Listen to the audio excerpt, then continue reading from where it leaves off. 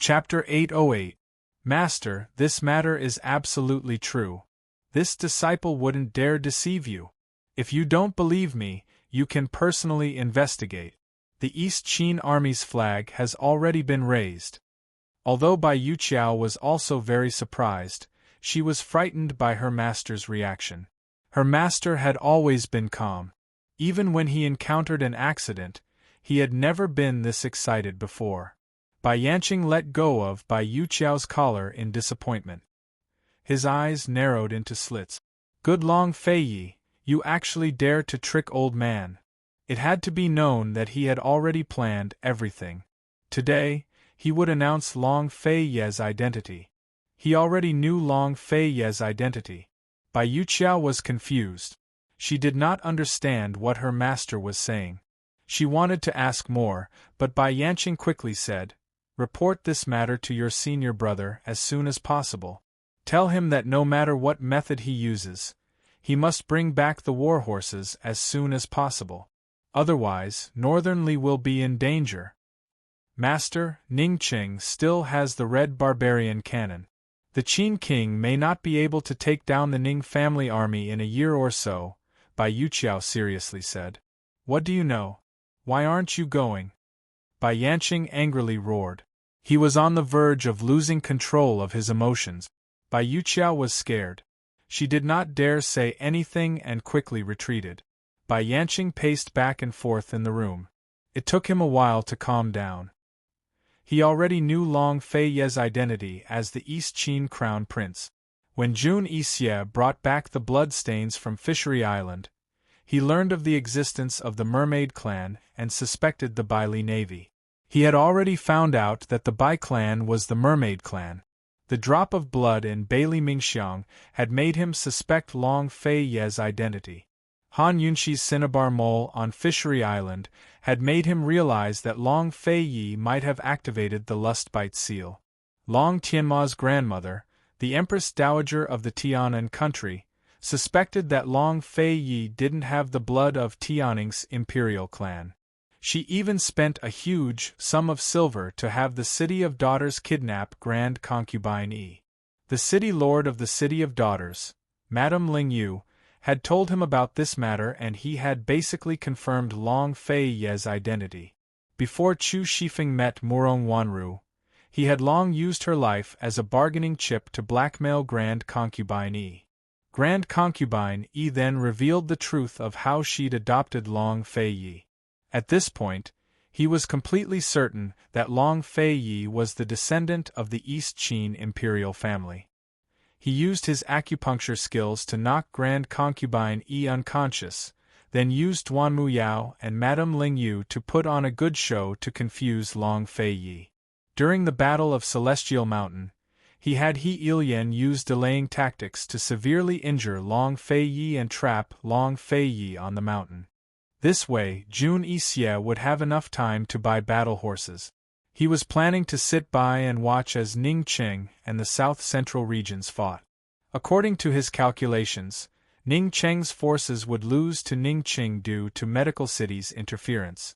Moreover, Ningqing's vitality would be greatly damaged. Ningqing had deployed all of his red coat cannons, so Tianning's northern defenses were practically non-existent. He'd bring Jun Yixie back with him to train his battle horses and send them to Tianning without any resistance. Once they conquered Tianning, the defeated Western Zhou, Tianan, and South Central regions would have nothing left to say. He never expected Han Yunxi and Gu Beiyue to come to Medical City. Not only had they resolved the crisis of the South Central regions, but they'd also taken control of Medical City. Even so, he didn't lose his composure. Because he had Long Feiyi's weakness in his hands. Long Feiyi's identity as East Qin's crown prince meant there were too many things he could do. He had a perfect plan that was already in motion. He was going to announce Long Feiyi's identity today. But who knew that Long Feiyi would discover Nine Xian Palace's spies and beat him to it? Not only did he secretly descend Celestial Mountain, he even used the Mermaid Army to cross the river and ambush the Ning clan troop. He even hung up the East Qin imperial banners to announce his identity to the world. Long Feiye's move had truly caught him off guard. Jun Yixie had no time. Northernly had no time either.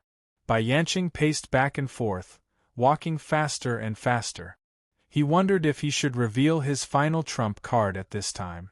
Bai Yanqing hesitated for a long time. It wasn't until the 9 Xian Palace's spies arrived that he calmed down. He asked, "Bailey Mingxiang also descended the mountain with Long Feiyi?" "They descended the mountain together," the spy reported. "Long Feiyi wasn't injured, so why did Bailey Mingxiang come to Celestial Mountain?" Bai Yanqing asked again. "Master, she enters Long Feiye's room every day. As for what she does inside, our men can't find out," the spy replied. "This girl was originally Han Yunxi's servant, right?" Bai Yanqing was very excited about Bailey Mingxiang. Although she was Han Yunxi's servant, she was loyal to Long Feiyi. "Master, don't forget that she is a member of the Bai clan. She knows martial arts, but she has never used it. I'm afraid that she is deliberately hiding it," the spy reminded. "Why?" Bai Yanqing stroked his beard. This subordinate is also puzzled. Long Feiyi has never had a servant serving him. Now that his internal injuries have healed, there is no reason for him to keep her by his side, the spy said seriously. Since Long Feiyi has healed, he must have cultivated the second stage of the lustbite power and can use it freely, Bai Yanqing muttered after pondering for a long time. The third stage of the lustbite power must be through dual cultivation. "Master, you mean that this Bailey Mingxiang?" The spy was shocked. Bai Yanqing suddenly laughed out loud. "Excellent, excellent. Long Feiyi, old man didn't guess wrong. You will lose to a woman in the end." Bai Yanqing steeled his heart and decided to reveal his final trump card. He said, "Prepare the carriage. Old man wants to personally meet the D clan head, Ning Cheng." He wanted to thank Long Feiyi for revealing Ning Cheng's background. Otherwise, he wouldn't have known who to work with for such a perfect plan. Back then, it was the D clan who had funded and supported them from behind the scenes. They had joined forces with the Wind and Black clans to destroy the last of East Qin's imperial guards. He believed that this time, the 3 clans would work together happily as well. Bai Yanqing quickly set out for Tianing. He didn't know that Ning Qing was currently in Medical City, secretly meeting with Ning Jing. Ning Jing had just received news of the war as well and was so shocked that her face had turned white. She had always known that Long Feiyi was Tianing's strongest enemy, but she didn't know that Long Feiyi was the D clan's enemy as well. "Big brother, why aren't you hurrying back yet? Long Feiyi's mermaid soldiers don't just know how to cross rivers. There are 2 major water systems in South Shaonan Prefecture that we can't guard against," Ning Jing coaxed. "Within half a month, Tianing's southern regions will be conquered. There's no use for your lordship to go back." Ning Qing was rather calm. Long Feiyi's move was truly ingenious. He'd used revenge as an excuse to send out troops and even revealed the Ning clan's secret to the public. How much support did he win with this? The Great Qin Empire had opened up Cloud Realm continent's only golden age. Eastern and Western Qin's imperial clan was still the most honorable and sacred bloodline in people's hearts. Previously, Western Qin's Chu clan had announced their identity as the Nether clan and waged war under the pretext of reviving Western Zhou. However, they hadn't received any support from the people and were instead denounced for using the name of Western Qin's imperial clan for personal gain. However, Long Feiyi was different. Long Feiyi was the legitimate heir of the imperial clan. It was perfectly justifiable for him to seek revenge and revive East Qin. Moreover, Long Feiyi's own strength was extremely powerful. Ning Qing could already foresee that after Tianing's southern regions fell, there would definitely be forces from Western Zhou, Tianing, and Tian and who would pledge allegiance to Long Feiyi and serve East Qin wholeheartedly. Rather than submit first and be rewarded later, it was better to lose the war and become a prisoner. Big bro, are you just going to watch as? Ning Jing knew how to make money, but not politics. Before she could finish, Ning Ching cut her off with a long sigh. If we can find the orphan of Western Qin's imperial clan, there's still a chance to turn things around. Otherwise, Northern Li will be in trouble. Long Fei Yi, it's no wonder he's East Qin's descendant. Big bro, are you giving up? Ning Jing shook her head. No. Ning Cheng's lips curved into a cold, arrogant smile. There's one person who can stop Long Fei Ye's army from advancing. Han Yunxi. Ning Jing was very smart. Get the Tang clan's hidden weapons as soon as possible. You don't need to worry about anything else, Ning Ching said coldly. Understood. Ning Jing nodded. Ning Ching was about to leave when he turned around and asked, Where's Tang Li? Ning Jing's heart skipped a beat. I asked him to buy me food. I'm not used to the food in this inn. You don't have much time left, Ning Ching reminded her before leaving. Ning Jing hurriedly closed the door and let out a sigh of relief. In fact, Tang Li had disappeared a long time ago. She didn't know why she had lied to Ning Ching. Emperor Kongcheng of Western Zhou, Long Tianma of Tianan, the emperors of the northern dynasties, and even the city lord of Carefree City, Elder Wang of Medicine City, and the disciples of Long Fei Yi were all stunned by Long Fei Ye's identity. The most shocked of all was Chu Tianyin, who was on the eastern border of Western Qin. He never imagined that the person he'd been working with for so long was actually the common enemy of the Fiend clan and the Western Qin imperial family, the East Qin dynasty. He firmly believed that Gu Beiwe had no idea. Otherwise, Gu Beiwe would never work with Long Fei Yi. He only felt that Gu Beiwe had been used by Long Fei Yi.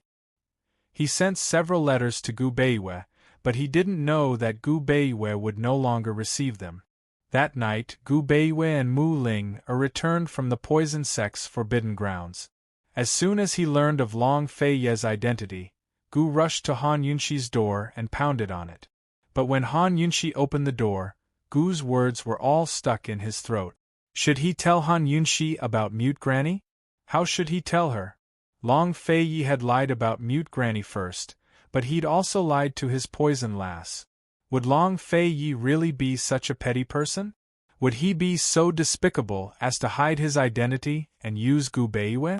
Gu had always been clear about his likes and dislikes, but this was the first time he'd hesitated. Did you find Gu Beiwe? Han Yunxi was only asking casually. She knew that if they'd found Gu Beiwe, Gu would have shouted all the way here. Gu was silent for a long time before he said gently, No, I just came to see you. You're tired too. Go rest. Han Yunxi felt a little powerless. She was about to close the door when Luo Zuishan suddenly ran over and blocked it. Esteemed Wang Fei, old man found out. The Duke of Qin isn't with the army. The one leading the troops is General Bailey. When the battle started last night, the Bailey army claimed that the Duke of Qin was personally in command, but no one saw him after daybreak. The Ning clan troops began to suspect that the Duke of Qin's identity is fake this afternoon, but the Bailey army still hasn't responded. Han Yunxi froze, then exclaimed, You mean to say that Long Fei Yi isn't with the army? Chapter 809. Yes. The Duke of Qin isn't with the army, Luo Zuishan was very certain. He didn't forget to shoot a look at Gu. But Gu remained silent with a gloomy face. Han Yunxi glanced at Chu Shifeng. Chu Shifeng and Su Donglin had been standing guard here all day without gathering any information, so how could they know so much? Esteemed Wang Fei, Medical City has eyes and ears everywhere. This news came from the front lines, it can't be wrong. Luo Zuishan said seriously.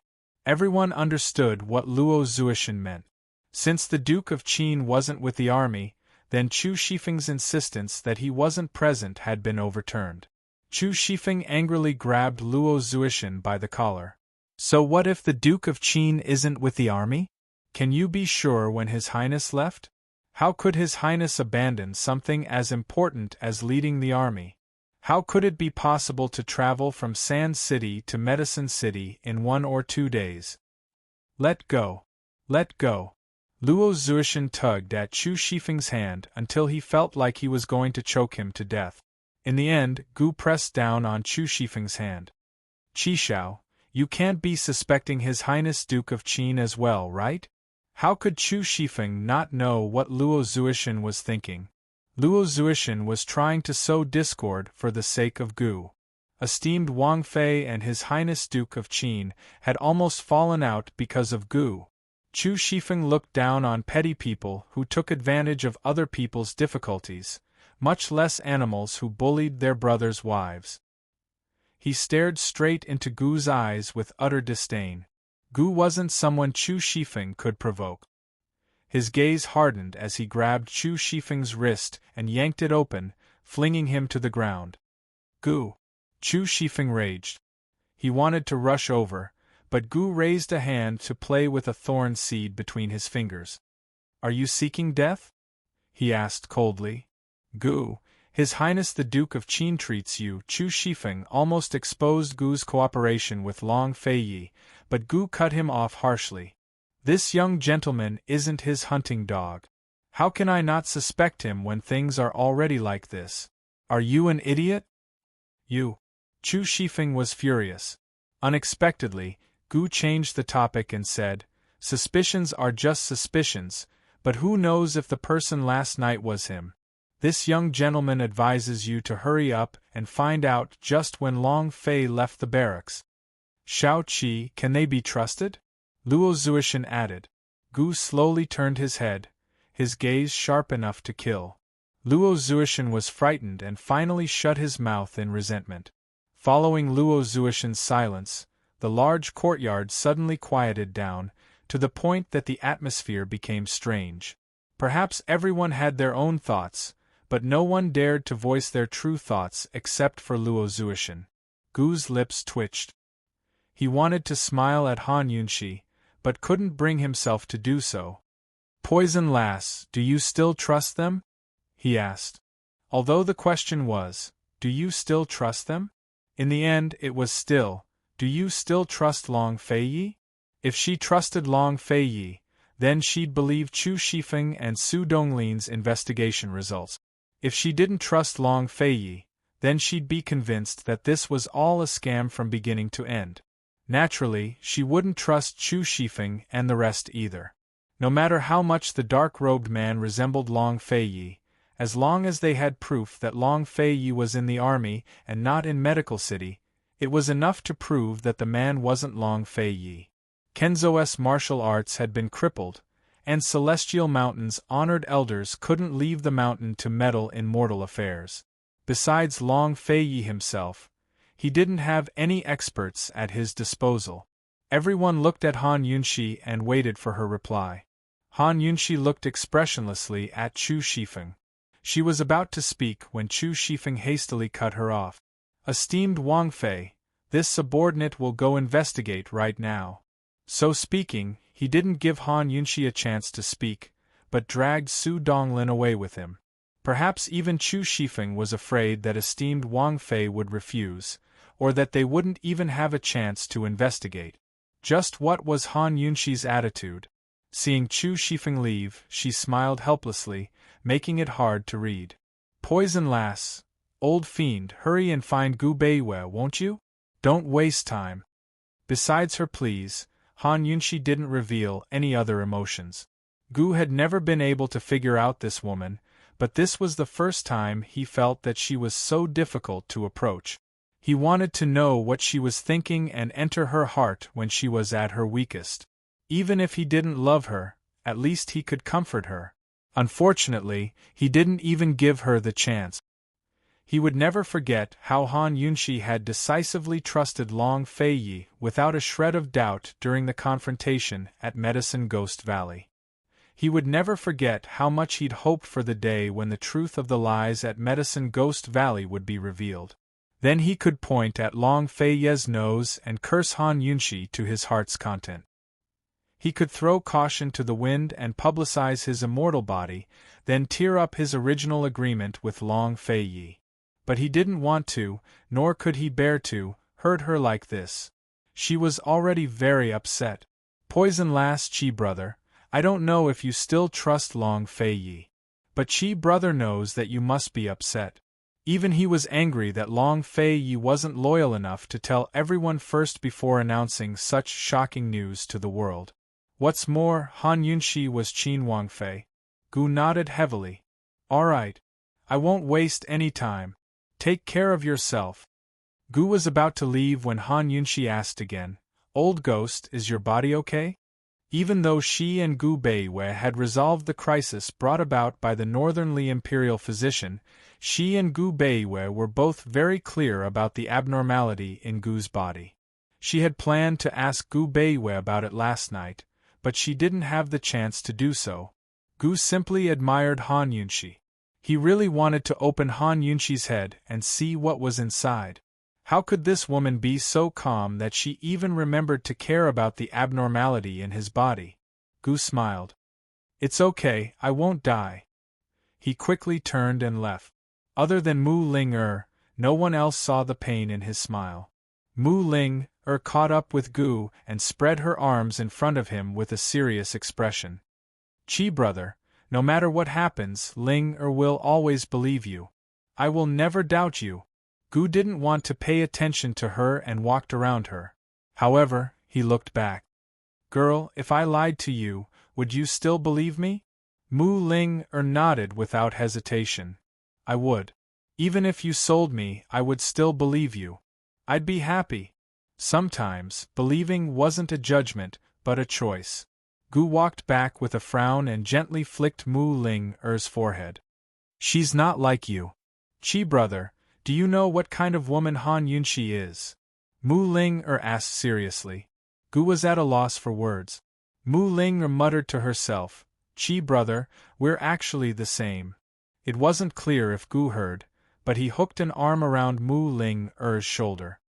Why are you blabbering so much? How annoying. Go find him. This young master will find Gu Beiwei even if it means moving mountains and filling rivers. People who loved each other would always have their fingers interlocked and arms around each other's shoulders. They would always be good brothers and sisters. Even though Mu Ling was familiar with this logic, she still enjoyed it. After Gu left, Han Yunxi did something even calmer. She wrote a letter to the City of Daughters and called for the poison guards that she had picked out from the shadow guards to come over to protect her.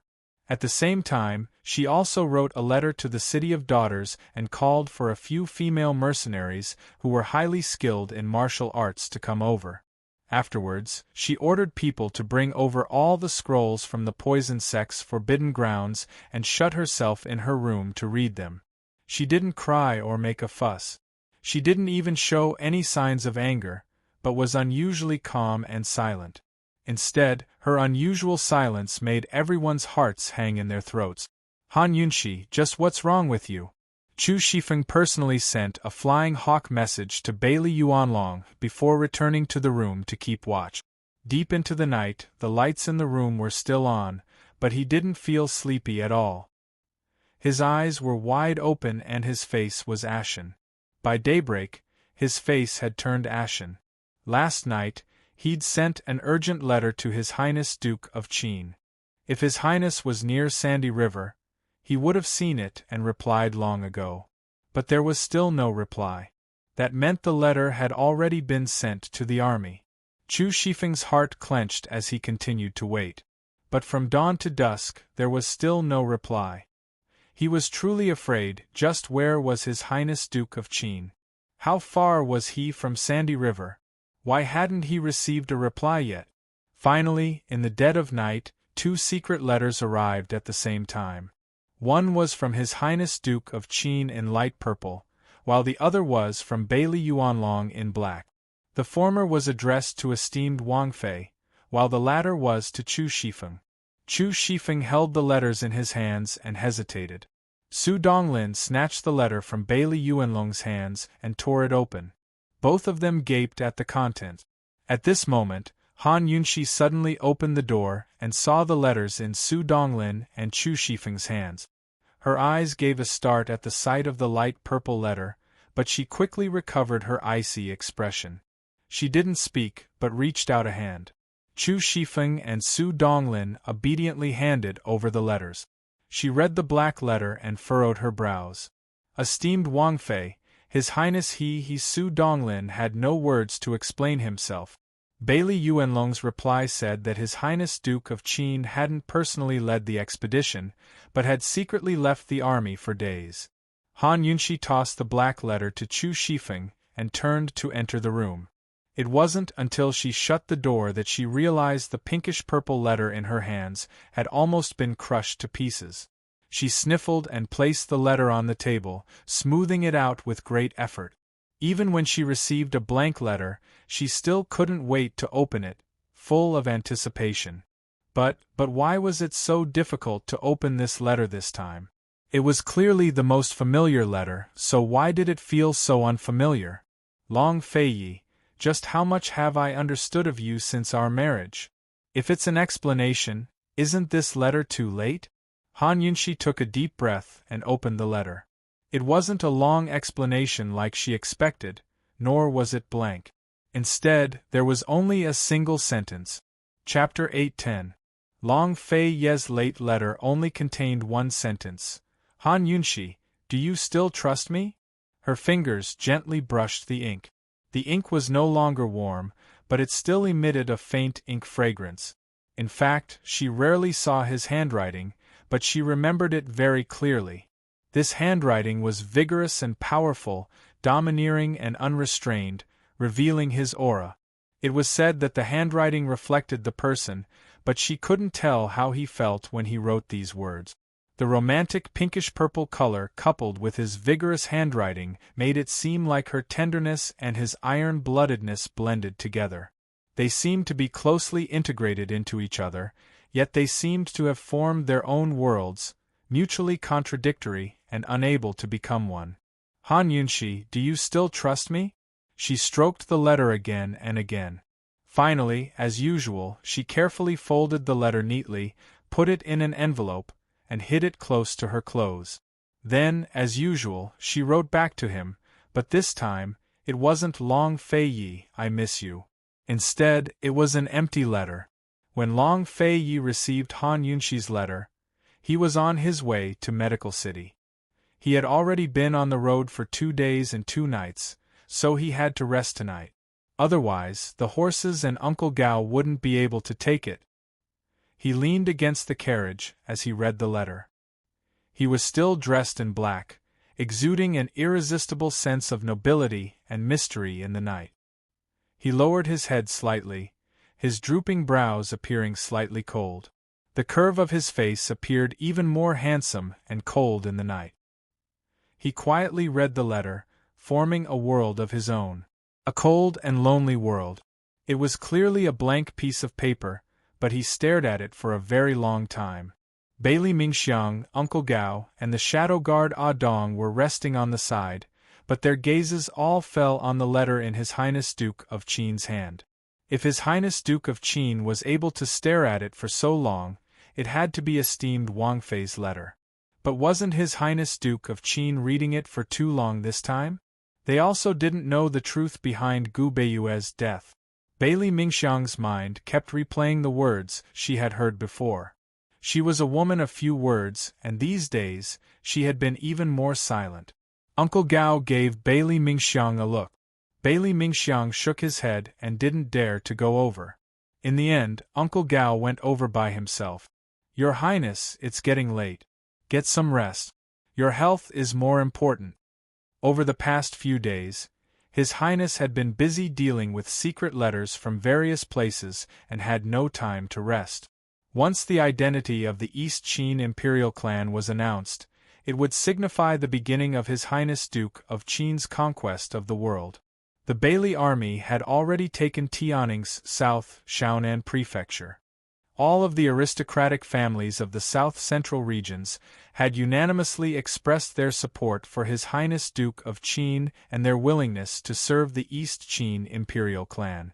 Meanwhile, Western Zhou, Tian'an, and even some of Tianning's separatist factions all sent secret letters to express their willingness to surrender and serve the East Qin imperial clan. The situation was great. His Highness Duke of Qin was supposed to stay in the army for a long time, but he left everything behind to travel in secret. If Consort Wan was still alive, she'd probably be angered to death.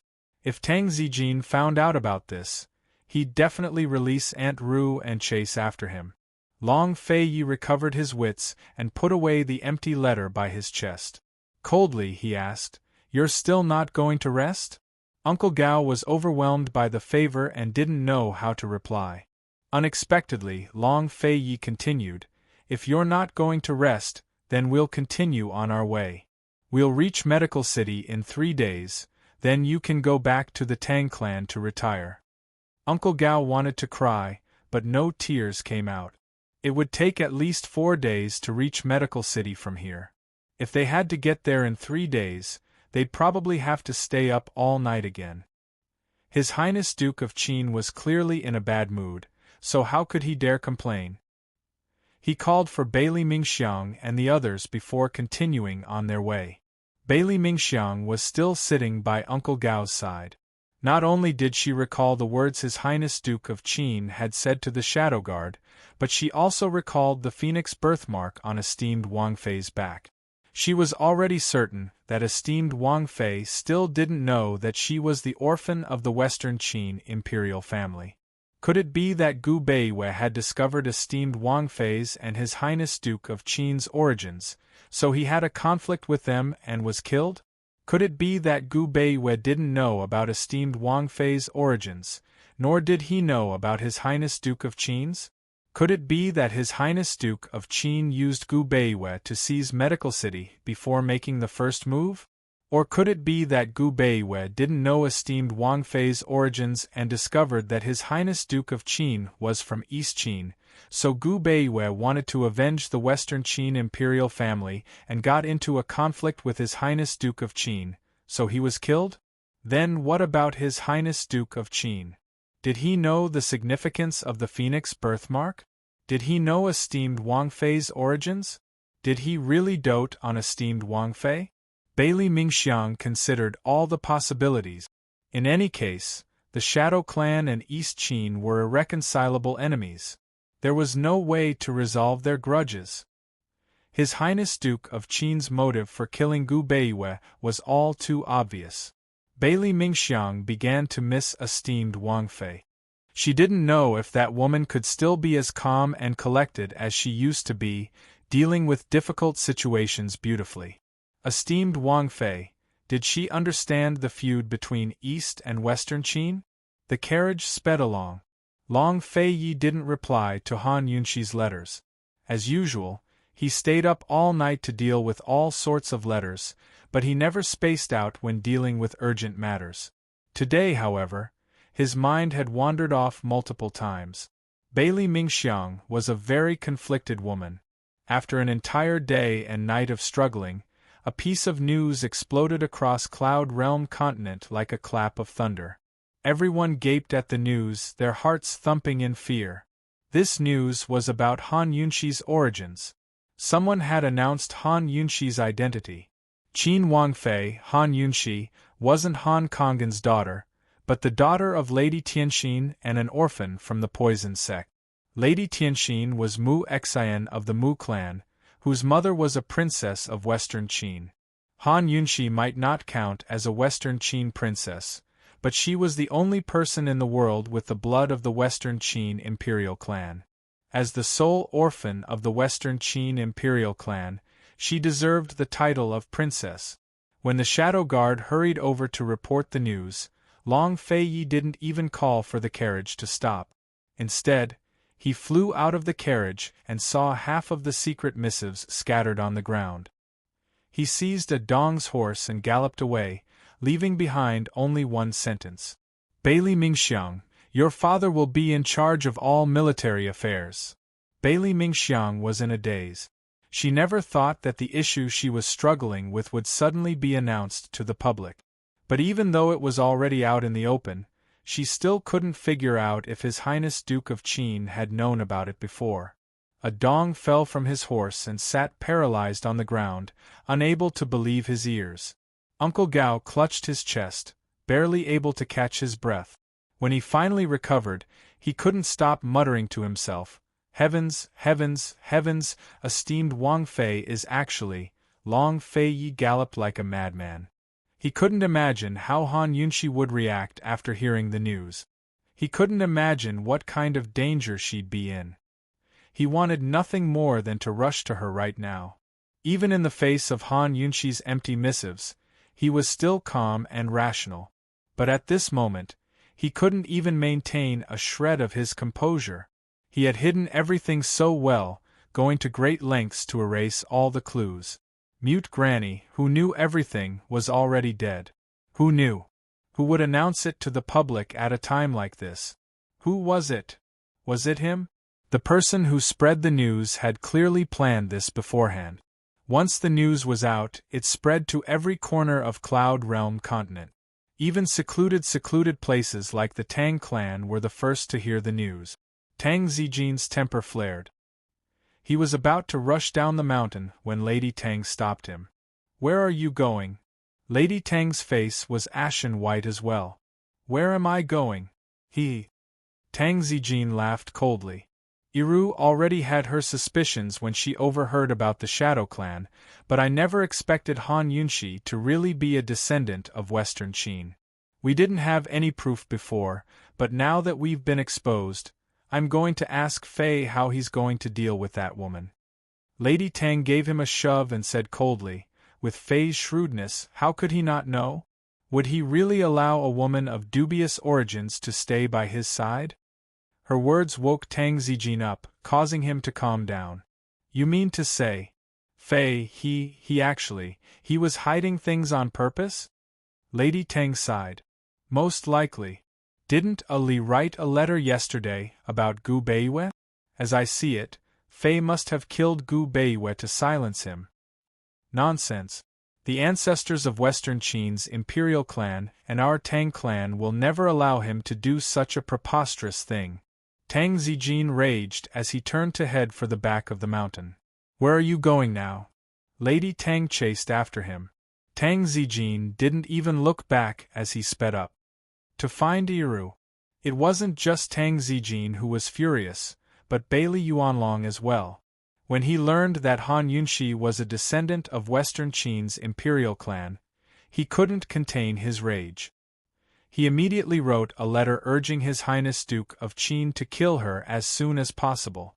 First, it would prevent future troubles, and second, it would appease the East Qin soldiers. How many innocent Bai clan members had been sacrificed in the war between Eastern and Western Qin? How many families had been destroyed and homeless? How many had hidden their identities and never seen the light of day? All of this had been caused by Western Qin's imperial clan. When the old man from Kenzo heard the news, his first reaction was, Han Yunxi is a descendant of Western Qin. Fei was actually tricked by a woman. Before the first wave had even subsided, another wave rose as all of Cloud Realm continent boiled over. Some said that His Highness Duke of Qin had been tricked by Han Yunxi, while others claimed that he'd long known of Han Yunxi's identity and used it to hurt her on purpose. Still others claimed that they didn't know each other's identities at all. Now that they knew, they'd definitely turn into enemies. Still, no one bothered to find out who spread the news. In the medical academy, Han Yunxi sat up and down in her rooms, feeling unwell all over. She suddenly thought of Mute Granny. That Mute Granny of the Mu clan. Ever since she found out about her origins in the poison sect, she'd never suspected that she was a descendant of Western Qin's imperial clan. How could she have known that Lady Tianxin was not only a daughter of the Mu clan, but a descendant of Western Qin's imperial clan as well? Even after Gu Beiyue's identity as a member of the Shadow Clan was exposed, she didn't suspect anything. When Chu Shifeng told her that Gu Beiyue was the only remaining member of the Shadow Clan and that Gu Beiyue only wanted to live a peaceful life, she believed him. Back then, she even thought that if she was a descendant of Western Qin's imperial clan, then Gu Beiyue had no reason to hide it from her. Thus, she believed Chu Shifeng's words. But now, what about Long Feiyi? How much did he know about Long Feiyi? Han Yunxi pressed her hands against the table as she panted for breath. She did her best to think back to everything she knew about Mute Granny. She recalled how Mu Ling-er had cursed and berated her when she'd blocked her carriage. Mu Ling-er had accused her and Long Feiyi of killing Mute Granny. Han Yunxi took multiple deep breaths, but couldn't calm down. She couldn't think of anything. Ling-er, she had to find Mu Ling-er, but as soon as she opened the door, she saw Chu Shifeng, Su Donglin, and a group of shadow guard blocking her way. She ignored them, but Su Donglin stopped her. Esteemed Wang Fei, you can't go anywhere. Who gave you the right to restrict me? Han Yunxi demanded. Long Feiyi? But Chu Shifeng's tone was cold. No. Chu Shifeng, what does he mean? Chu Shifeng's ancestors had almost been exterminated by the Western Qin imperial clan during the war between Eastern and Western Qin. Chapter 811. Han Yunxi was such a sharp person. Cold as she scrutinized Chu Shifeng, she could smell the scent of hatred. It was precisely this taste of hatred that was like a basin of cold water pouring down from the top of her head, drenching her thoroughly. It also made her completely calm down from her chaotic thoughts. Long Feiyi was the East Qin crown prince, while she was the orphan of Western Qin. Eastern and Western Qin had irreconcilable enmity between them. Actually, she wasn't the real Han Yunxi, so she couldn't sense any hatred. But Long Feiyi was different. Long Feiyi had known since he was a child that he wasn't the real Tianning imperial prince. Moreover, his imperial mother had long been cultivating beauty's blood in hopes of breaking through the perplexing butterfly illusion and taking over the world. All of this proved that Long Feiyi had been shouldering the heavy responsibility of avenging his country since he was a child. All of his years of hard work had been for the sake of hoisting the East Qin banner and conquering the world one day. Most of his most loyal subordinates, who knew his background like the back of their hands, were most likely loyal to the East Qin imperial family. Whether it was the Bailey army, the Shadow Guard, or the Tang clan. It'd be strange if Chu Shifeng didn't hate her. Although Han Yunxi couldn't sense West Qin's hatred towards East Qin, she could understand the feelings of national enmity and family hatred. She too cherished her motherland and hated all those invaders, plunderers, and murderers throughout history. Seeing the enmity in Chu Shifeng's eyes, Han Yunxi's head was filled with thoughts. All she cared about was the truth. Did Long Feiyi know about her identity long ago? That was why she was in such a rush to find Mu Ling. Long Feiyi had been investigating her identity all this time. He'd found out about Lady Mu Xian from the Mu clan in Medicine City. Today's news from Dragon Sky Continent had mentioned the Mu clan's Mu Xian and confirmed that she was a descendant of Western Qin's imperial clan. This coincidence, combined with Mu Ling-er's accusation of blocking the carriage, made it hard for her not to think of Mute Granny. Mute Granny was definitely the one who knew the truth the best. If Long Feiyi had known about her identity, he could have easily shut Mute Granny's mouth to hide it from her. If that was really the case, what was Long Feiyi's intention towards her? What was the purpose of Long Feiyi cooperating with Gu Beiyue? There was also another possibility. Mute Granny's case had nothing to do with Long Feiyi. Long Feiyi also didn't know about her past. However, this possibility also made Han Yunxi feel even more helpless and desperate. How could the East Qin crown prince fall in love with a descendant of the Western Qin royal family?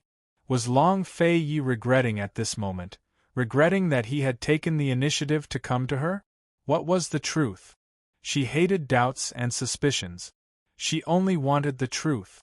Whether it was hurt, anger, hatred, resentment, or willingness to love to the end, they all needed the truth. Only after knowing the truth would they have a choice. Otherwise, she'd be led around like an idiot. She hated this feeling. This was her last chance to calm down. Long Fei Yi, ah, Long Fei Yi. At least, you know who you are. But what about me? Han Yunshi thought of Gu Beiwei, the descendant of the Shadow Clan and Western Qin's most loyal supporter. Gu Beiwei, how much do you know? How much have you lied to me? Chu Shifeng, are you planning to rebel against your superiors?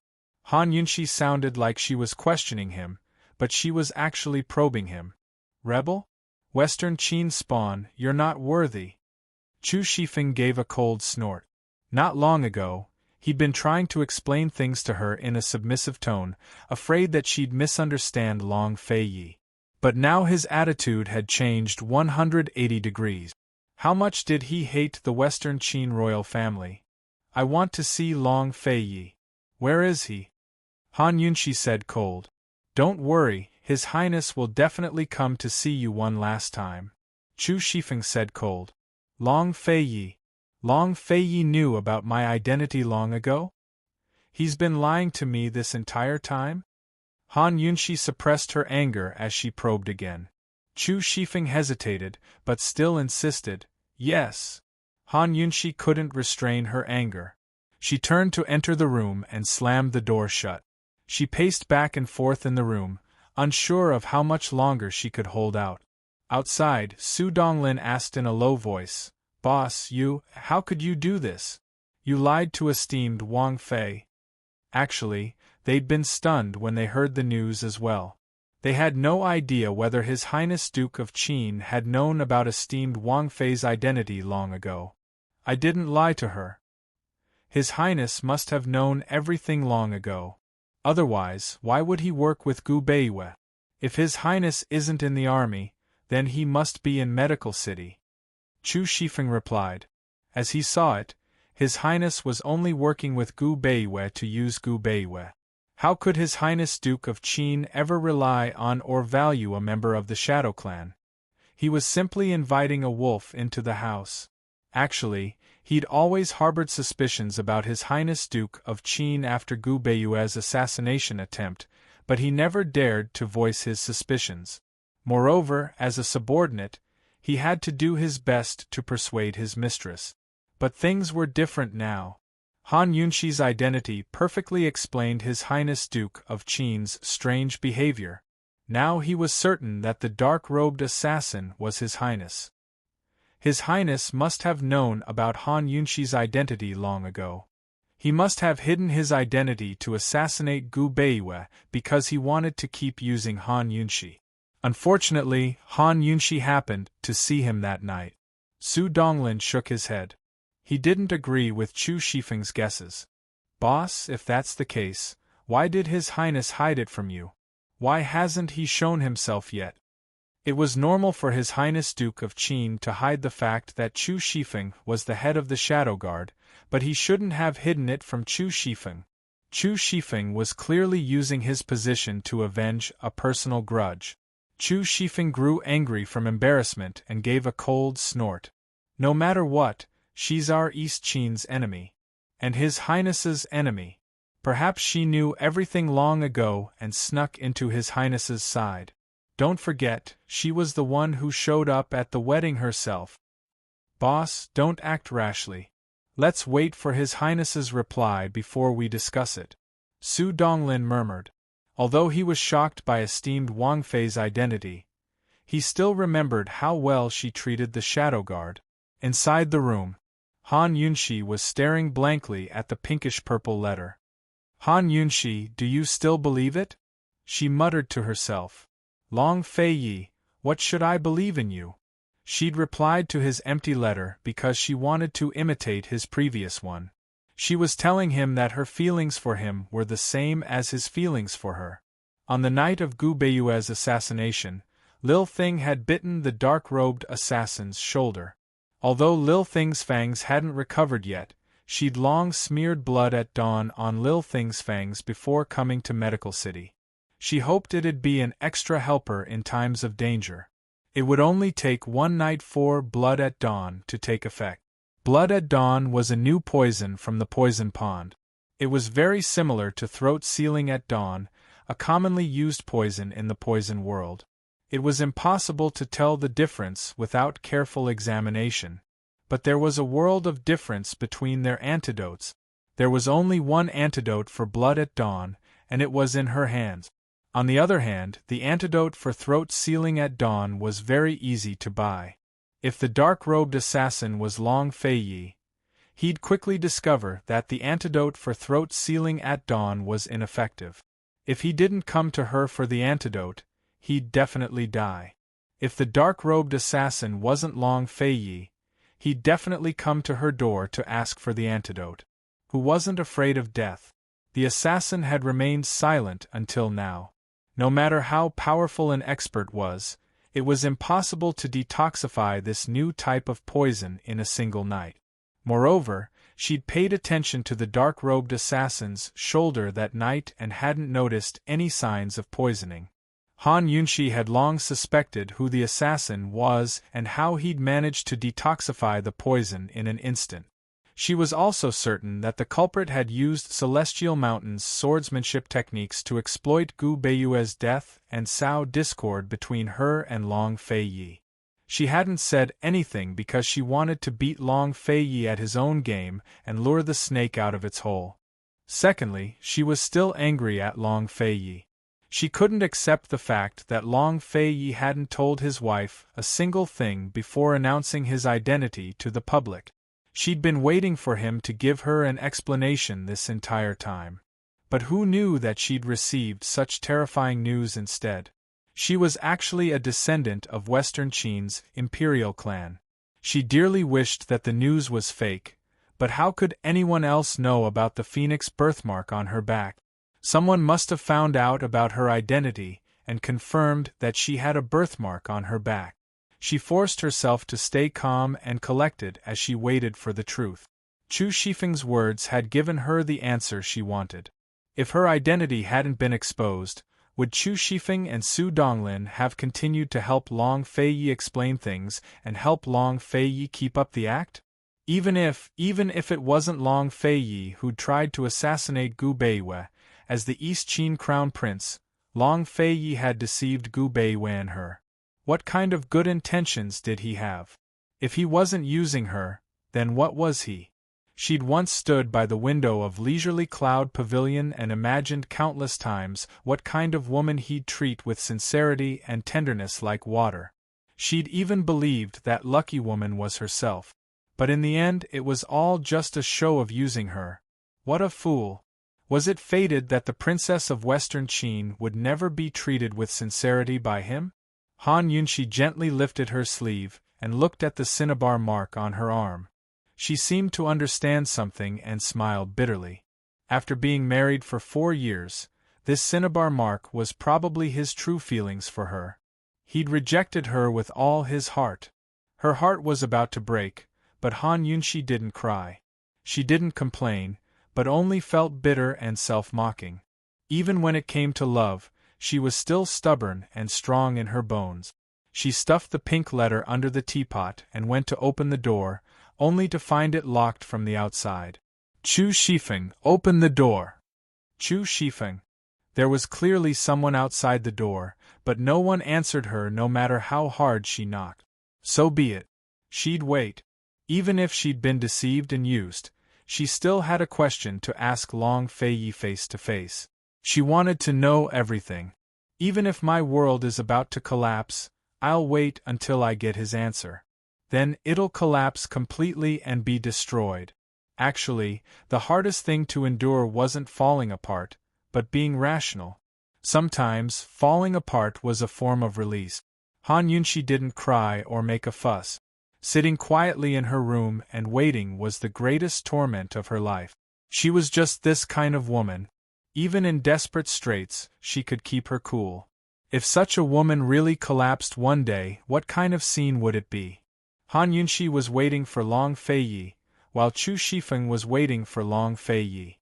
Luo Zuishan was burning with anxiety as he tried to find a way to hire people, hoping to find a high-level expert to avoid the shadow guard on the cliff and enter the abyss to tell Gu and Mu Ling everything.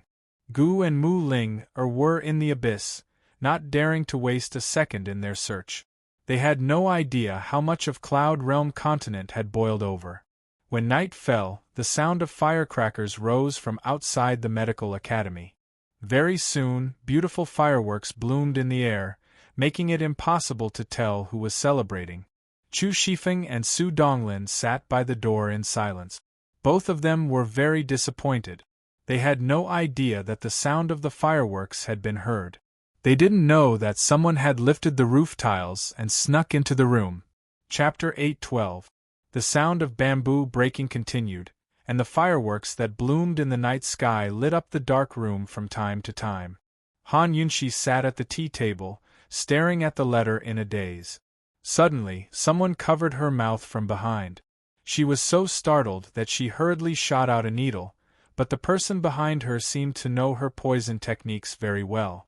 Not only did he avoid her hidden needle, he also restrained her other hand that was about to use poison. She, who didn't know martial arts, would always be at the mercy of an expert's mercy when she encountered a surprise attack. She was in a very bad mood and was too lazy to struggle, so she simply stayed motionless. Unexpectedly, that person ruthlessly tore off her purple muslin outer garment. Han Yunxi was caught off guard. When she reacted, her outer garment had already been torn to shreds and thrown to the ground. She was so shocked that her soul almost left her body. She fiercely struggled, but that person's strength was very great. He firmly restrained her with one hand. He moved close to her ear and whispered, "Don't be afraid. I just want to confirm one thing. I won't hurt you." Even though the breath by her ear was very warm, this voice still made Han Yunxi couldn't help but shiver. "It's him, Ning Cheng, the head of the D clan. Bastard, you've already hurt me!" Han Yunxi roared in her heart. It was summer, so she really couldn't wear undergarments like other girls. She wore a custom-made chest wrap, a camisole, and a purple muslin outer garment. Now that her outer garment was torn, she was incomparably exposed in front of Ning Cheng. If this kind of clothing was in modern times, it would be considered normal. But if Long Feiyi found out, she couldn't imagine how angry he would be. Very quickly, Han Yunxi returned to her senses. What kind of situation was this? She actually still cared about Long Feiyi's reaction. Would he really mind? That cold and terrifying face, that pair of monstrous angry eyes, uncontrollably appeared in her mind. At such a critical moment, she actually became absent-minded again. She really couldn't believe that his previous mind, his previous anger, was all an act. "Long Feiyi, when will you come? I have to ask you that question face to face." Han Yunxi quickly regained her senses, but Ning Cheng was stunned. The news of unknown origin was so detailed that it almost exposed Han Yunxi's background. Everyone was so shocked that they forgot to question it. The various forces in the world naturally wished for the world to be in chaos, and he needed clear evidence. Chu Yuni had once told him that any Western Qin orphan born as a girl would have a phoenix birthmark on her back. He just wanted to tear off Han Yunxi's outer clothes and lift up her inner clothes to see if she really had a phoenix birthmark. But he never thought that under Han Yunxi's outer clothes, there was actually such a camisole. By now, the calm Ning Cheng had long thrown the phoenix birthmark to the back of his mind. When he met Han Yunxi, his strong self-control seemed to vanish into thin air. This woman had taken too many of his first. The first time he'd been splashed with wine, the first time he'd been cursed at, the first time he'd been distracted by her needles, this time, it was his first time as well. This was the first time he'd seen a woman wearing so little. This was the first time he'd held a woman so tightly in his arms. This was the first time he couldn't stop his heart from racing. He couldn't control his eyes as they swept over Han Yunxi's graceful back and rested on the tube top peeking out from beneath the gauze. He seemed to know he shouldn't, but couldn't bear to look away. He hesitated again and again. Suddenly, Han Yunxi viciously stomped down on Ning Cheng's left foot. At the same time, a poison needle emerged from the bottom of her shoe and pierced through Ning Cheng's boot to his left foot. Ning Cheng finally recovered his senses. Just as Han Yunshi was about to stomp down on him, he used his right knee to push against Han Yunshi's knee socket. In an instant, Han Yunshi fell to her knees. Ning Qing kept one hand over her mouth and the other bound her hands as he fell to his knees with her. Han Yunshi struggled desperately and was about to break free from Ning Qing's grip when Ning Qing suddenly leaned over and pressed his tall body against hers, forcing her to lie on the ground. Abominable! Han Yunshi had long cursed Ning Qing's ancestors in her heart. She could guess what this guy wanted to do. Didn't he want to see her birthmark to confirm her identity? Weren't the D clan and the Nether clan jackals of the same lair? They wanted to use the orphan of the Western Qin imperial family to control the emperor and the nobles. Han Yunshi's entire body was on the ground. Ning Qing, that bastard, was actually on top of her, one hand covering her mouth and the other pressing down on her hands that were tied behind her back. This position wasn't flirtatious at all. It was simply unbearable to look at. Ning Qing, either you kill me or I, Han Yunshi, will definitely repay you 100-fold for what you did to me today. Han Yunshi secretly swore in her heart. Han Yunshi stopped struggling and waited. Ning Qing's hands were busy, so he couldn't tear off her clothes and look at her birthmark. She was going to wait for the poison in his foot to erupt. Let's see who would beg who then. The poison was called E. Once poisoned, one would feel as if they were being burned by a raging fire for a short period of time. Not only would they feel a burning sensation, but their skin would also blister and ulcerate, as if they were being burned by real fire. If he didn't detoxify it in time, Ning Qing would become a cripple. This poison could even burn his bones. After experiencing several dangerous situations, Han Yunshi's poison needles were all highly toxic. The moment the poison needle entered his foot, Ning Qing knew that he had been poisoned. How could this poisonous woman's golden needles not be poisonous? How wonderful! He had spent so much effort searching for the golden needles, but in the end they pierced his body in such a way. The burning sensation became more and more real, but he forcibly ignored the fact that the shadow guard outside could discover the hole in the roof at any time. He had to confirm Han Yunshi's identity as soon as possible. He whispered, Han Yunshi, I don't mean any harm. I just want to see the birthmark on your back. If you are really a descendant of the Western Qin royal family, then you are the master of the D clan. I am willing to pay the price for my offense today, and let you do whatever you want with me. I will let go of you now. Don't speak. Nod your head if you agree. Han Yunshi nodded without hesitation.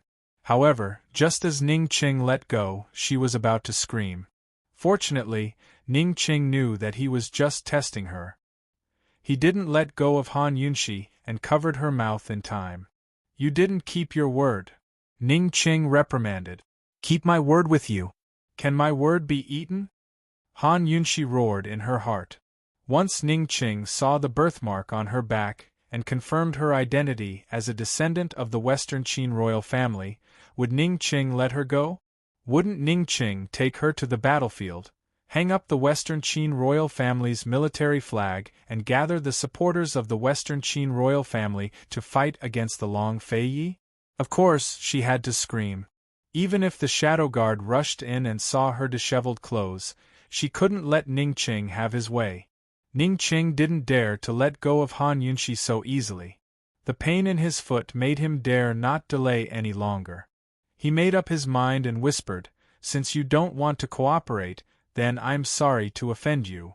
Before Han Yunshi could understand what he meant, Ning Qing bit his sleeve and tore off a strip of cloth. His hands and mouth worked together to wrap the cloth around her hand. Finally, he freed one of her hands. Without hesitation, he lifted up the corner of her clothes. Han Yunshi didn't care about shame or chastity. She buried her head on the ground and closed her eyes. Her heart was cold.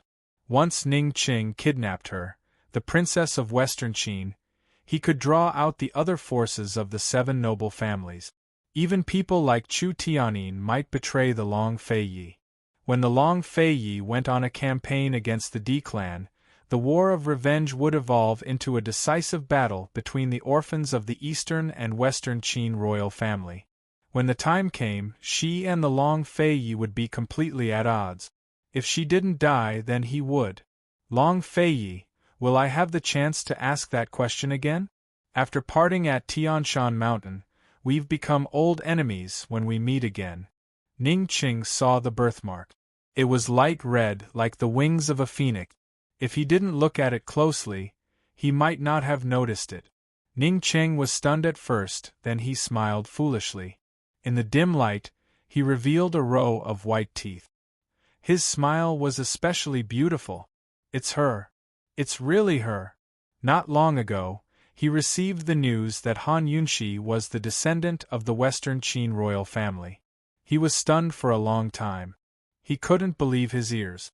The woman he tried so hard to kidnap, get rid of, and avenge was actually his master, the one the D clan had been searching for many years. He didn't know whether to laugh or cry. He was so glad that he didn't hurt her. Otherwise, he wouldn't be able to blame himself for the rest of his life. Ning Cheng's excitement was all overflowing in his smile. If his subordinates saw him now, they probably wouldn't recognize him. Did finding the princess of the Western Qin royal family make him so stupid? This wasn't like Ning Cheng at all. Was he really happy just because she was the princess of the Western Qin royal family? Han Yunxi struggled violently. Only then did Ning Cheng come back to his senses. The first thing he did was to pull up her clothes and take off his outerwear to cover her. Princess, this subordinate has finally found you. There are many things that are hard to explain in a few words. Come back with this subordinate, and this subordinate will slowly report. Ning Cheng's voice became respectful. Han Yunxi's mouth was still covered, so she could only struggle to protest. Who knew that Ning Cheng would say, "Excuse me," and hit the back of her neck with his palm, causing her to faint. Ning Cheng's poisoned foot stomped viciously against the ground, causing him so much pain that his 3 souls and 7 spirits were about to scatter. He'd never knit his brows in the past, but this time he was furrowing his brows. Still, he stomped down again and used the momentum to fly out of the hole in the roof with Han Yunxi in his arms. The fireworks were still going on, but Chu Shifeng and Su Donglin were still lost in their own thoughts. They didn't notice anything strange about the roof. Just before daybreak, Chu Shifeng received a letter from His Highness Duke of Qin. Chu Shifeng's previous letter had been sent to the army, then sent by the Shadow Guard to Long Fei Yi. It took a long time, so it wasn't clear whether the Long Fei Yi had received it or not. The letter he'd just received wasn't Long Fei's reply, but something Long Fei had sent to him after Han Yunxi's identity was exposed. Chu Shifeng quickly opened the letter, only to see a single line of words. Protect her completely or else bear the consequences. Your lordship will be there soon. Chu Shifeng gave a start. Su Donglin scooted over and blurted out, His Highness, he still wants to protect esteemed Wang Fei. Chu Shifeng slowly turned back to look at Su Donglin in disbelief. Su Donglin suddenly rose to his feet and opened the door. He had to explain things to esteemed Wang Fei, but when he rushed in, he saw that there was no one inside. Instead, the roof tiles had been moved aside to reveal a large hole. Boss, bad news. Su Donglin cried out in fear. Chapter 8:13. Chu Shifeng rushed into the room and saw that it was empty, leaving him dumbfounded. No matter whether His Highness Duke of Qin wanted to protect this woman or not, she couldn't disappear. Chu Shifeng finally realized his negligence. He'd brought the Shadow Guard with him, but had only arranged for the Shadow Guard to guard the doors and windows. He'd neglected the roof. Moreover, the fireworks just then hadn't aroused his suspicions. He slapped his own mouth. Damn it! Su Donglin searched around the room before he found something. Frightened, he cried out, boss! Chu Shifeng chased after him and saw the object on the ground. He was scared out of his wits as well. It was none other than Han Yunxi's torn purple muslin robes. Boss, esteemed Wang Fei, she couldn't have, Su Donglin was incoherent. Chu Shifeng raged. She's not esteemed Wang Fei. Hurry and find her. I'll go find Department Head Shin right now and ask him to seal the city gates. Hurry and bring people to search the area. Hurry. Boss, shouldn't we send a message to His Highness first? Su Donglin asked. Chu Shifeng was extremely irritated. I know. The two of them split up. Su Donglin was about to leave when he turned back and reminded, Boss, no matter who she is, His Highness will protect her. She's still our mistress. Impossible. Chu Shifeng raged.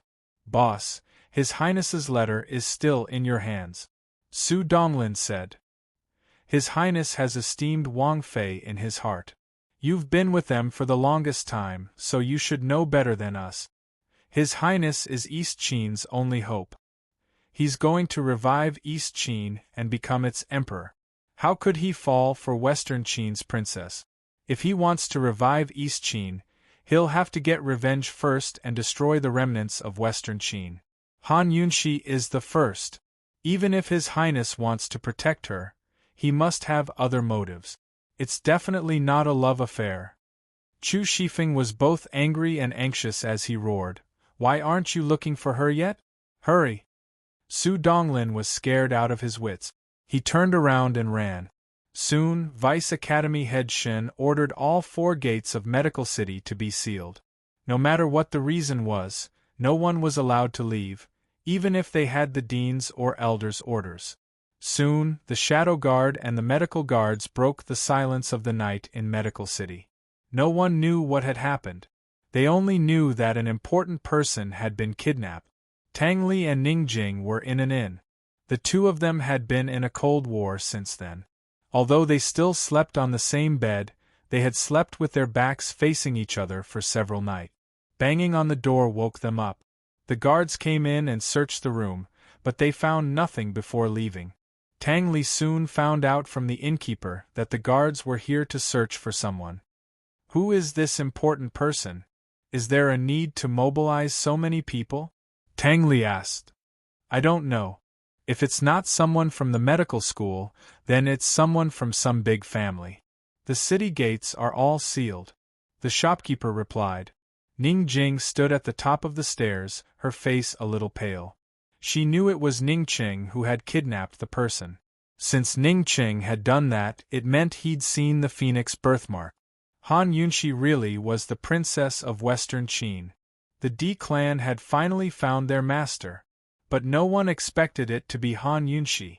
Ning Jing suddenly wanted to run over and see Ning Qing. Heaven knows what he's feeling right now. Tang Li turned around just in time to see Ning Jing. He glanced at her before heading out the door again. Ning Jing was planning to ignore him. It was good that Tang Li was going out. She could pay her respects to her master as well. But then she thought of something and chased after Tang Li. Where do you think you're going in the middle of the night? Tang Li ignored her. He'd wanted to leave for a long time already. When he found out about Han Yunxi's identity, the first thing he thought of was Mute Granny. When Long Fei Yi imprisoned Mute Granny in the U prison, he was the one who kept watch over her. At that time, he couldn't figure out why Long Fei Yi had secretly imprisoned an old granny. Later, Long Fei Yi talked to Mute Granny about something, and Mute Granny committed suicide. Tang Li was almost certain that Long Fei Yi had known about Han Yunxi's identity for a long time and had been deliberately hiding it. Not only did he hide it from Han Yunxi, but he also hid it from everyone.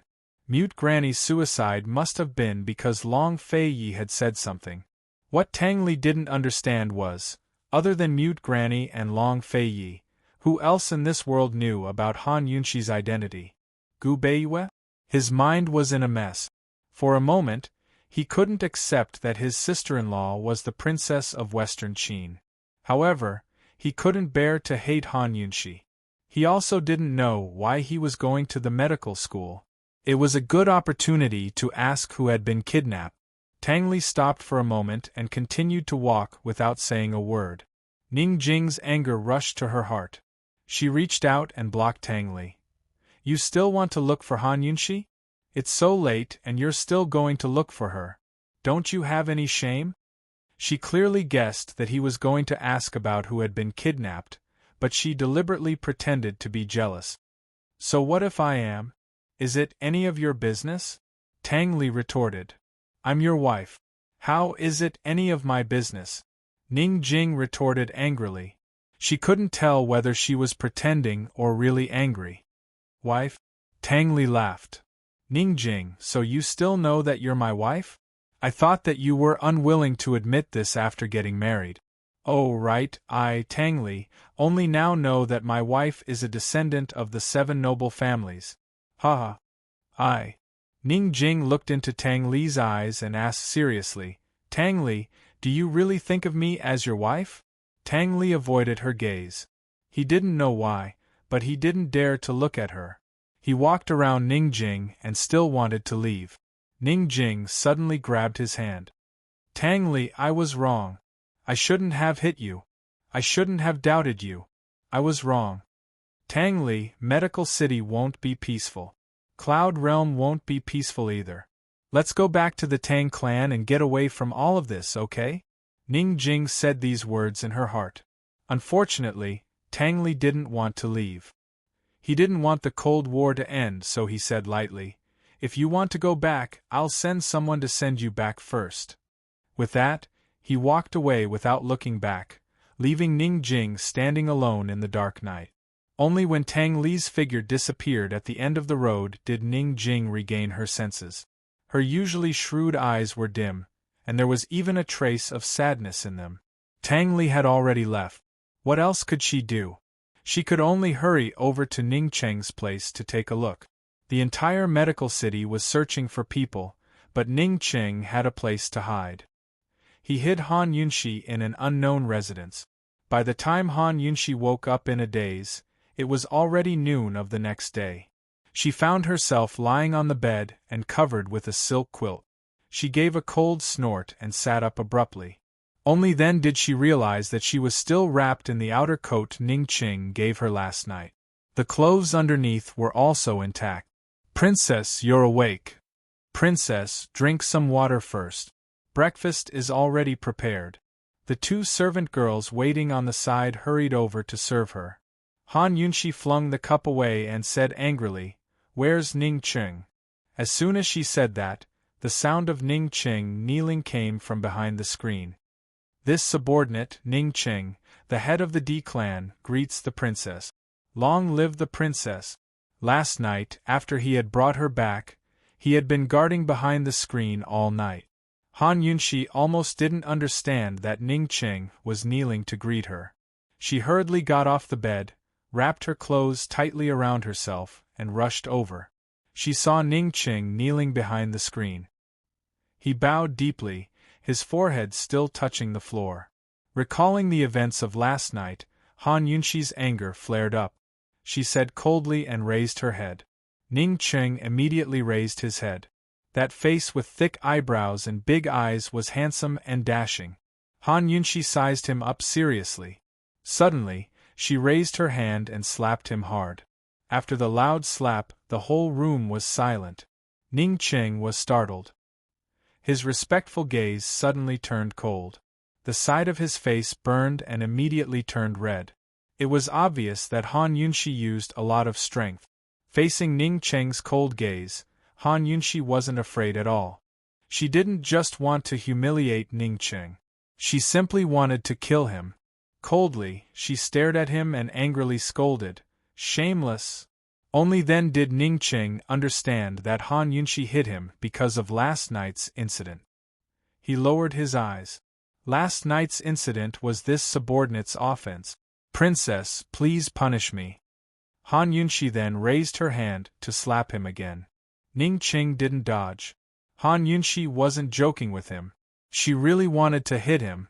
Since Ning Cheng pretended to be so respectful, then she would cooperate with him to the end. She wanted to see how long he could endure it. She gathered her strength. Just as she was about to fiercely slap him, she inadvertently caught a glimpse of Ning Cheng's left foot. She remembered the poison from last night. Since last night, Ning Cheng's foot should have blisters or even ulcerated. He was still wearing shoes. Didn't he feel pain? Han Yunshi put down her hand and walked behind him. She looked at him with interest. Princess, please punish me, Ning Qing said again. Take off your shoes. Let me take a look. Han Yunshi leisurely sat down at the side. Ning Qing lowered his eyes. She couldn't tell what he was thinking. He sat down and really took off his shoes. His movements were quick and nimble. As soon as he took off his shoes, they saw that the golden needle that pierced his foot last night had disappeared. His entire foot was red and swollen, as if it had been burned by a raging fire. Several large blisters had appeared, and one area had even ulcerated. It was badly mutilated. Because he had taken off his shoes too quickly, he had even scraped one of the blisters and oozed pus. The two servant girls were extremely distressed. Han Yunshi, on the other hand, was admiring it with interest. She said, "All right, your punishment is to cripple this foot. By tomorrow morning, the poison will enter your bone marrow and shatter it." A complicated look flashed past Ning Qing's eyes. He lowered his head and didn't say anything. Ning Qing, what do you think of this punishment? Han Yunshi deliberately provoked him. She had to force Ning Qing's true colors out. How noble could the D clan's Ning clan be, compared to the Nether clan's Chu clan? This subordinate has offended the princess and deserves 10,000 death. However, Ning Qing trailed off before finally looking up at her. However, can this subordinate owe you this debt first? It won't be too late to punish this subordinate after this subordinate assists the princess in wiping away the disgrace of our Western Qin and reviving our country. When the time comes, even if the princess wants this subordinate's life, this subordinate will offer it up personally. Han Yunshi laughed coldly in her heart. Once Western Qin was revived, she'd be nothing more than a puppet. Just like Tianning's young emperor and Empress Dowager Chu, they were both at the mercy of Ning Qing, the prince regent. She leisurely drank her tea and waved a hand. This Wang Fei doesn't accept credit. Mo's Weibo account.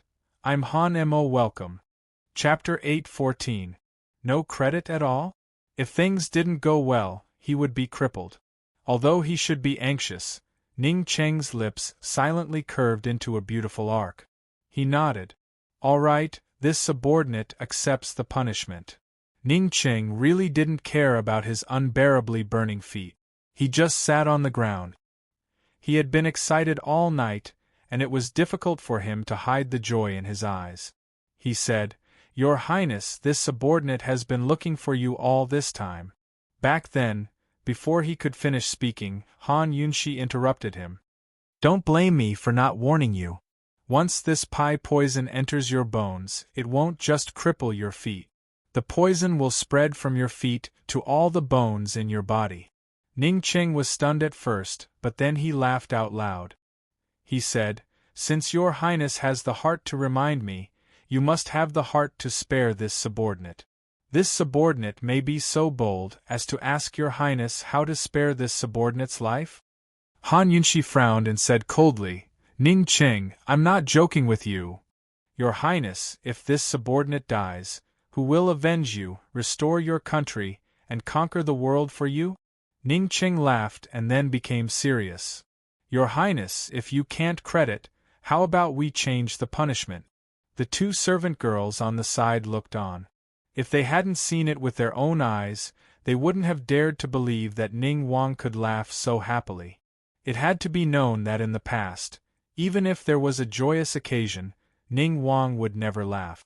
Everyone in the D clan was very happy that the Western Qin princess had been found. But Ning Wang's temperament shouldn't have changed so much, right? What was he so happy about? Let go of this princess. As long as you send this princess back to the medical academy, I'll immediately give you the antidote. Han Yunshi became serious. Otherwise, there's no room for discussion. Just wait for your death. Han Yunshi's words were like a basin of ice water that extinguished all of Ning Qing's enthusiasm and excitement. The smile that had been on his face all night instantly stiffened. Clearly, Han Yunshi's attitude was beyond his expectations. This woman really wasn't joking with him.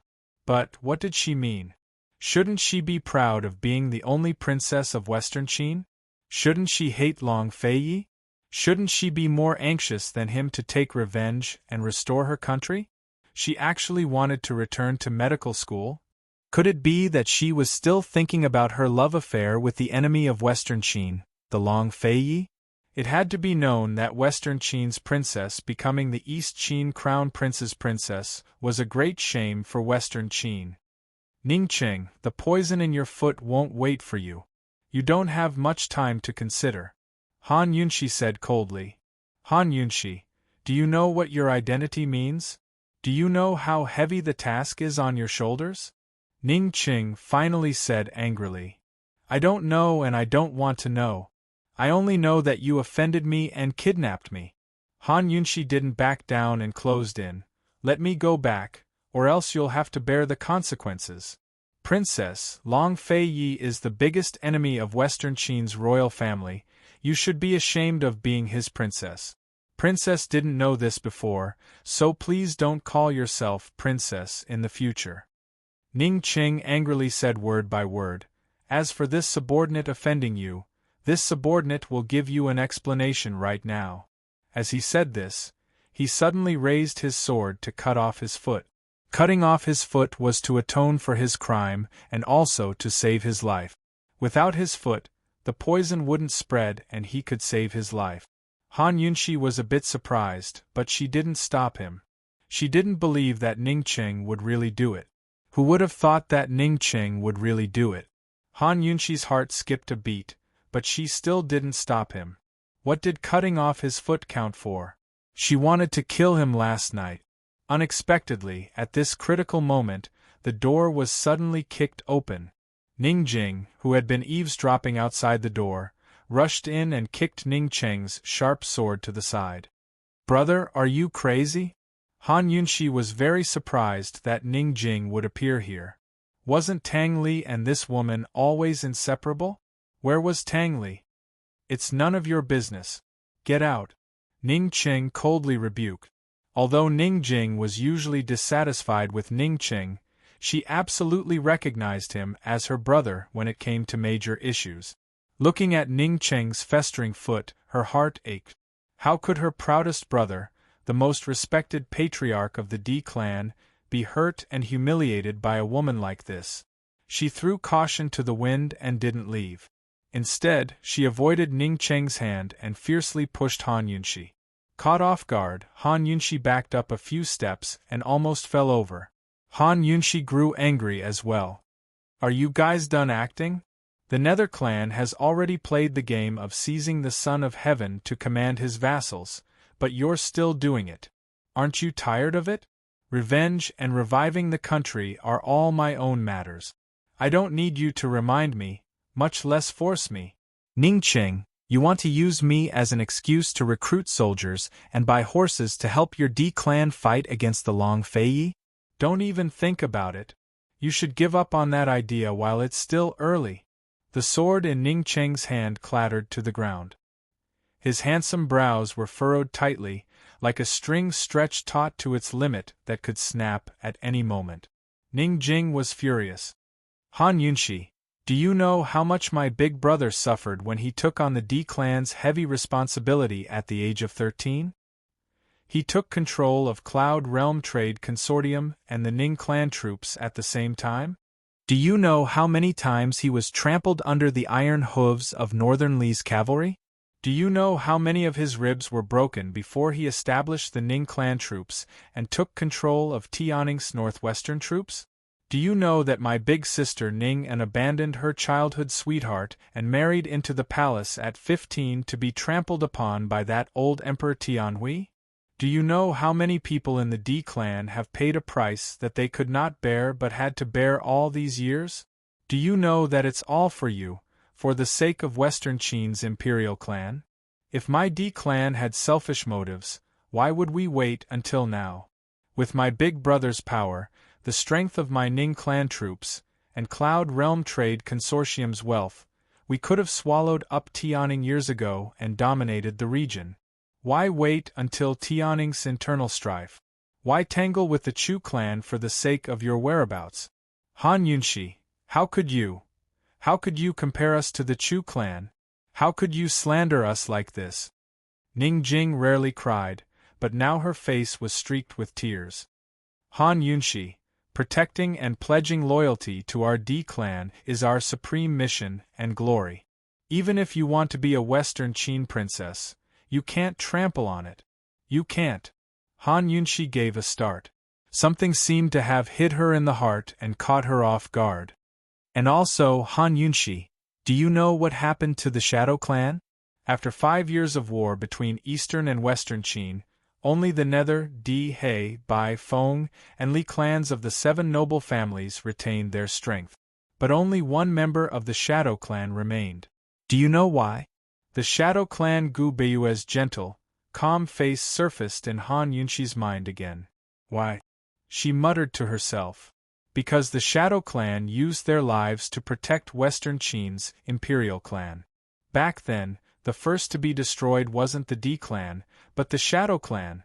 After the East Qin army attacked Western Qin's Imperial Palace, they slaughtered the entire palace for 3 days and 3 nights. The Shadow Clan could have escaped, but not a single one of them left. Every time the East Qin army killed a member of the Western Qin Imperial Clan, they had to kill the Shadow Guard who protected them first. There was only one member of the Shadow Clan left, that Shadow Guard who carried your grandmother away. He was the only one left. Han Yunshi, since you are the descendant of Western Qin's Imperial Clan, you have to take on the heavy responsibility you deserve. Even if you let down everyone, you can't let down the Shadow Clan. Ning Jing finished speaking, but her face was still filled with anger. Ning Cheng was planning on taking Han Yunshi away first and then slowly telling her about the past grudges. He never thought that Han Yunshi would have such an indifferent attitude. He didn't chase Ning Jing away, but looked at Han Yunshi with eyes that had recovered their usual coldness. In the silence of the room, the Ning siblings stared at Han Yunshi. Han Yunshi's face was expressionless, but her heart couldn't calm down. She wasn't the real Han Yunshi, nor did she have any feelings for Western Qin. She could understand the Western Qin Imperial Clan's hatred and the East Qin Imperial Clan's vengeance. But she couldn't feel it. After hearing Ning Jing's words, her heart couldn't help but clench. She saw not only the hatred between the two countries, but also the bitter price that both sides had paid over the years. They wanted revenge not only for the Eastern and Western Qin Imperial clans, but also for the countless enemies in both camps. The destruction of countries, clans, and families. Chu Shifeng, for example, hated her and all the forces loyal to the Western Qin Imperial clan. They wanted to restore their country, not just for the Eastern and Western Qin Imperial clans, but for the beliefs, and hopes of both sides. This was no longer a matter between the two imperial clans. Ning Jing was right. She had no right to trample on the D clan's loyalty and honor. No one had the right to look down on another's belief. The Western Qin Imperial clan was the D clan's belief. She wasn't a real princess, but she had this unique identity. That meant she had to take responsibility for it.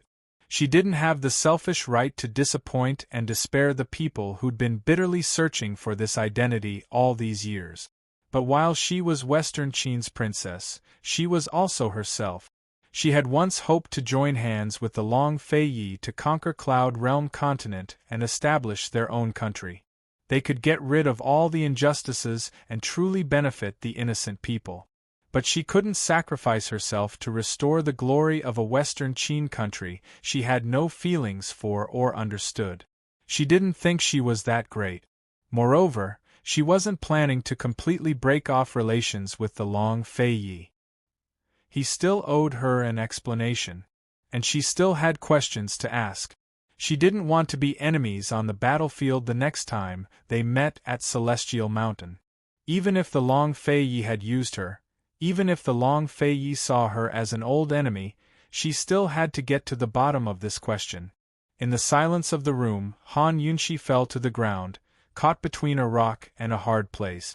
For some reason, Gu Beiyue's gentle, quiet face surfaced in her mind again. His warmth was like an April spring breeze that could soothe all her worries and unease. Gu Beiwe, just how much of the truth do you know? Do you also have the heart to take revenge and restore your country? Seeing Han Yunxi's silence, Ning Jing grew anxious. Han Yunxi, she said angrily, you can't still be thinking about the Long Fei Yi, right? I don't mind telling you that the Wind Clan has already appeared in the world and their leader is rushing to the battlefield. The Wind Clan is skilled in Chimanduanjia and troop formations. With their help, the Long Fei Yi won't be able to take Tianning's southern regions for at least half a year. Cold laughter, Ning Jing lowered her voice. Also, the northernly cavalry is in the hands of the Wind Clan. After half a year, they'll recover their strength and invade the south en masse. The Long Fei Yi will lose for sure. The Wind Clan. Han Yunxi's heart grew cold. After all, the Wind Clan was the prime suspect for the assassination of Gu Beiwe. Chapter 8:15. The Feng Clan. The Northernly Cavalry. These two words woke Han Yunxi up from her desperate situation. She almost jumped out of her chair. She was so shocked that she couldn't hide her shocked expression. Ning Cheng and Ning Jing mistakenly thought that she was shocked by the news and realized that they had enough power to contend with Long Fei Yi. In fact, apart from being shocked, Han Yunxi also wanted to laugh. She wanted to look up to the sky and laugh 3 times. The Feng Clan. She didn't expect that the Feng Clan would appear at this juncture and hook up with Ning Cheng. It was really a waste of effort to find iron scraps in the middle of nowhere. The Feng Clan was familiar with astronomy and geography. They were proficient in Chimanduanjia and had the ability to control the wind. This was what Long Fei Yi had told her. The first time she came into contact with the Imperial Wind technique should be on Fishing Boat Island. At that time, Long Fei Yi was furious and ordered the Bailey Navy to surround Fishing Boat Island. He wanted to trap Jun Yixie on Fishing Boat Island. However, a poisonous fog suddenly appeared on Fishing Boat Island. The Bailey Navy was in chaos and Jun Yixie was rescued by someone. She and Long Fei Yi rushed to the scene, but it was too late. Fishing Boat Island was windy all year round. It was difficult for the fog to gather, let alone last for a night. Therefore, the possibility of poisoning in the fog was almost zero. This was why they were confident in trapping Jun Yixie on the island, even though they knew that Jun Yixie was proficient in the art of poison. At that time, she was puzzled. Later, when Long Fei Yi mentioned the Imperial Wind technique to her, she suspected that the person who rescued Jun Yixie was most likely a member of the Feng Clan.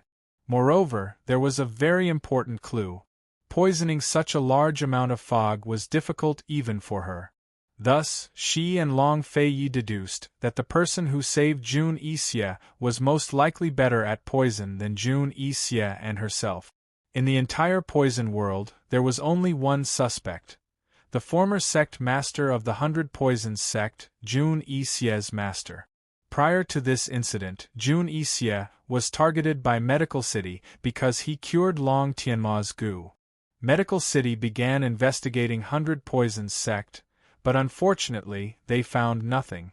Long Fei Yi and Elder Wang from Medicine City tried to arrange spies to infiltrate 100 Poisons sect, but they were unable to find anything. To this day, Han Yunxi still didn't know who had poisoned Long Tianma and caused Long Tianma's big belly disease to relapse. However, back then, Gu could tell at a glance that Long Fei Yi had been poisoned and deliberately had Luo Zuishan blow the matter up. She had asked Gu and learned that he had learned the art of poison Gu from Gu Yuntian's secret room. The art of poison Gu was a secret art of the poison sect. If he hadn't learned it from Gu Yuntian's books, then it was very likely that he had learned it from a direct descendant of the poison sect through word of mouth. Where had Jun Yixie learned it? It was very likely that his master had taught him. In other words, his master was very close to the poison sect. In summary, Jun Yixie's master was very likely related to both the Wind Clan and the poison sect's direct descendants. Moreover, when Han Yunxi was lost in the fog, she had poisoned herself. The mysterious poison's master she dueled with was extremely skilled and had dispelled her poison in an instant. Even if she used a new type of poison, it was still dispelled instantly. Han Yunxi couldn't figure it out at first, but later she realized that her poison hadn't been dispelled, but taken in. The second level of the poison storage space allowed one to suck in any poisons that were hostile to oneself into the space and make it their own. Anyone with a poison storage space had to be a direct descendant of the poison sect. No matter what relationship this mysterious poison's master had with Lady Lingyu from the City of Daughters, one thing was certain: they were targeting Grand Concubine Yi and Long Fei Ye's origins. Not long ago, the dark-robed assassin who'd tried to kill Gu Beiyue had also dispelled the poison in his shoulder in an instant. That was a poison grown from the poison pond. No matter how skilled he was, it was impossible to dispel the poison instantly. Thus, Han Yunxi was certain that the dark-robed assassin had a poison storage space and was a direct descendant of the poison sect. The dark-robed assassin had purposely used Kenzo swordplay in front of everyone to imitate Long Fei Yi. His true goal wasn't Gu Beiyue, but to make her misunderstand Long Fei Yi and sow discord between them. Jun Yixie's master was related to the Wind Clan and the Poison Sect's direct descendants. The mysterious poison's master at Lost Illusory Lake had a poison storage space and was a direct descendant of the Poison Sect. The dark-robed assassin had a poison storage space and was a direct descendant of the Poison Sect. Given Lil Thing's personality, it wouldn't let go of anyone who dared to hurt Gu Beiyue no matter the price. However, Lil Thing didn't attack a second time. If Han Yunxi wasn't wrong, Lil Thing was afraid of that person. Who else but a direct descendant of the Poison Sect could make Lil Thing so afraid? Based on these three things, it was highly likely that Jun Yixie's master, the mysterious poison's master, and the dark-robed assassin were the same person. He was a direct descendant of the Poison Sect, a descendant of the Wind Clan, and her family. Han Yunxi's identity as a direct descendant of the Poison Sect was already public knowledge. Why didn't the dark-robed assassin acknowledge her? Why did he still want to hurt Gu Beiyue? The Wind Clan had always been loyal to Western Qin's Imperial Clan and were allies with the Shadow Clan. However, the dark-robed assassin didn't stop after seeing Gu Beiyue use his shadow arts. Instead, he intensified his attacks until Gu Beiyue was dead. Why? There was only one reason. The Wind Clan had already betrayed Western Qin's Imperial Clan, just like the Nether Clan. He'd investigated Long Fei Ye's origins, refused to acknowledge her, betrayed Western Qin's Imperial Clan, and even colluded with the D Clan. What were his motives? Han Yunxi had calmed down over the past few days, but that wasn't all.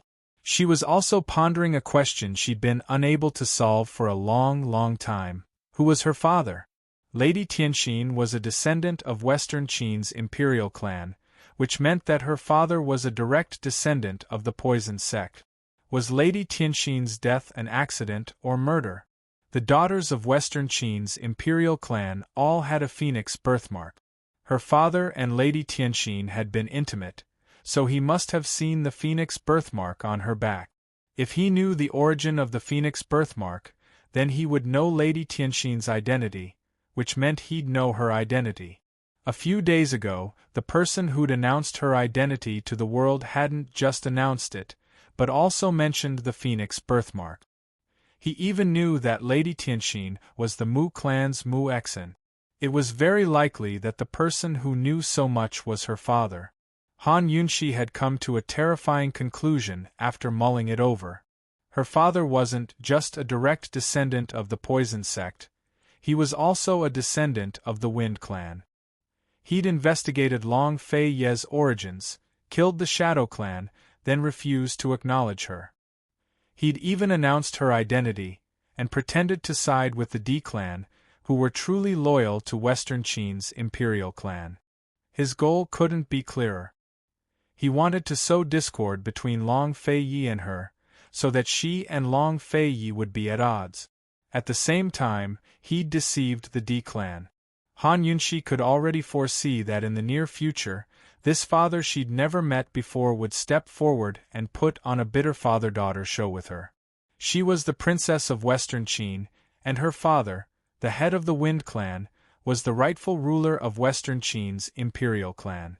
Although it was all conjecture and hypothesis, Han Yunshi trusted her own intuition. Few women were as rational as she was.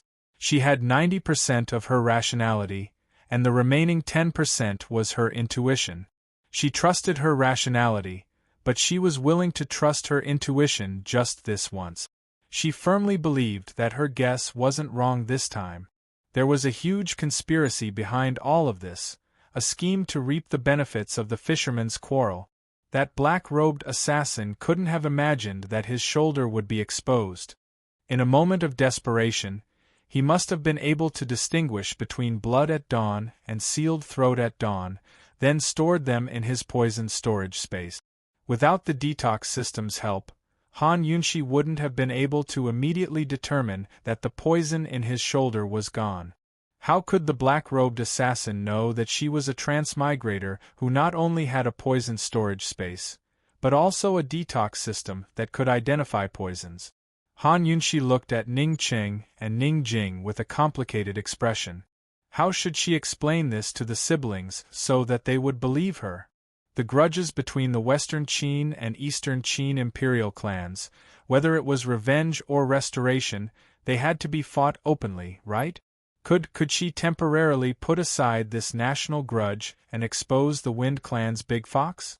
Han Yunshi, think about it carefully. Whether you agree or not, you don't have a choice. Ning Jing said coldly. All right, I'll think about it. Han Yunshi finally compromised. She really needed time to think about how to persuade the D clan and how to beat them at their own game. When she said this, Ning Jing secretly let out a sigh of relief. She glanced at Ning Qing and timidly retreated. She knew that she had overstepped her boundaries. Even after Ning Jing left, Ning Qing was still coldly staring at Han Yunshi. Han Yunshi's mental strength was very good. Even if Mt. Tai collapsed in front of her, she would still be calm and collected. But right now, she was being stared at by Ning Qing. She took out the antidote from her medical bag. Here. Your crime of offending, you owe it. This princess will calculate the interest. Ning Qing took it and expressionlessly turned to leave without saying a word. But when he reached the door, he turned back to look at her, his eyes still cold. Han Yunshi thought that he was going to say something, but who knew that he still didn't say anything. He looked at her deeply before turning to leave. If it wasn't for Ning Jing's true feelings, Han Yunshi wouldn't have so easily believed in the D clan's loyalty. She also wouldn't have believed in this bad guy's loyalty. One had to know that when they first met, Han Yunshi's impression of him was very bad. Ning Qing walked away step by step with his hands behind his back. No one saw that he was playing with a golden needle in his hand. It was the golden needle that Han Yunshi had pierced into his foot. The appearance of the Feng clan made Han Yunshi, who was already unable to calm down again. She could temporarily not entangle herself with the unresolvable grievances between the Eastern and Western Qin. For the time being, she didn't have to face a dilemma. She told herself that she didn't care about anything else. She had to take revenge for Gu Beiwe first and expose the Feng clan's conspiracy first. Han Yunshi thought, how would Long Fei Yi view the assassination of Gu Beiwe? Would he be able to discover the conspiracy behind the scenes? What is he doing right now? Currently, Long Fei Yi had just arrived at Medical City. He headed straight for the medical academy and rushed to Han Yunshi's room. He'd long received Su Donglin's secret missive and knew that Han Yunshi had been kidnapped. Chu Shifeng, Su Donglin, and a group of shadow guards were all kneeling by the door. Su Donglin was still clutching the purple muslin robe in his hands, not daring to approach. Chapter 8:16. Silence reigned in the courtyard as the shadow guard knelt on the ground. Su Donglin knelt in the crowd, while Chu Shifeng knelt in front of the group as their leader. Originally, Long Fei would have arrived by nightfall at the earliest, but he'd saved an entire day's worth of time and arrived early. His body was covered in dust and his face was weary. Stubble had grown out of his beard, but none of this could hide his towering rage. He never showed his emotions on his face, but this time, his anger was written all over his face, and he did not hold back. He stared fixedly at the closed doors in silence. His heart was in a state of panic, but he still held onto a sliver of hope. He hoped that the person had already been found and was waiting for him in the room. After parting ways at Celestial Mountain, he'd spent day and night hoping to see her again and hug her tightly. Nobody knew how unaccustomed he was to days without her by his side. He'd already abandoned her once, so he was afraid. Moreover, she was in great danger this time. Now that her identity had been exposed, how many people in the East Qin camp wanted her life? How many people in the Western Qin camp wanted to use her as a puppet? Even now, he was unable to determine which side had kidnapped her. Chu Shifeng, you better have found her already, Long Fei finally spoke up, his voice as cold as the icy waters of a snowy mountain, piercing straight into one's heart and bones. Chu Shifeng's heart was filled with resentment and indignation, but all his anger was extinguished by fear and reverence as soon as he saw his master. Even his heart was trembling. To reply, Your Highness, this subordinate still hasn't found esteemed Wang Fei. With his last hopes dashed, Long Fei's dark eyes were filled with rage. He walked step by step towards Chu Shifeng until he was right in front of him. Long Fei's shoes almost touched Chu Shifeng's fingers, but he subconsciously withdrew his hand. Even he didn't know what he was afraid of. You were the one who told her that your lordship long knew of her identity? Long Fei's voice was very calm, devoid of any emotion. Chu Shifeng understood his master all too well. The calmer he was, the angrier he was. He had read Su Donglin's letter to His Highness Duke of Qin. Su Donglin had clearly explained the entire situation and accused him of acting on his own initiative, going against his superiors, and placing esteemed Wang Fei under house arrest. Yes, he admitted honestly. Just as he was about to raise his head, the Duke of Qin suddenly kicked him hard on the chin, sending him flying backward. With a bang, Chu Shifeng's body slammed open the door and he was flung inside. All the shadow guards were even more terrified and lowered their heads even more. Even Su Donglin hid the purple muslin robe and didn't dare to make a sound. Su Donglin had mentioned everything in his letter, except for this purple robe. No one dared to look back, but stepped aside to make a path. Long Fei walked step by step into the room before stopping in front of Chu Shifeng again. Chu Shifeng was sprawled on the ground, blood dripping from his mouth. Still, he climbed to his feet and respectfully knelt in front of Long Fei. But he'd hardly knelt when Long Fei kicked him in the chin again, sending him flying. Who told you that your lordship knew of her identity long ago? Chu Shifeng crashed into the tea table behind him and landed heavily on the ground amidst the broken tea set. Fresh blood poured from his mouth without end. Long Fei's icy eyes were frighteningly cold. He didn't say a word, making him seem like the most emotionless and cruel deity in the world. He stared coldly at the heavily injured Chu Shifeng, who grit his teeth and tried to crawl to his feet again. But this time, Long Fei didn't give him a chance. He simply grabbed Chu Shifeng by the throat and lifted him into the air.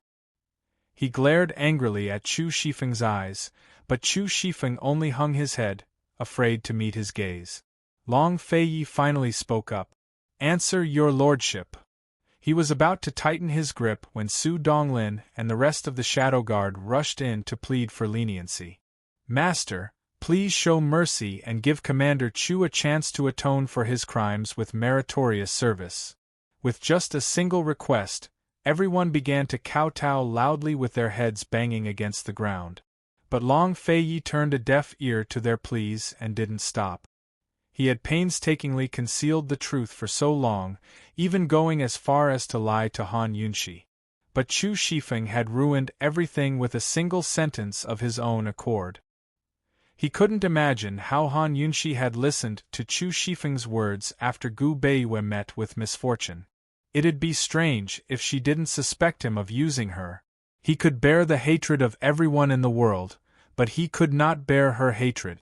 Seeing that Chu Shifeng was about to be strangled to death, Su Donglin couldn't help but rush over and grab his master's hand. "Your Highness, esteemed Wang Fei's gone missing. We're all in the wrong. If you want to kill Commander Chu, why don't you kill us as well?" Long Feiyi suddenly laughed out loud. "Are you threatening your lordship? This subordinate doesn't dare." Su Donglin was frightened to death. "Fine. Wait until your lordship kills him, then I'll take care of you all," Long Feiyi said coldly. Hearing this, Chu Shifeng couldn't help but raise his head to meet Long Feiyi's icy gaze. Long Feiyi tossed him aside and demanded, "What, now you know you're going to admit your wrongs?" He'd been here for so long and kicked Chu Shifeng so many times, but the man hadn't admitted a single wrong or begged for mercy. This was simply adding oil to the fire. Seeking death. "Your Highness, if you want to kill me or scrape me, do as you please. This subordinate has no complaint. Please don't make things difficult for the other brothers, they're innocent," Chu Shifeng said stubbornly. "You won't admit your wrongs even if you die?" Long Feiyi demanded. This subordinate didn't handle matters well and didn't keep an eye on the remnants of Western Qin. This subordinate deserves 10,000 deaths for his crimes, Chu Shifeng admitted in a low voice. Long Fei was so angry that he unsheathed his sword. Finally, Chu Shifeng raised his head and declared, "That woman is my East Qin's enemy. She's not my master, much less your Wang Fei." His Highness wanted him to admit his wrongs for defying his superiors and placing the Wang Fei under house arrest. He refused to admit it, even if he died. "Very good. Very good. Chu Shifeng, who told you that Han Yunxi was definitely a descendant of Western Qin's imperial clan? We didn't even find out where the rumors came from, so why do you believe them?" Long Feiyi asked. Chu Shifeng gaped.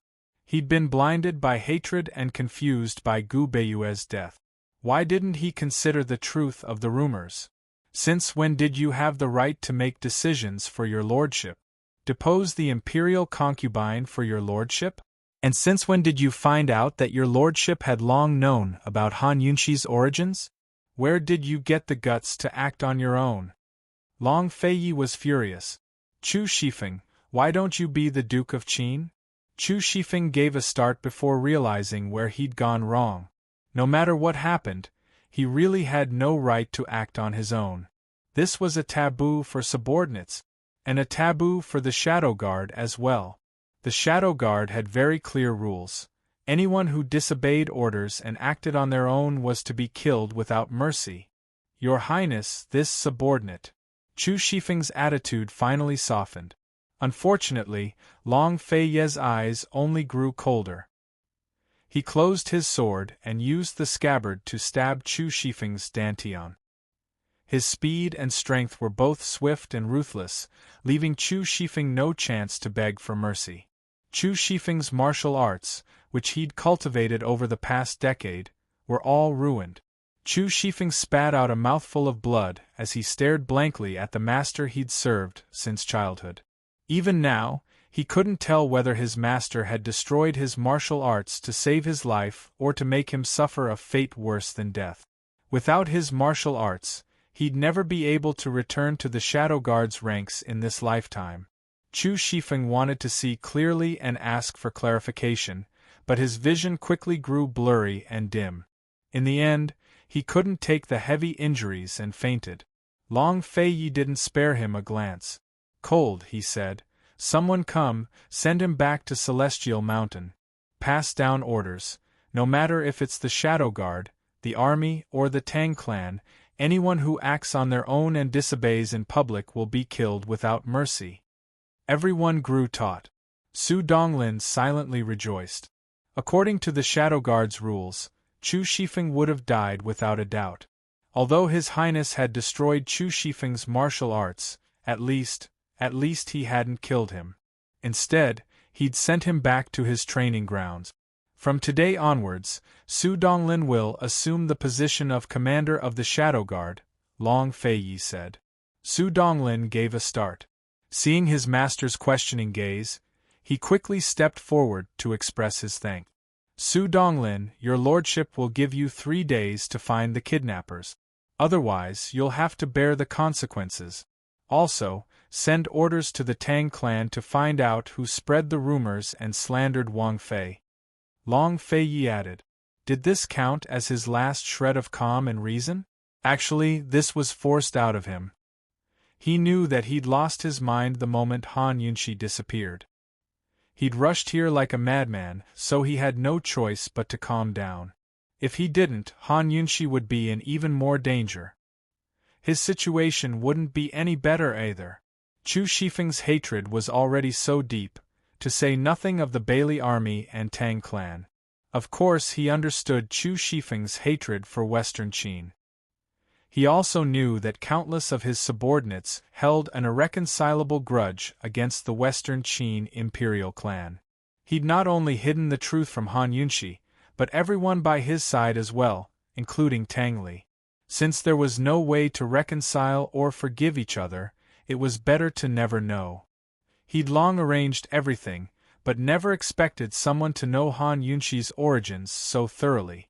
They even knew about the Phoenix birthmark he didn't know about, and had even announced it to the public.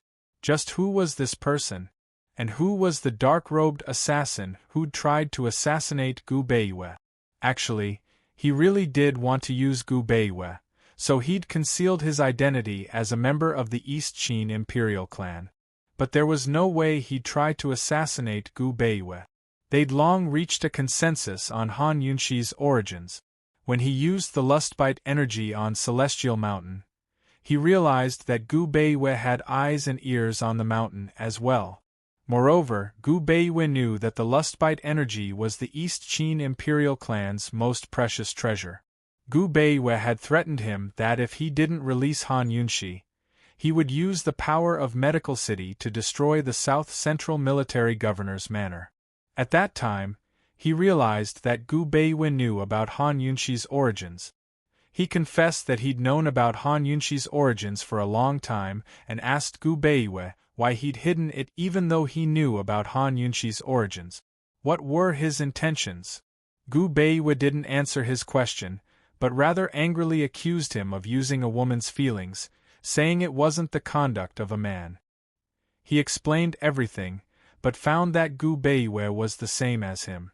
They both hoped that Han Yunshi would never know about the hatred and responsibility she carried and would always be herself. How could he, the East Qin Crown Prince, believe in the words of a descendant of the Shadow Clan? How could it be easy for a descendant of the Shadow Clan to reach a consensus with the East Qin Crown Prince? But as men who loved Han Yunshi, they understood each other's difficulties. Because they understood, they firmly believed. Why aren't you going to find her? Long Feiyi asked. Su Donglin didn't dare leave. He took several deep breaths before taking out the purple muslin robe hidden on his belt. Your Highness! Chapter 8:17. That's right. Su Donglin had ulterior motives. He was the one who insisted on writing a letter to His Highness Duke of Qin to tell him everything. As a subordinate, it was his duty. But Boss Chu had taken care of him since he was a child, so he couldn't bear to see him die in His Highness Duke of Qin's rage. Boss Chu was burdened with the hatred of his ancestors, so it was understandable that he'd made such a mistake. If His Highness Duke of Qin found out that esteemed Wang Fei had not only been kidnapped, but bullied as well, then Boss Chu would probably die a horrible death. Thus, he waited until Boss Chu was sent away before he took out the purple muslin robes with trembling hands. Your Highness, this is… Before he could finish, Long Feiyi snatched the robes away. Han Yunshi had plenty of clothes, but only a few she often wore. Long Feiyi recognized all of them, especially his favorite purple robe. only to see that the purple muslin coat had been torn to shreds and was no longer a garment. It was impossible to imagine how they'd been torn apart. Did they tear them apart after they were taken off, or after they were put on? Even more unimaginable was what the original owner of the robes had gone through. Long Fei's weary face instantly paled without a trace of blood. His hands were clearly trembling, as were his lips. What's going on?" Su Donglin gave a start and didn't reply. He'd followed His Highness Duke of Qin for so long, but he'd never seen him like this. He assumed that His Highness Duke of Qin would be furious and kick him like Boss Chu, or even punish all of the Shadow Guard. But he never expected His Highness Duke of Qin to be afraid. Even if Cloud Realm continent fell into chaos, the skies collapsed, or the earth caved in, His Highness Duke of Qin wouldn't be afraid. However, at that very moment, his entire body was trembling. Even breathing seemed to be difficult for him, as his breathing grew heavier and heavier. "Just what's going on?" Long Fei roared. Su Donglin was so frightened that he almost jumped up. Your Highness, esteemed Wang Fei, Su Donglin was so frightened that he couldn't speak properly. "What's going on? Speak!" Long Fei Ye's angry roar resounded throughout the entire courtyard. If it wasn't for the fact that this courtyard had been restricted from entering, it was likely that it would have attracted a crowd of onlookers. For the sake of the unity of the East Qin faction and her safety, he could suppress his rage and force himself to face Chu Shifeng calmly. She'd handled the matter of Chu Shifeng beautifully. First, she'd misled the public so that the Tang clan and Bailey army wouldn't dare to make a move against Han Yunxi. Secondly, he'd used the excuse of investigating the person who'd spread the rumors to make the world question their authenticity. At the same time, he'd let Han Yunxi know that he hadn't known about her identity long ago like Chu Shifeng had claimed. Although it was a lie, at least Han Yunxi wouldn't hate him at this critical juncture and misunderstand him. Third, he understood Chu Shifeng's hatred for Western Qin, which was the same as his own. Thus, he'd only crippled Chu Shifeng's martial arts and sent him back to Celestial Mountain instead of killing him. Not only did this serve as a warning to the restless East Qin factions, but it also prevented his subordinates from cursing him for being merciless. He'd already done his best to maintain his calm. But right now, his last bit of reason and composure had been completely shattered by the sight of the violet robe. Yes, if he'd seen the robe just then, Chu Shifeng would have died in his rage. The skies hadn't collapsed, the earth hadn't caved in, and Cloud Realm continent was perfectly fine. But his own world had collapsed. Han Yunxi, just what's wrong with you? Just what have you experienced? Where are you? Han Yunxi, are you afraid? Han Yunxi, do you know that your lordship will be afraid? Su Donglin finally realized that His Highness Duke of Qin had lost control and regretted bringing out the robe. If His Highness Duke of Qin lost control, who would control the situation? Your Highness, esteemed Wang Fei, is perfectly fine. Su Donglin shut his eyes and shouted. Your Highness, calm down, calm down. Esteemed Wang Fei is perfectly fine with you. At least that was enough to set his mind at ease. When he didn't hear His Highness Duke of Qin's voice for a long time, Su Donglin cautiously opened his eyes. But when he saw His Highness Duke of Qin's bloodshot and stubborn eyes, his heart skipped a beat. It hurt so much. Was this still His Highness Duke of Qin? He was desperately waiting for a glimmer of hope, a faint hope. Su Donglin had followed His Highness Duke of Qin since he was a child. In his eyes, His Highness Duke of Qin was always high and mighty, always devising strategies and never panicking in the face of danger. He'd never thought that this godlike man could have such a weak side. Su Donglin wished he could come up with a reason to save His Highness, but when he opened his mouth, he realized that he didn't know how to explain himself or how to persuade him. Even he didn't believe esteemed Wang Fei would be fine. So how was he supposed to convince His Highness Duke of Qin? When a woman was kidnapped and her clothes were torn to shreds, to say nothing of anything else, Her kidnapper couldn't possibly be a good person. Her clothes were already torn off, so how could they stop here and not continue? Even if they didn't continue and kidnapped her, wouldn't that be, actually, His Highness Duke of Qin should have thought of this as well. His Highness shouldn't have been deceived by his comforting words. Seeing His Highness Duke of Qin like this made Su Donglin even more afraid. He was at a loss for what to do and almost burst into tears. At this moment, a figure suddenly flew down and rushed in front of Long Fei Yi. "Big brother, you're finally here." It was Tang Li. He'd been here several times and knew everything that had happened, but he didn't have the right to make a decision for Long Fei Yi. This wasn't a small matter, but an enormous one. If Long Fei Yi didn't handle it properly, the East Qin camp would fall into disarray. Not to mention others, just his family's elders would have traveled day and night to interrogate Long Fei Yi. "Big brother, I'm going crazy with worry. What's going on here?" Tang Li was very agitated, but Long Fei Yi didn't even look at him. He stubbornly stared at Su Donglin and waited for Su Donglin. His deep eyes hid coldness, viciousness, and anticipation. Su Donglin finally broke down. "Your Highness, this subordinate doesn't know what's going on either. Esteemed Wang Fei is blessed by the heavens and will definitely be fine." Long Fei Ye's eyes turned icy. Tang Li finally noticed that he was clutching Han Yunxi's violet muslin robes tightly in his hands. Tang Li immediately understood what was going on. Could it be that Han Yunxi isn't a descendant of Western Qin's imperial clan after all? Could it be that all the rumors in Cloud Realm continent were just rumors? That's why Long Fei Yi was so anxious. If Han Yunxi was a descendant of Western Qin, then how could Long Fei Yi not hate her? But when he thought of Mute Granny and Gu Beiwei, Tang Li wavered again. Long Fei Yi might have long known about Han Yunxi's origins and kept it a secret from everyone, including his own little brother. Tang Li hadn't paid much attention to Ning Jing over the past few days either. Because of this, he was almost tangled up in his own thoughts. Su Donglin fell to the ground, too afraid to move. Long Fei Yi didn't make things difficult for him anymore. He looked at the familiar violet robes in his hands and suddenly turned to leave the courtyard. "Big brother!" Tang Li panicked and chased after him, but Long Fei Yi suddenly leapt onto the roof and fled like a madman.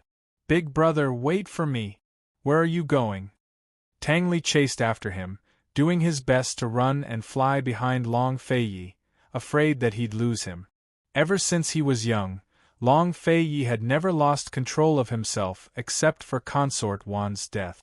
Even after Consort Wan committed suicide, Long Fei Yi had only chosen to keep quiet. He hadn't done anything out of line. But now Long Fei Yi was clearly out of control. Tang Li was worried that he'd do something impulsive and ruin all the efforts he'd put into restoring his country. Just what did Long Fei Yi want to do? Look for her, of course. What else could he do besides look for her? His only salvation was to find the person he was looking for.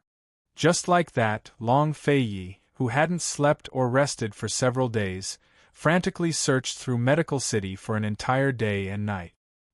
He'd looked everywhere he could find until the next morning.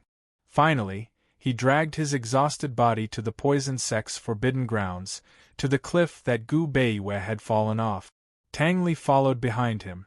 When he saw Long Fei Yi stop at the edge of the cliff, he finally sighed in relief. Tang Li was panting for breath. He was about to sit cross-legged when he suddenly thought of something and broke out in cold sweat. He rushed to Long Fei's side and grabbed his hand. "Big bro, don't take things too hard. If sister-in-law knew that you jumped off, she'd definitely cry herself to death." Why would Long Fei Yi commit suicide? He didn't know why he'd come here either.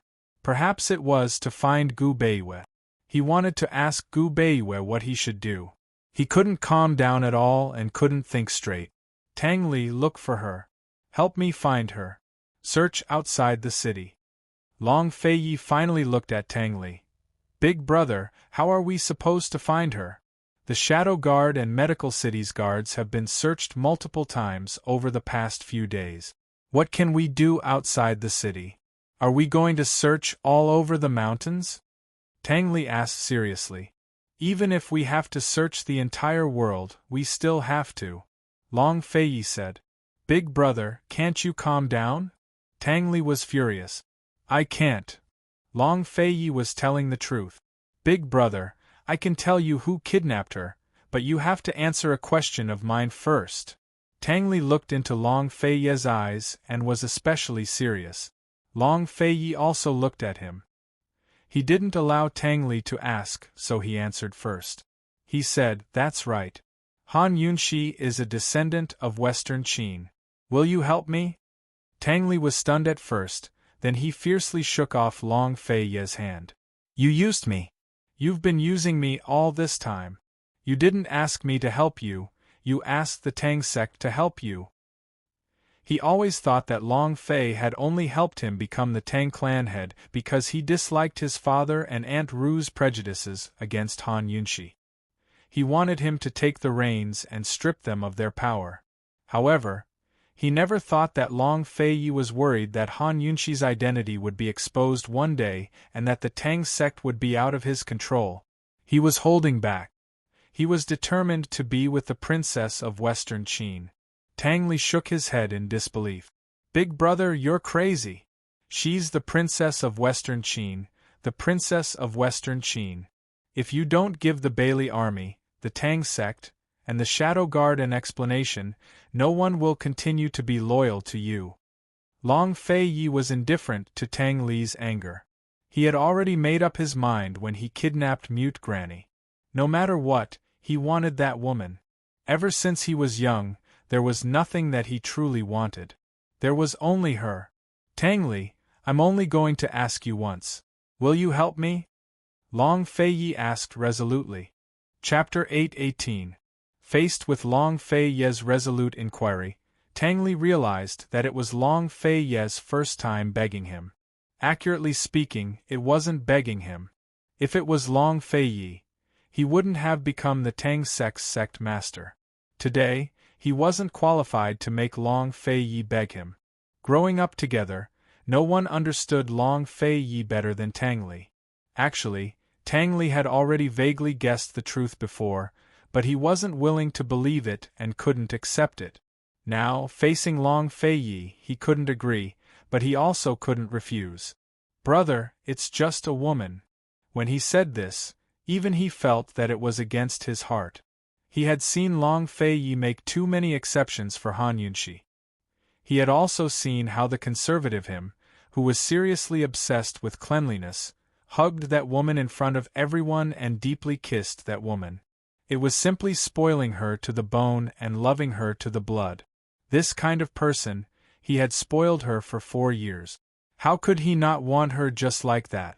Brother, even if you don't care about her identity, even if everyone in East Qin doesn't care about her identity, what about her? Tang Li asked seriously. She will hate you. She will only think that you are using her. Back then, Long Fei hid Han Yunxi's identity because he was worried about her hatred, right? The hatred that came from the Western Qin princess towards the East Qin crown prince. Two people who loved each other would always be equal. No one had the right to insist that others do the same because of their own sacrifice. There was also no reason to believe that others would do the same. Just like how he could ignore her identity, but he didn't expect her to do the same. Tang Li's words made Long Fei's heart sink. Tang Li sighed. Brother, actually I quite like Ning Jing, but, he gave a bitter smile. How could she really like me and be willing to give birth to my child? Let's not deceive ourselves. Ever since they got married, he had been tormenting Ning Jing a lot, especially during the month they were away, but there had been no news of that woman's pregnancy. It was obvious that she had taken medicine. There was no doubt that Tang Li's feelings for Ning Jing were beyond Long Fei's expectations. However, he didn't have time to think too much about it. He asked coldly, Do you know who kidnapped her? Seeing that Long Fei was no longer forcing him to help, Tang Li was secretly relieved. He only said one sentence, and Long Fei-yi immediately understood. He said, "Ning Jing and I have been in a cold war for the past few days. After I went out, I went back twice, but I didn't find Ning Jing in the house. Last night, I waited until midnight before she came back. She was frightened when she saw me." Before the Apricot Woods Conference, Tianning's military officers had already left. Cloud Realm Trade Consortium's businesses in Medical City had long been handed over to Ning Nua to manage, so it had nothing to do with Ning Jing. What could Ning Jing have to do in Medical City to keep her busy until the middle of the night? Moreover, she'd done it behind Tang Li's back. "Brother, maybe Ning Qing is in Medical City.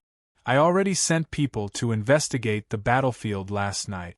If Ning Qing isn't on the battlefield, then he's definitely in Medical City. He must be the one who kidnapped Han Yunxi." Tang Li glanced at the purple muslin robe in Long Fei-ye's hands and said seriously, "Brother, at a time like this, there are only two kinds of people who kidnapped Han Yunxi. One is from East Qin, while the other is from Western Qin." Ning Cheng. Long Fei-yi narrowed his eyes. If East Qin wanted to kidnap Han Yunxi, they didn't need to go through so much trouble. They could just ask Chu Shifeng for her, so it had to be someone from Western Qin. The kidnappers must have torn apart Han Yunxi's robes to see if she had a phoenix birthmark. Chu Tianyin of the Nether clan was still from Western Qin. Over the past few days, he'd sent Gu Beiwa letters asking about Han Yunxi's origins. The Li and Black clans still hadn't found any clues. As for the Wind clan, Long Fei-yi was absolutely certain that they wouldn't kidnap Han Yunxi now. If they wanted to kidnap her, they would have done so long ago. Seeing Long Fei-ye's dangerous expression, Tang Li knew that he'd recovered. "Have you sent people to follow Ning Jing?" Long Fei-yi asked. "Don't worry about me taking care of things. I've already made arrangements.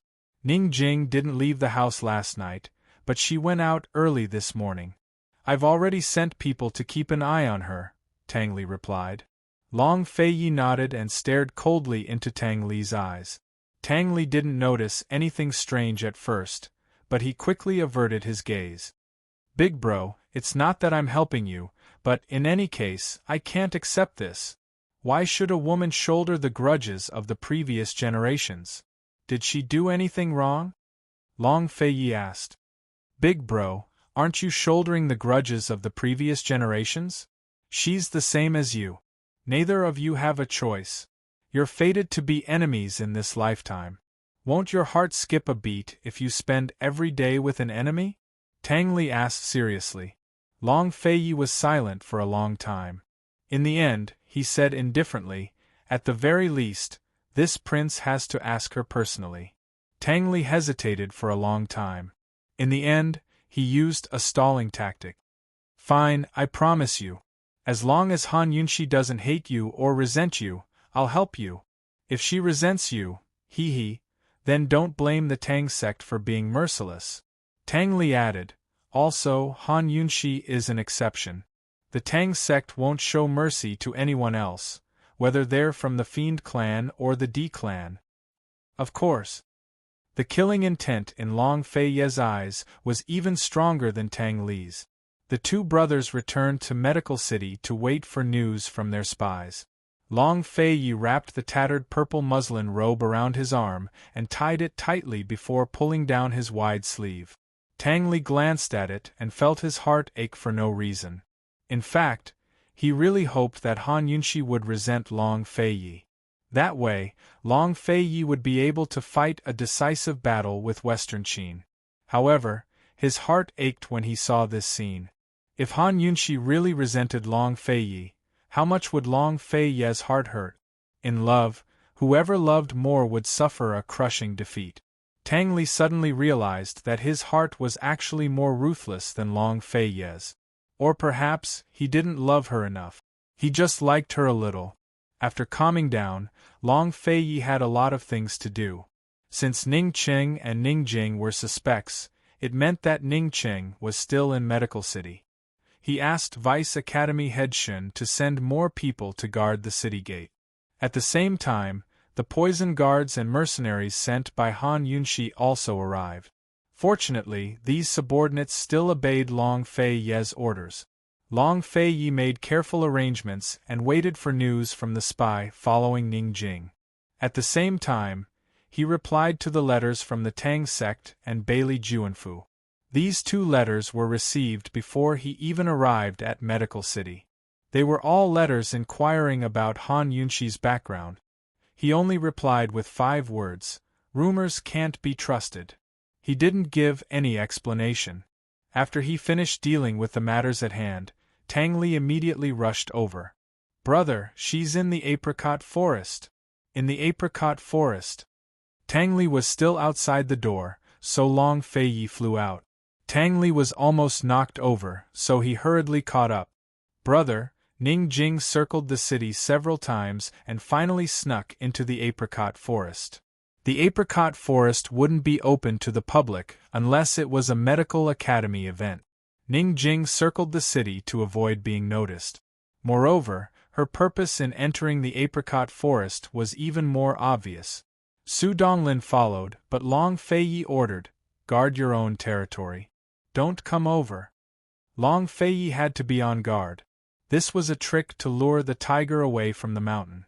As long as he could determine where Ning Qing was, with his current martial arts skills, let alone 1 Ning Qing, even 3 Ning Chengs wouldn't be able to escape.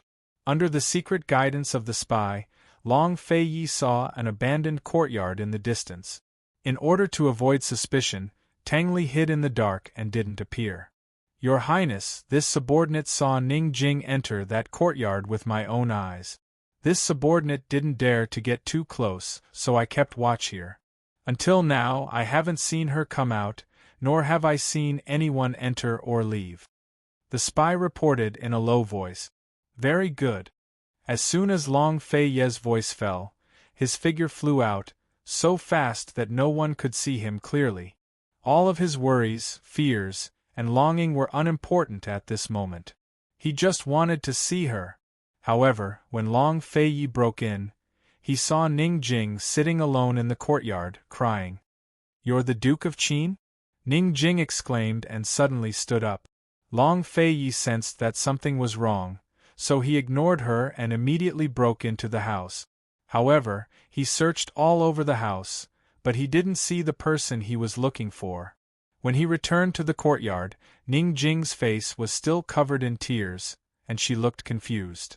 Of course, this was all an act. Long Fei Yi didn't linger, but turned to leave.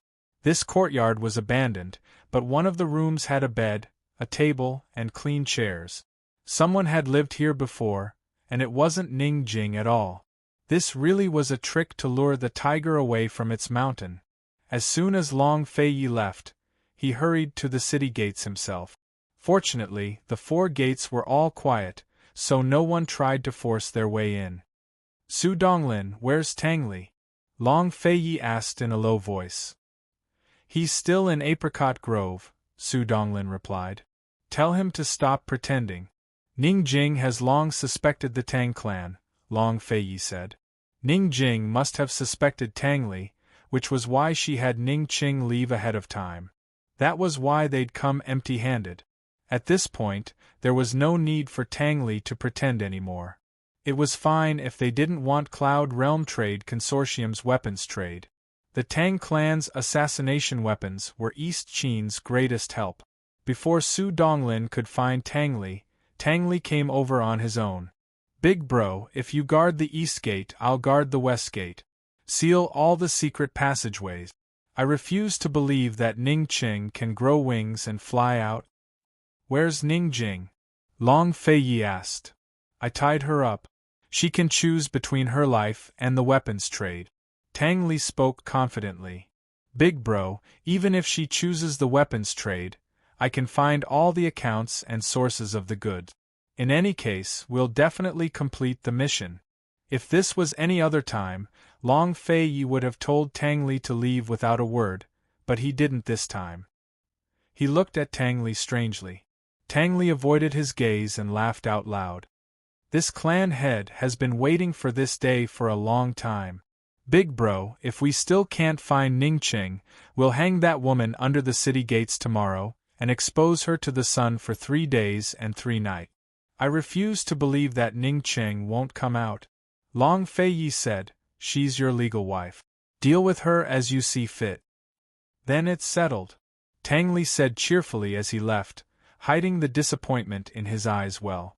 Long Feiyi was still keeping watch and searching, but Ningqing had long left Medical City with Han Yunxi. They'd left last night without alerting anyone. How did they leave Medical City? Chapter 819. Medical City was so heavily guarded, so how did Ningqing manage to sneak Han Yunxi out of the city? Actually, Ningqing had already taken Han Yunxi out of Medical City the day she regained consciousness. Ningjing had only gone out in the middle of the night to test Tang Li. Currently, Ningqing and Han Yunxi were on their way to Tianing. Han Yunxi was nestled in the carriage, while Ningqing personally drove the carriage. A few attendants accompanied them as protection. Han Yunxi was exhausted to death, but she couldn't fall asleep. She stuck her head out and asked, "Hey, how did you escape?" She had been blindfolded and taken out of Medical City. It was obvious that Ningqing didn't trust her completely. Ningqing drove the carriage as fast as he could, his eyes looking straight ahead as he asked, "Has your Highness thought it through?" What she needed to think about was naturally acknowledging her status as the Princess of Western Qin and shouldering the heavy responsibility of avenging and restoring Western Qin. Han Yunxi laughed coldly. "Do I even have the right to think about it?" Ningqing finally turned to glare at her. Ever since she had compared the D clan to the Nether clan, Ningqing had stopped treating her with respect. Now Han Yunxi felt that he was real. "Why are you so fierce? I don't have the right to think about it in the first place, so why do you have to make me think about it? In any case, even if I don't want to, I still have to go with you, right?" The more Han Yunxi spoke, the colder Ningqing's gaze became. Still, Han Yunxi wasn't afraid. "Are you going to let me go if I tell you that I don't want to?" Finally, Ningqing's eyes filled with disappointment and disdain. "You can choose to refuse, but I won't let you go, so," before Han Yunxi could finish, Ningqing continued, "I won't force you, but I will kill you. If you die, the D clan will no longer have a mission. From now on, everyone will live happily and only live for themselves." Han Yunxi gave a start. "That really isn't a bad idea," she mused. Ningqing suddenly closed in, his eyes flashing with killing intent. Han Yunxi was so scared that she hurriedly leaned back. "Your Highness, this subordinate will ask you for the last time. Have you thought it through?" He spat out each and every word harshly. Han Yunxi's lips quirked up into a smile as she replied easily, "Once I've thought it over, I'll agree to your terms." Even though she hadn't figured out how to tell Ningqing about the Feng clan's conspiracy, she had to agree to their request first. If he didn't agree, she wouldn't even have a chance. Han Yunxi smiled beautifully, but Ningqing didn't smile. Instead, he became even more serious. "Your Highness, a promise cannot be taken back. Please be more serious." Han Yunxi restrained her smile and said seriously, "Don't worry, I will do what I say." Who knew that Ningqing still wasn't satisfied and said, "Your Highness, please swear." "Okay, I swear that if I, Han Yunxi was still pondering on what to swear when Ningqing said coldly, "If your Highness breaks today's promise, Long Feiyi will die a horrible death." In that instant, a trace of coldness flashed across Han Yunxi's eyes. However, she concealed it so well that even though they were really close, Ningqing didn't detect it. Han Yunxi laughed. "Ningqing, do you think that I'm rejecting you because I like Long Feiyi? Is there any other reason?" Ningqing asked in return. Although this reason was very chilling, he still faced it directly. He couldn't think of any other reason that would make Han Yunxi so hesitant to take revenge and restore her country. Even if she didn't know about her background in the past, when the blood of the Western Qin royal family flowed in her body, when she found out about everything, how could she not hate? One's home country was one's only home. How could a person not love their own family and their home country? How could she be indifferent to the hatred of her country? Ning Qing didn't know that Han Yunshi came from the future. Her soul had nothing to do with the Western Qin royal family. Therefore, he didn't understand. Therefore, he could only attribute everything to love. Other than love, how could he vent his hatred? Han Yunshi slowly pushed Ning Qing away. Ning Qing, my choice has nothing to do with Long Fei Yi or who I love. I want to live for myself, so I'm hesitating. Ning Qing felt as if his heart had been bitten by something. It didn't hurt, but there was an indescribable feeling. Han Yunshi asked again, Ning Qing, if you had a choice, would you live for yourself and be yourself instead of being a servant of Western Qin? Ning Qing immediately avoided Han Yunshi's gaze and said, Your Highness, you and I don't have a choice. Please swear immediately. Okay. Han Yunshi raised her hand and said loudly, I, the Princess of Western Qin, swear that if I break today's promise, Long Fei Yi will die a horrible death. She would always be Han Yunshi, and the one who swore was the Princess of Western Qin. Han Yunshi comforted herself. Can you tell me how you escaped from Medical City now? Han Yunshi asked seriously. There's a secret passage in the poison sect's storehouse that leads to the outside of Medical City, Ning Qing replied honestly. How did you know?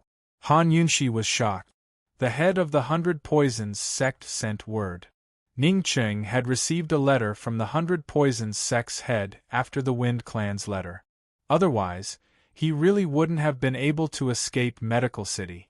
Jun Yixie? Han Yunshi asked suspiciously. From what she knew, Jun Yixie should still be with the Winter Crow clan.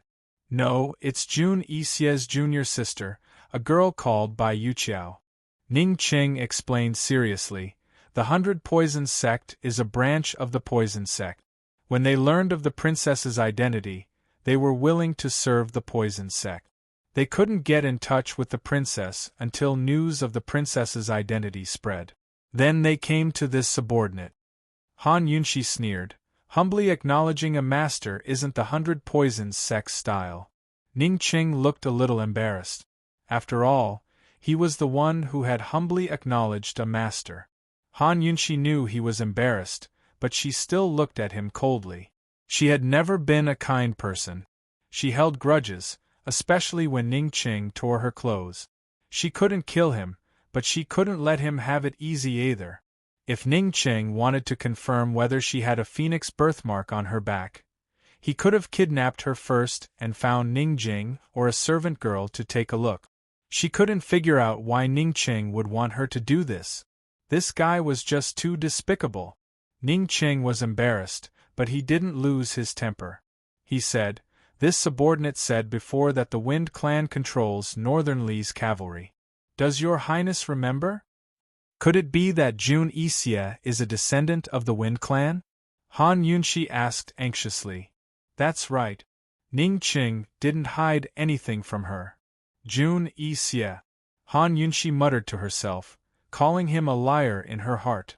If Jun Yixie was a descendant of the Wind Clan, he wouldn't have suffered so much on Fisherman's Island before being rescued by his master. Jun Yixie wasn't a descendant of the Wind Clan, but his master. Ning Qing had been tricked. The Wind Clan really didn't have good intentions. The 100 Poisons sect might be a branch of the Poison sect, but that was hundreds of years ago. How did Jun Yixie and the others know about the secret passage to the Poison Grounds? Han Yunshi probed. Someone who knew about the secret passage had to be Jun Yixie's master, a direct descendant of the Poison sect. Perhaps it was her father. This subordinate didn't ask too many questions. The 100 Poisons sect often enters the Poison sect's forbidden grounds, so it's normal for them to be familiar with the place, Ning Qing explained. Han Yunshi looked at Ning Qing for a long time before asking, Ning Qing, Jun Yixie is still far away at the Winter Crow clan. Was it Bai Yuqiao who wrote the letter to you? That's right. Ning Qing replied honestly.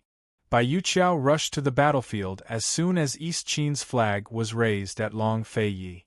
The letter was first delivered to me from the battlefield. She should have reached the battlefield by now.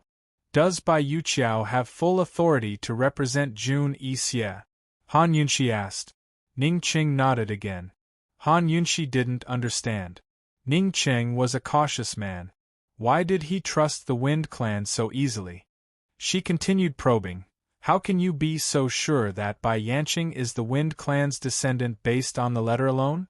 Also, how can you be so sure that the Wind Clan isn't the second Nether Clan? Ning Qing ordered a servant to drive the carriage while he and Han Yunxi sat inside. He took out Bai Yanqing's handwritten letter from his sleeve. Han Yunxi read it carefully but didn't find anything special. The letter mentioned the Wind Clan's loyalty to Western Qin's imperial family, the 100 Poisons sect, and Northern Li's cavalry. However, there was no proof of Jun Yixie's identity. Your Highness, look at the back. Ning Qing reminded her in a low voice. Han Yunxi flipped the letter over and saw a seal printed on the back with the words, West Qin, in the center.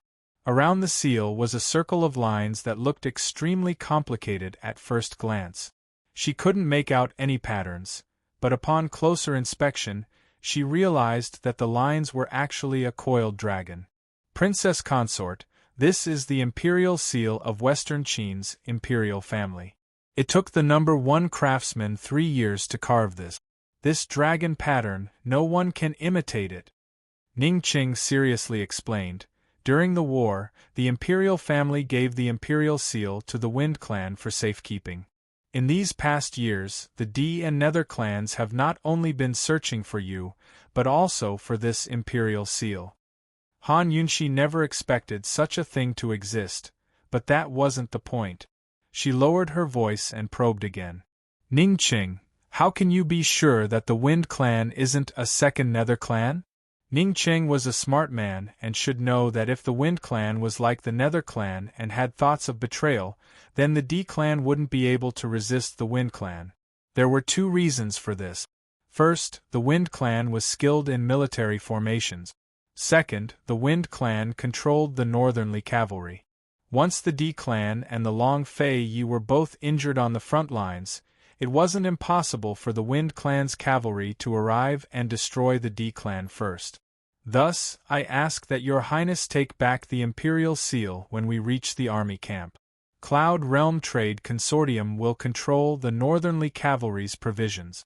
Even if the Wind Clan wants to rebel, they won't have the strength to do so. It wasn't that Ning Qing didn't have his guard up, but he needed the Wind Clan's help right now. Otherwise, he wouldn't be able to deal with the East Qin army. Ning Qing's wariness comforted Han Yunxi more or less. As long as Ning Qing was on guard against the Wind Clan, then she'd have a chance to convince Ning Qing of the Wind Clan schemes. Han Yunxi didn't have much convincing evidence right now, so she figured she'd better keep her cool until she reached the battlefield and met with Bai Yuqiao. Your Highness, it's getting late. Please rest. We'll reach Tianning's capital in 3 days. This subordinate will arrange for you to meet someone. She has news of the Shadow Clan. Ning Qing prepared to leave as soon as he finished speaking, but Han Yunxi's heart skipped a beat before she pulled him back. What did you say? Chapter 820. Han Yunxi's abnormal behavior made Ning Qing very suspicious. He wasn't in a hurry to explain. Instead, he lowered his head and stared at her hand. Her hand was tightly gripping his sleeve. Han Yunxi's heart was about to jump out of her chest. How could she have the leisure to care about Ning Qing's strange gaze? She anxiously asked, What did you just say? Who has the whereabouts of the Shadow Clan? Where are they? Ning Qing still didn't say anything. He just stared at her hand. Han Yunxi immediately let go. Hurry up and say it. She was the princess, her master. After she made the oath, he regained his respect. But at this moment, he seemed to have forgotten his identity. He allowed her to be anxious and leisurely sat back down. Princess, why are you so nervous about the whereabouts of the Shadow Clan? What, have you found your conscience? Previously, when Ning Jing had cried and told this woman about the Shadow Clan's sacrifice, this woman hadn't had this kind of attitude. Han Yunshi finally realized that she had lost her composure and misunderstood. She had almost forgotten that although Tang Li knew Gu Beiyue's identity and knew that Gu Beiyue had fallen off the cliff, Ning Jing didn't know, and Ning Qing definitely didn't know. Ning Qing had just said that he had information about the Shadow Clan.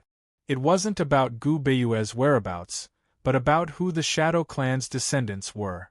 Aside from the Long Fei Ye's people, who else knew about Gu Beiyue's past? Han Yunshi quickly thought of Chu Tianyin. Could it be that the Nether Clan's Chu family was going to switch sides to the Long Fei Yi so soon? Han Yunshi exhaled and pretended to be unhappy. I've mocked enough. Shouldn't you tell me what's going on? Who knows the whereabouts of the Shadow Clan? Where are the Shadow Clan's descendants? Your Highness, the Di and Ning clans are of the same mind. You can't be biased, Ning Qing said jokingly. Although Han Yunshi was anxious to know the answer, she didn't buy Ning Qing's argument. She went straight to the point and coldly snorted. Ning Qing, the Shadow Clan won't offend you like this. This. She almost called herself Princess Consort again, but she immediately changed her words. I'll get it back one day. If she continued to call herself Princess, then perhaps Ning Qing would no longer believe anything she said. However, she really couldn't accept the word princess, so she could only use I. Ning Qing was left speechless. Without Han Yunshi asking, he explained himself. Someone once used the whereabouts of the Shadow Clan to exchange for Your Highness' life. If Your Highness wants to know the whereabouts of the Shadow Clan, you should personally go and meet them. Chu Qingga? Han Yunshi finally remembered this woman, but she didn't ask any more questions. She knew that Ning Qing wasn't taking her to Tianning's capital city to find out the whereabouts of the Shadow Clan. He was probably planning to start a coup in the capital city and hang out Western Qin's military banners. When that happened, the Long Fei Yi would know her whereabouts. What would he think of her then? How was she supposed to ask that question? How was she supposed to get an answer from the Long Fei Yi? Han Yunshi was melancholy. She didn't have time, nor did she have a path to take. She could only take it one step at a time. Actually, not long ago, Ning Qing had received news that the Long Fei Yi refused to acknowledge Han Yunshi's status as Western Qin's princess. Moreover, he'd issued a high-profile order to investigate the source of the rumors. At the same time, Bai Yanqing had received the news as well. His thoughts were the same as Ning Qing's. Lass, this is the calamity of beauties, understand? Bai Yanqing grinned. Bai Yuqiao shook his head. Master, the Duke of Qin is only doing this to placate the soldiers' morale. How could he have feelings for a Western Qin princess? How about we make a bet? Bai Yanqing was in a very good mood. All right. Bai Yuqiao agreed. I'll bet that the Duke of Qin has no feelings for Han Yunshi. Just wait. The lustbite energy will prove your master right.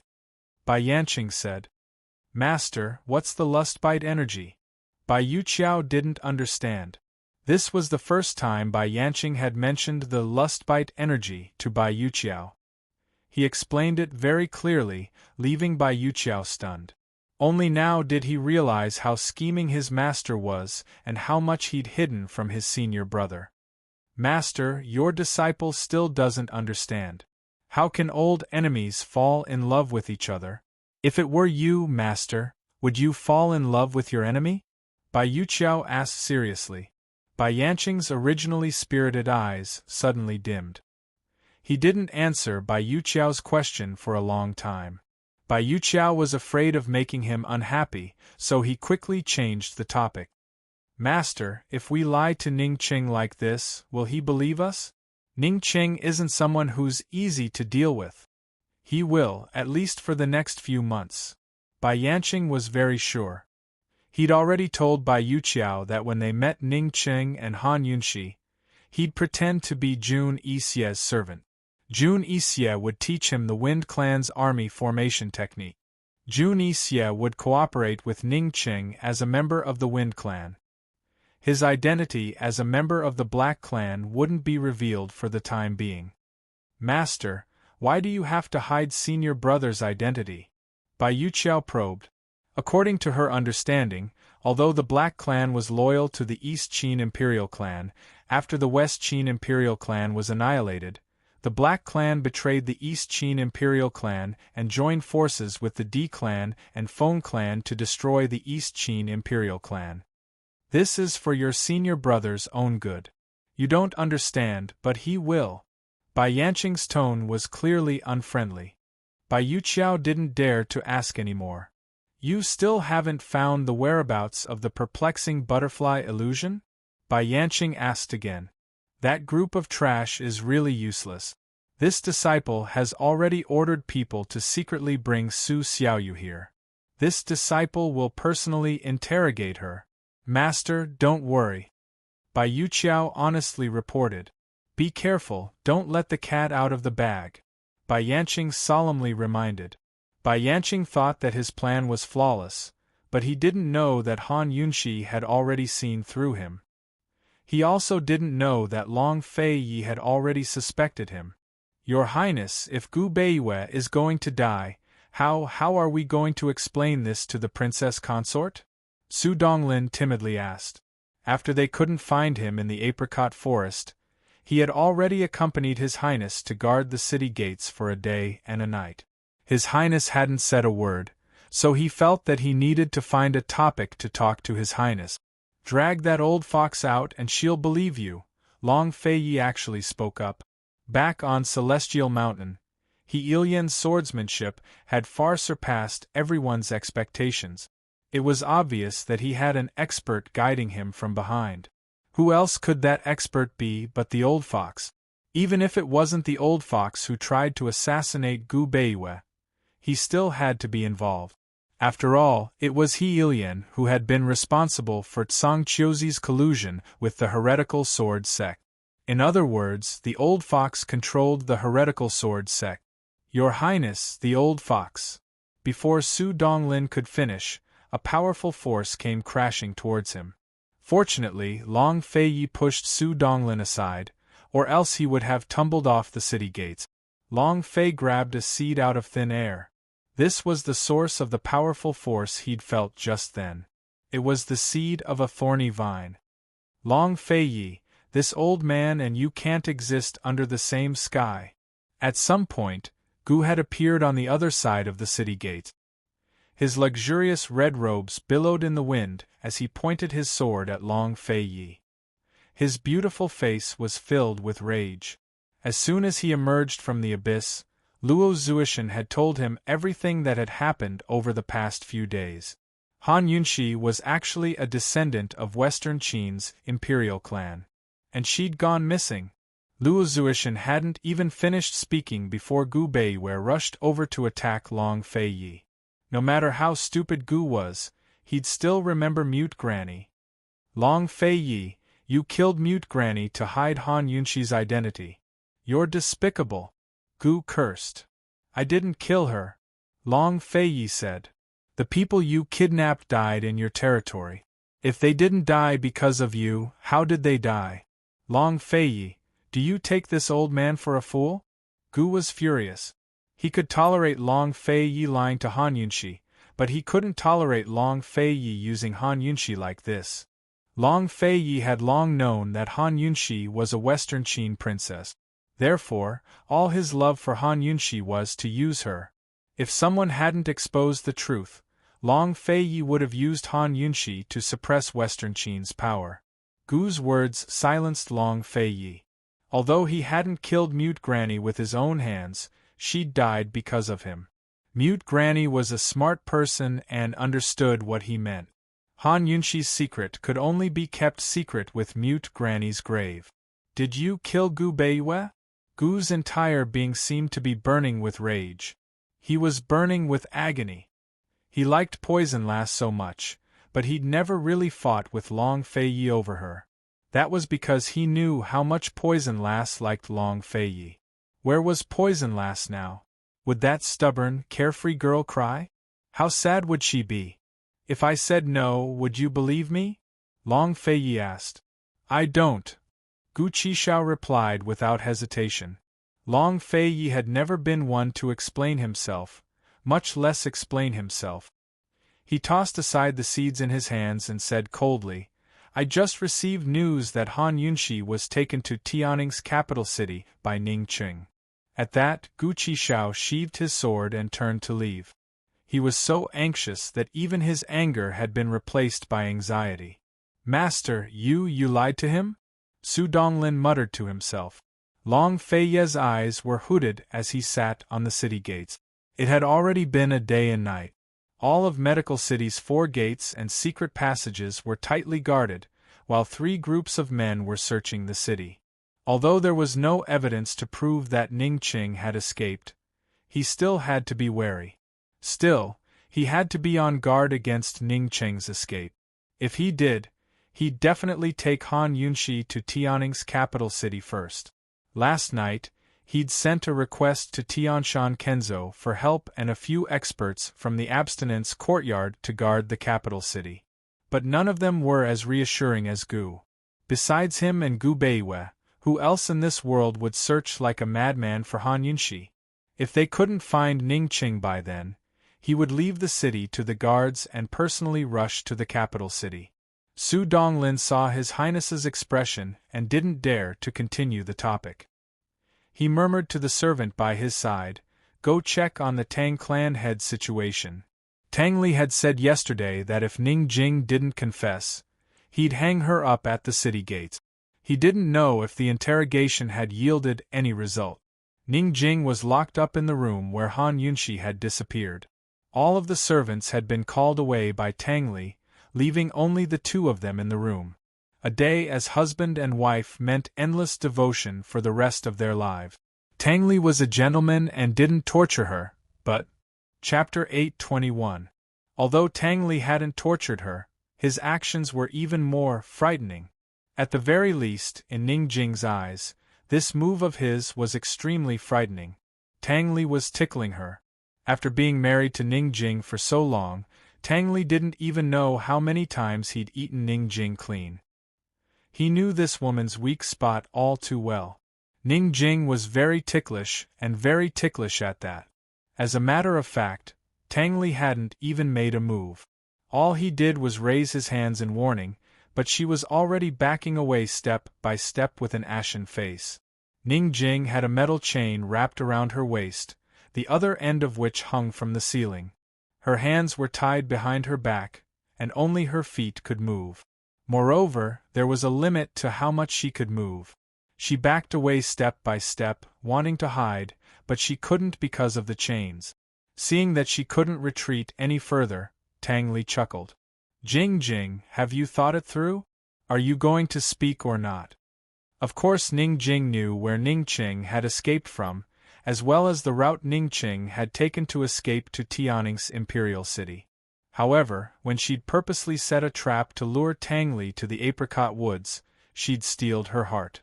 No matter what punishment she had to endure, she wouldn't betray Ning Qing. Although she'd once wanted to live for herself, she knew that she wouldn't and couldn't betray Ning Qing. Once she did, it would mean that she'd let down the countless D clan members who'd sacrificed themselves for the sake of Western Qin's revival. At a time like this, loyalty to Western Qin was no longer important. At the very least, she'd never betray her own clan. Cold, Ning Jing stared at Tang Li. Just like in the past, whenever the 2 of them messed around, he'd always be all smiles, but she'd never treat him kindly. Usually, when he liked to joke around, she would always pour cold water on him. Especially when it came to tickling, she was absolutely serious. Tang Li could only tickle her a few times before he stopped. She didn't know if he was intimidated by her sternness or if he was deliberately sparing her. The room was silent. He was smiling while she was frowning. In a trance, it was as if they were still in the small courtyard of the Tang sect filled with daisies, and nothing had happened in Medical City. He didn't know if they had coincidentally thought of the past, but he didn't make a move. Ning Jing also didn't say a word. However, no matter how beautiful the past was, it was all an illusion. He was acting and she was pretending. Both of them were well aware of it. If it weren't for everything that had happened in Medical City, would there have been a clear winner between them? Would there have been a side that had taken it seriously and given their hearts to each other first? Unfortunately, there was no more chance to determine the victor. The 1-year deadline was not up yet, but the play could not continue. In the end, Ning Jing spoke up first. Cold and expressionless, she said, "It's no use even if you kill me. I don't know a thing." Tang Li's smile froze before he slowly withdrew it. His entire being grew very quiet as he walked step by step towards Ning Jing. Ning Jing stared fixedly at him. At this moment, Tang Li was her most infatuated self. His white robes were otherworldly, his aura refined and pure, like an indifferent immortal. Ning Jing couldn't help but recall the scene when Tang Li had gone to Cloud Realm Trade Consortium to ask for her hand in marriage. He'd stood at the door and looked back, his tender voice saying, "Jing wait for me to marry you." Yes. His figure and his tenderness were fixed in the inky scenery of the distant mountains, and forever in her heart. Finally, Tang Li's hand broke Ning Jing's train of thought. She allowed him to tickle her waist a few times, but remained indifferent. She endured it, but Tang Li understood her too well. His hands quickly crept up to her armpits. Ning Jing resisted the itch, but when he touched her armpits, she couldn't help but shift her body away. "Are you begging for mercy?" Tang Li asked cold. "When have I ever begged you for mercy?" Ning Jing retorted. "That's right. No matter what happened in the past, Tang Li would always be the one begging for mercy in the end. Even if it was Ning Jing's fault, Tang Li would still lower his head and beg for mercy like a grandson." Tang Li said expressionlessly, "From today onwards, even if you beg for mercy, I won't let you go. Tell me where Ning Qing is, and I'll make you feel better. But if you don't regret it." Ning Jing laughed. "Tang Li, when have I ever regretted my actions towards you?" Tang Li's heart suddenly tightened. He didn't know why, but it hurt. But he quickly ignored it. He didn't hesitate to scratch Ning Jing's armpits. Ning Jing didn't dodge and started to laugh. The more she laughed, the louder she laughed. In the end, she laughed until her eyes were wet. Tang Li's face remained solemn and cold. The two of them were like this, acting out of character. He was serious, she was laughing, and they continued fooling around. In the past, it was harder for him to make a beauty smile than to pluck the stars and fish for the moon. The attendants outside heard the commotion in the room and were puzzled. What was the Tang clan master doing? Was he still trying to make Ning Jing happy at this juncture? Yes, Ning Jing's laughter sounded so happy. Ever since she married into the Tang clan, she had never indulged herself and laughed so loudly. When Su Donglin arrived, he also heard the commotion in the room. He was so angry that he immediately ran to report it to His Highness Duke of Qin. But who knew that His Highness Duke of Qin would still say, "She's his legal wife, so he can deal with her himself." Su Donglin suddenly understood. He thought, if it was esteemed Wang Fei today, His Highness might not be able to punish her by hand, right? Women are so scary. At the medical academy, Ning Jing finally couldn't take it anymore. She didn't compromise, nor did she beg for mercy. She laughed until she almost couldn't breathe. Ollie, I'm pregnant." She didn't realize that she had just called him Ollie, and he didn't pay attention to it either. After calling him that for so long, how could he not get used to it? Those last few words caused Tang Li's hands to stop abruptly. She said that she was pregnant. Tang Li was stunned, his eyes wide and mouth agape. Meanwhile, Ning Jing was still laughing, but it wasn't as wanton as before. She smiled slightly, and her smile was so beautiful and blissful. She said, "Tang Li, you're going to be a father." She said, "Tang Li, if you tickle me again, I won't be able to keep our child if it affects the baby." It was clearly a threat. Was it real or fake? Tang Li suddenly retreated, putting some distance between himself and Ning Jing to calm himself down. He avoided Ning Jing's provocative gaze. "Someone, get a doctor here!" Tang Li shouted. Ning Jing suddenly laughed out loud. "Tang Li, so you actually care about this?" She was laughing at him, laughing at his soft-heartedness, laughing at his loss. As soon as she said this, Tang Li instantly calmed down. He said coldly, "You're thinking too much. I'm just looking for a doctor to deal with it. You're not qualified to be pregnant with my Tang clan's child." "Fortunately, I've never gotten pregnant." Ning Jing sneered, her expression indifferent. The doctor was just at the door. He knocked on the door, but before he could speak, Ning Jing said, "Forget it, I'm just lying to you." Tang Li's gaze froze, but it was only for a moment. When he heard the doctor's voice, he was unusually angry. "Get lost." Ning Jing secretly heaved a sigh of relief, but Tang Li missed it. He said coldly, "I'll give you one last night to think about it. If you don't say it tomorrow, you can prepare to die at the city gates." After he finished speaking, he strode off. Ning Jing lowered her eyes and lowered her head, her entire being growing quiet. She was like a wilted flower whose branches drooped down, never to bloom again.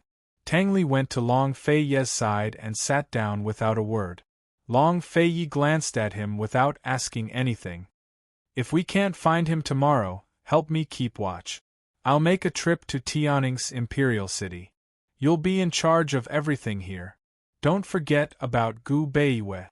Long Fei Yi hesitated for a long time before he said in a low voice, "If he's dead, I want to see his corpse."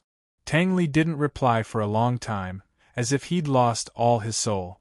Long Fei Yi had to remind him again before he nodded. "Understood, don't worry."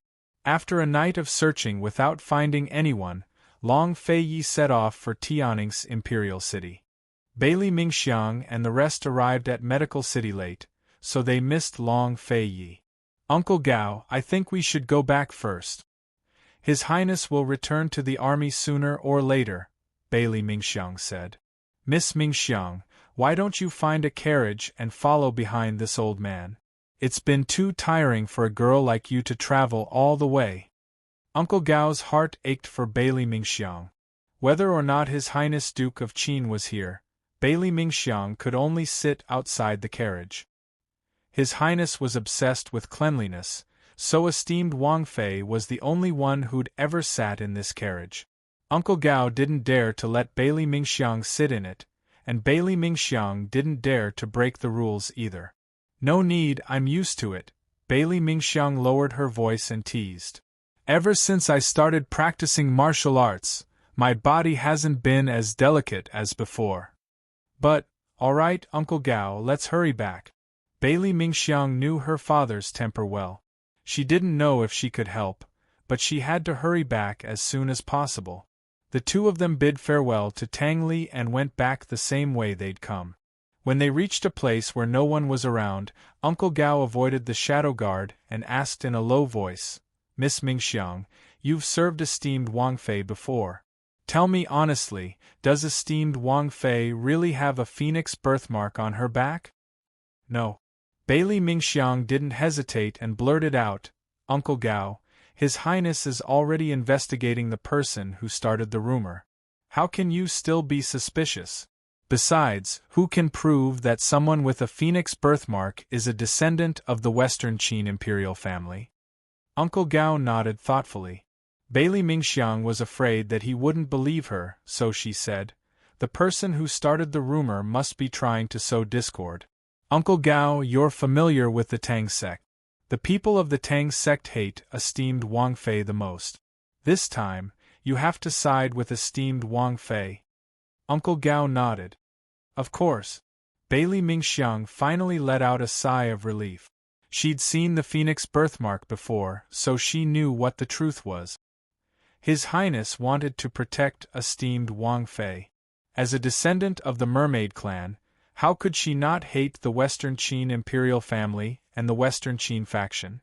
But Han Yunxi wasn't just a descendant of Western Qin, but her savior as well. She'd leave her hatred to those who wanted to fight for the world. She only knew that the extra time she'd lived was all thanks to that woman's constant protection and encouragement. She'd never forget that woman's words. "I'll definitely be by your side on the day the beauty's blood is completed." Perhaps some people would say that Han Yunxi wouldn't have saved her if she knew her true identity. But Bailey Mingxiang didn't like to assume things that others had already done. After all, even if Han Yunxi wasn't a Western Qin princess, she still had no obligation to save her. Kindness always led to good karma. Unfortunately, far away in Tianning, Han Yunxi had no idea that Bailey Mingxiang was still so grateful to her. Currently, Han Yunxi was staring at Chu Qingge. Chapter 822. Actually, Han Yunxi had long guessed that Chu Qingge was the one who wanted her life in exchange for the whereabouts of the Shadow Clan. The youngest Empress Dowager in Tianning's history was the D clan's Chu clan member who hated her the most. Chu Qingge treated her hatred for Han Yunxi as the most important thing in her life. If she knew that Han Yunxi didn't care about her at all, would she fall apart? Actually, she was falling apart right now because she'd finally found out the truth. She couldn't compare to Han Yunxi in any way except for her birth status, which was better than Han Yunxi's. Her bloodline was nobler than Han Yunxi's. But who knew that Han Yunxi actually had a bloodline she could never surpass, ignore, or look down upon? The bloodline of Western Qin's imperial clan. Han Yunxi wasn't the Han clan's daughter of the first wife, but the world's noblest princess, Western Qin's princess. Leaving aside her grudges against the founding of the country, she had to admit that only Han Yunxi was worthy of Long Fei, the East Qin crown prince, in terms of bloodline and status. Chu Qingge felt like she'd been utterly defeated. She'd always used her birth status to comfort herself and lie to herself, but now she didn't even have the right to lie to herself. A descendant of the Nether clan was a servant of Western Qin's imperial clan. In other words, she was Han Yunxi's servant. The woman she'd always hated and looked down upon was actually her own master. What could be more ironic than this? Han Yunxi sat lazily in her seat as she studied Chu Qingge. Chu Qingge stood before her, gaping. Her 3 souls and 7 spirits were all in pain, so much so that she wanted to burst into tears. Why? Who could tell her why this was happening? This was simply a nightmare. Neither Han Yunxi nor Chu Qingge spoke. Compared to Long Fei Ye's junior sister, Duan Muyao, Han Yunxi didn't have much of an opinion about Chu Qingge. I've brought them here. Can you tell me the whereabouts of the Shadow Clan now? Ning Qing said coldly. Chu Qingge hadn't seen Ning Qing in ages. She even missed Ning Qing's icy voice. His voice could give her illusions and comfort her heart that was about to go mad with longing. She looked at Ning Qing for a very long time before she suddenly laughed out loud. Kill her! Kill her and I'll tell you. There's only one person left from the Shadow Clan. I know who he is.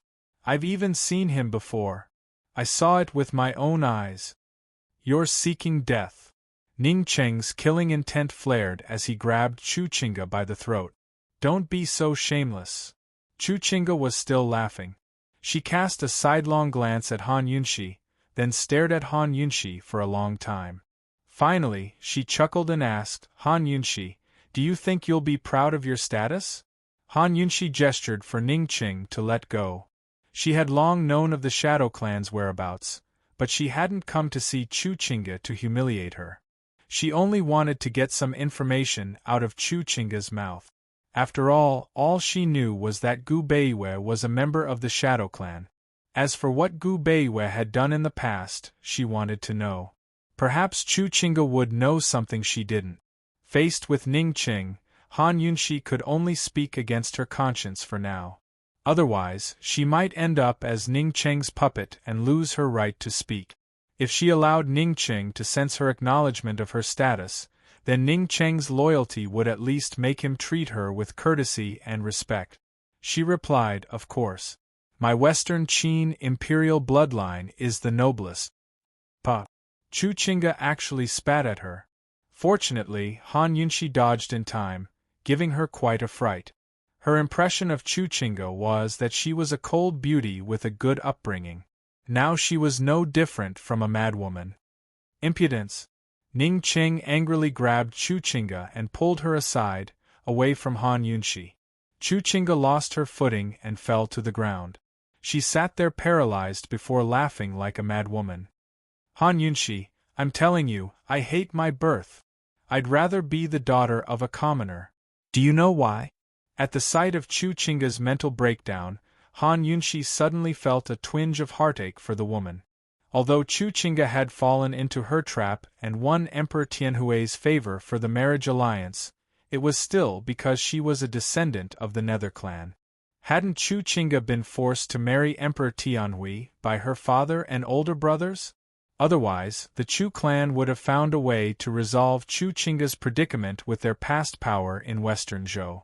Han Yunshi suddenly recalled Ning Jing's tear-streaked face. Han Yunshi, do you know that my big sister Ning Jing abandoned her childhood sweetheart and married into the palace at the age of 15? She allowed that old Emperor Tianhui to defile her. Both the Eastern and Western Qin factions had their fair share of grievances. Both of them had the right to resent and hate. But when would such retribution ever end? How many of these innocent women were going to be sacrificed and suffer uncontrollably? Han Yunshi dearly wished that the enmity between the Eastern and Western Qin factions could be resolved, but she knew it was impossible. It wasn't just hatred, but the hegemony of Cloud Realm continent as well.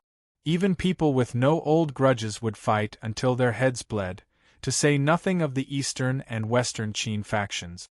Who would be willing to give up the world on a silver platter? If you were the daughter of a commoner, then you wouldn't have needed to marry Tianhui. Han Yunshi finally said something serious to Chuchinga. It was her heartfelt words, but Chuchinga only laughed maniacally. Han Yunshi, I knew it. I knew you wouldn't understand. How could someone like you understand? Had she guessed wrong? Han Yunshi really didn't understand. Then why? Because I love him. I love him very, very much. I didn't want to be his enemy the moment I was born. Chuchinga practically roared the words. Han Yunshi, I'm telling you. I love Long Feiyi. Even if I'm a descendant of the Nether clan, I still don't hate Long Feiyi. Because I love him. Han Yunshi, I love him even more than you, ha ha ha. Chuchinga had really lost her mind. She couldn't stop laughing. She'd finally found a place where she could beat Han Yunshi. She loved Long Feiyi more than Han Yunshi did. Han Yunshi was proud of her identity as the princess of Western Qin. She was proud of her status as Long Feiyi's enemy. She must hate Long Feiyi to the core after finding out about her past, right? Ha ha, Han Yunshi, you've lost. You've lost. You don't even have the right to love him, ha ha ha. Chuchinga was still laughing, but her face was now covered in tears. Han Yunshi, I dare to love him. I dare to say it out loud. Do you dare? You don't, you won't, ha ha ha. Han Yunshi's heart was no longer filled with pity. She stared expressionlessly at Chuchinga without a word. Ning Qing grew angrier the more he heard. He suddenly raised his sword and interrupted Chuchinga's madness. Enough. Who's the descendant of the Shadow Clan? If you won't tell me, I'll kill you. Han Yunshi wanted to stop him, but it was too late. Ning Qing hadn't moved his sword, but Chuchinga herself had thrown herself at Ning Qing's sword. Ning Qing gave a start. He was very surprised. Why aren't you letting go yet? Han Yunshi immediately rushed over and scolded Ning Qing. Only then did Ning Qing release his sword. Han Yunshi held Chuchinga in her arms and didn't dare to draw her sword. She ordered anxiously, find a doctor and bring a large amount of medicine to stop the bleeding. Hurry! Ning Qing hadn't asked if he'd really kill Chuchinga after finding out who the descendant of the Shadow Clan was. He never expected her to be so unafraid of death. He quickly went to call for help. Han Yunshi held Chuchinga in her arms and warned her cold voice. Chuchinga, I'm telling you now. If you like Long Feiyi, you'd better live on and tell him yourself. Duanmu Yao even told him herself, but what about you? It's no use telling me so much. Go find him yourself. Han Yunshi suddenly thought of a saying, in true love, there are no love rivals. Chu Chinga's love was completely different from Duan Muyao's. I'm already dirty. I don't have the right to tell him. Chu Chinga suddenly coughed up multiple mouthfuls of blood. She clutched Han Yunxi's hand and used the last of her life to beg Han Yunxi. Han Yunxi, do you dare to keep loving him?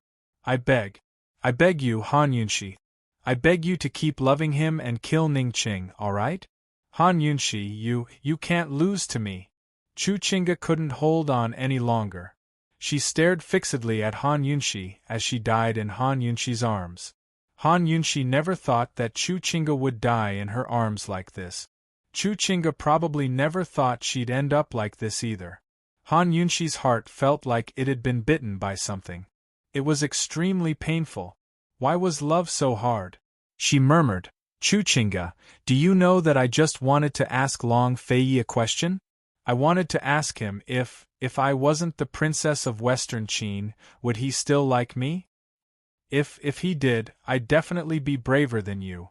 As Han Yunxi spoke, she gently closed Chu Chinga's eyes so she could rest in peace. Ningqing was standing by the door. He only knew that Han Yunxi and Chu Chinga were speaking in low voices, but had no idea what they were talking about. When the doctor arrived, Han Yunxi said, No need. She's free now. What did she say to you? Was it about the whereabouts of the Shadow Clan? Ningqing rushed over and almost bumped into Han Yunxi. Han Yunxi gave him a deep look before Ningqing backed away. This subordinate has offended you. Princess, please forgive me. I'll remember all of your crimes. Han Yunxi said unhappily. Princess, what did she say? Ningqing was impatient. Over the past few years, the Shadow Clan had been the most urgent to find out the whereabouts of the Imperial Clan. She said that after the Shadow Clan comes Gu Beiwe. Han Yunxi hid the truth about the dark-robed assassin and pretended to sigh with emotion. I didn't expect this at all. Ningqing was so surprised that he slapped himself. He'd imprisoned Gu Beiwe in the past. Ningqing had no idea that Gu Beiwe and Long Feiyi were working together, much less that Chu Tianyin had returned to Western Zhou to start the war under the orders of Gu Beiwe and Long Feiyi. He'd always treated Gu Beiwe as a mere doctor. I just remembered something. Han Yunxi pretended to be surprised. That year in the Heaven Pit, a white-robed gentleman who knew the shadow technique kidnapped me. Could he be Gu Beiwe? At that time, Jun Yixie was also there. Jun Yixie. Ningqing looked pensive. Yes, he was there. Moreover, Han Yunxi became angry and told him about how Jun Yixie had done something to her and how the white-robed gentleman had saved her. The complex look in Ningqing's eyes became even more intense. Seeing this, Han Yunxi finally knew how to convince Ningqing. Chapter 8:23. After Han Yunxi told Ningqing about Jun Yixie's improper behavior towards her, Ningqing sat there by himself for a long time without saying a word. Stop when appropriate was a very profound skill. If used well, it would yield twice the results with half the effort. If not, it would all crumble. Han Yunxi stopped there and let Ningqing remain silent. She didn't take the initiative to say anything else. Of course, if Ningqing asked her questions, she'd answer them without question. In the end, Ningqing said seriously, Jun Yixie didn't tell me such a big thing. Why? Han Yunxi smiled coldly. He offended me, but he didn't dare to admit it. At least now that he knows you're looking for the Shadow Clan's whereabouts, shouldn't he tell me? I thought Gu Beiwe was protecting me because of the poison beast, but it's laughable now that I think about it. Why would a descendant of the Shadow Clan need a poison beast? He's not like Jun Yixie's poison skills, nor can he fight the poison beast. Ningqing nodded, then suddenly asked, Is there anything else? Han Yunxi almost didn't know how to react. What? Princess is suspecting Jun Yixie, isn't she? Besides that, is there anything else that's aroused Princess's suspicions? Ningqing asked seriously. Han Yunxi was surprised. Only now did she realize that Ningqing was much smarter than she'd imagined. But it made sense. Ning Cheng was the boss behind Cloud Realm Trade Consortium, the master of the Ning clan troops, and Tianning's Prince Regent. He could do business, lead troops, and scheme in politics. He was simply a genius who crossed over from another world. If he wasn't smart, how could he be where he was today? She recalled how he'd tricked the Nether clan's Chu clan and even tricked Long Feiyi to seize control of Tianning. Long Feiyi was a very vengeful man back then. Han Yunxi thought that it must be Ning Cheng's docile and respectful attitude that made her forget that he was actually a fierce wolf.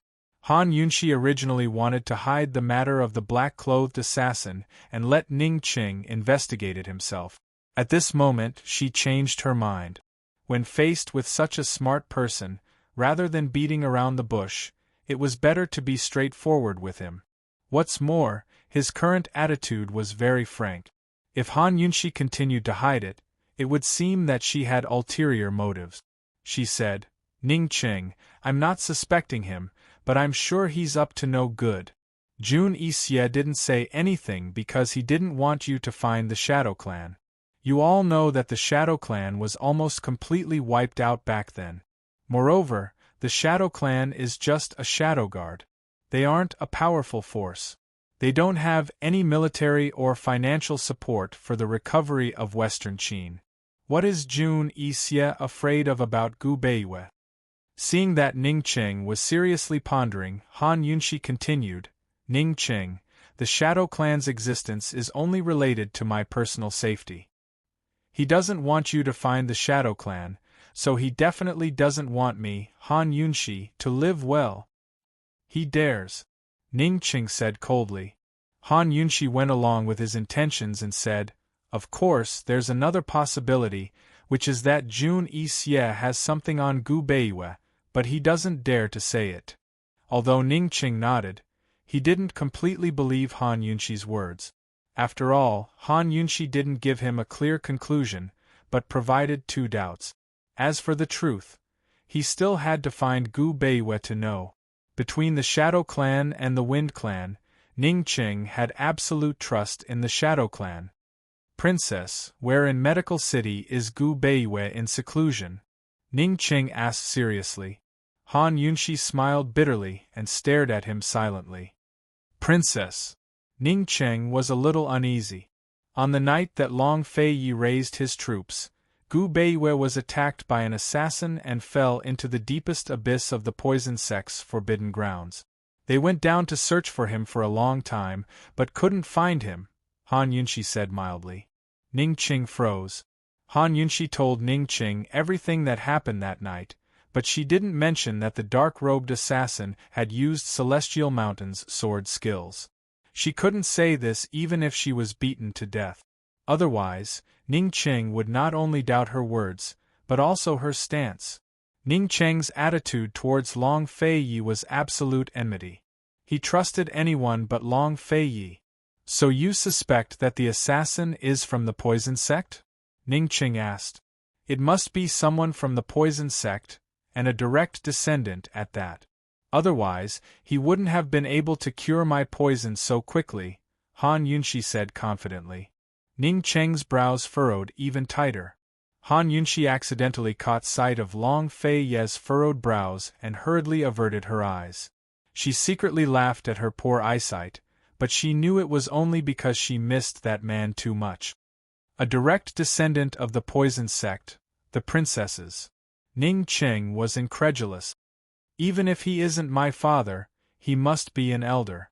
Why doesn't he recognize me? Why did he kill Gu Beiwei? He's ungrateful. The poison sect was rehabilitated all thanks to Gu Beiwei," Han Yunxi said indignantly. "Why must he be an elder?" Ning Cheng countered. "It's possible that he's from the same generation. Because he's very likely Jun Yixie's master." Han Yunxi got straight to the point. "I'm sure Ning Nua is well aware of Jun Yixie's imprisonment on Fishery Island."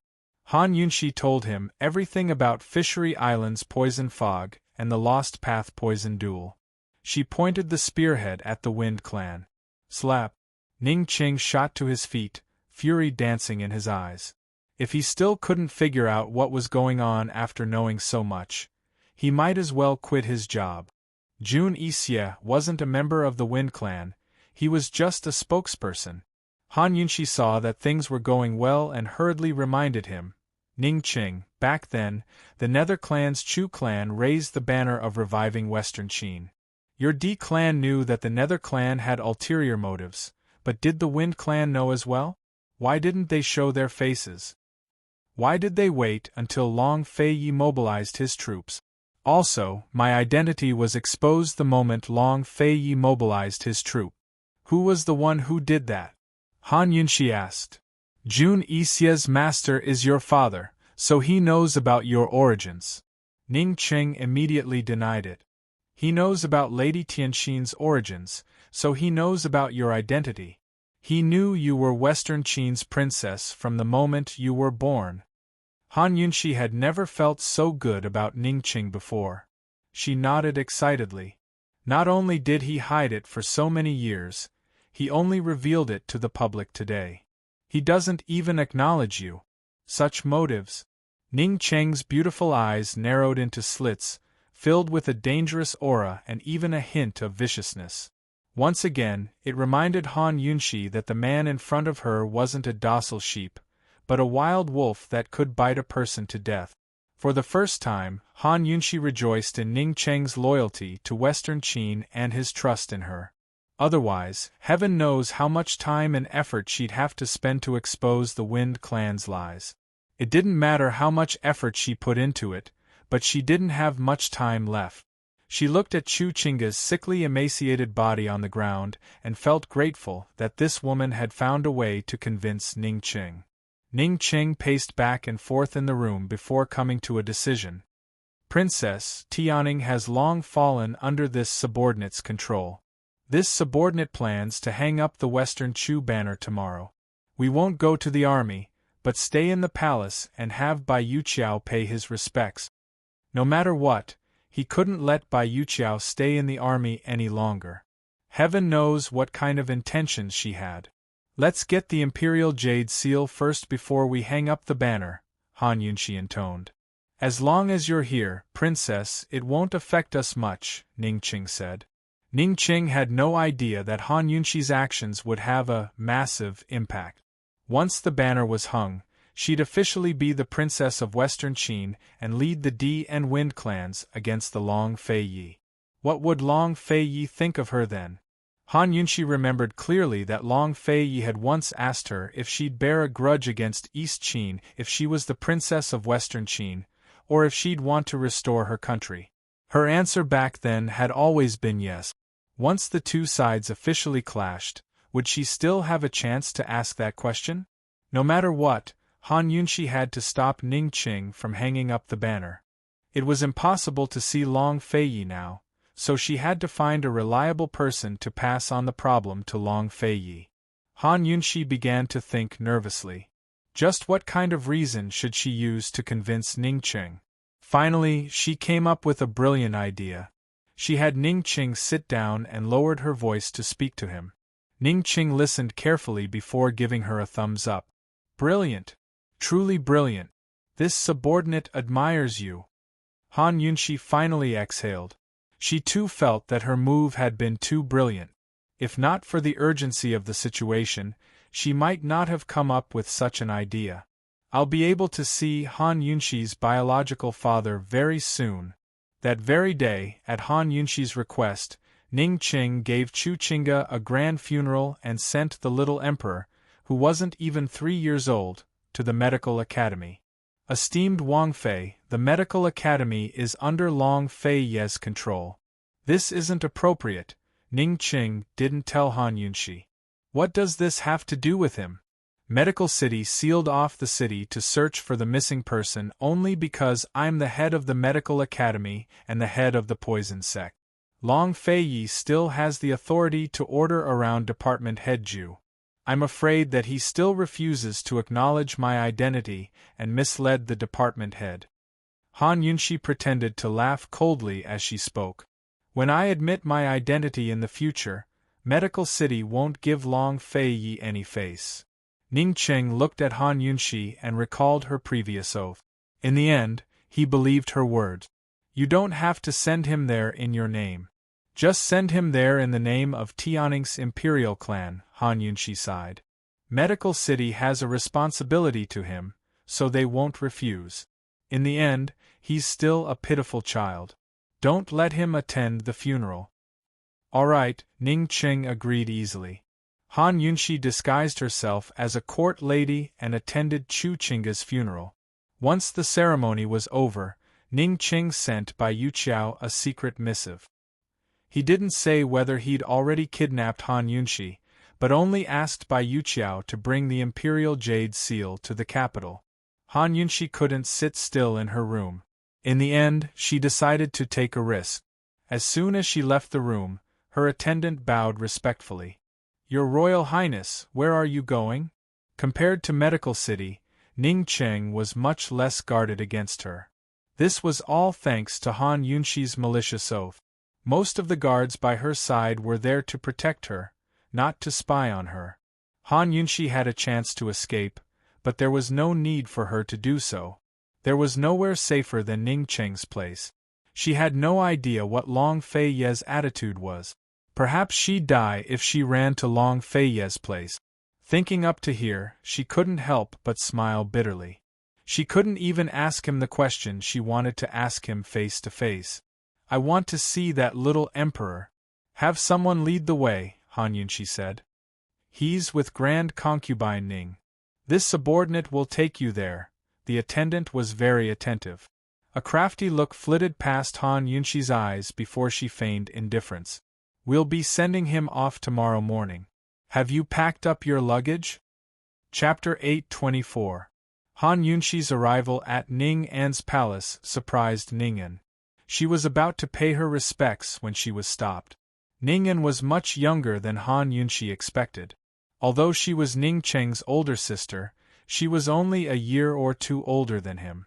Han Yunxi couldn't see the calmness of a woman who chanted Buddhist scriptures all year round. Instead, she seemed capable and sharp. Han Yunxi couldn't help but think of Ning Jing, who'd cried her eyes out in front of her. She didn't know how she and Tang Li were doing. Some women might cry, but the burden on their shoulders didn't lose out to a man's.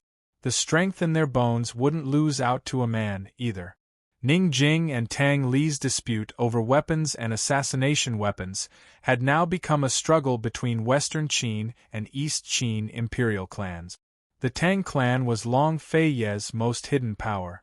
Even though Long Fei Ye's identity as a member of the East Qin imperial clan and the Bailey armies by clan had been exposed, Han Yunxi still didn't know about the Tang clan. How much did Ning Jing know about it?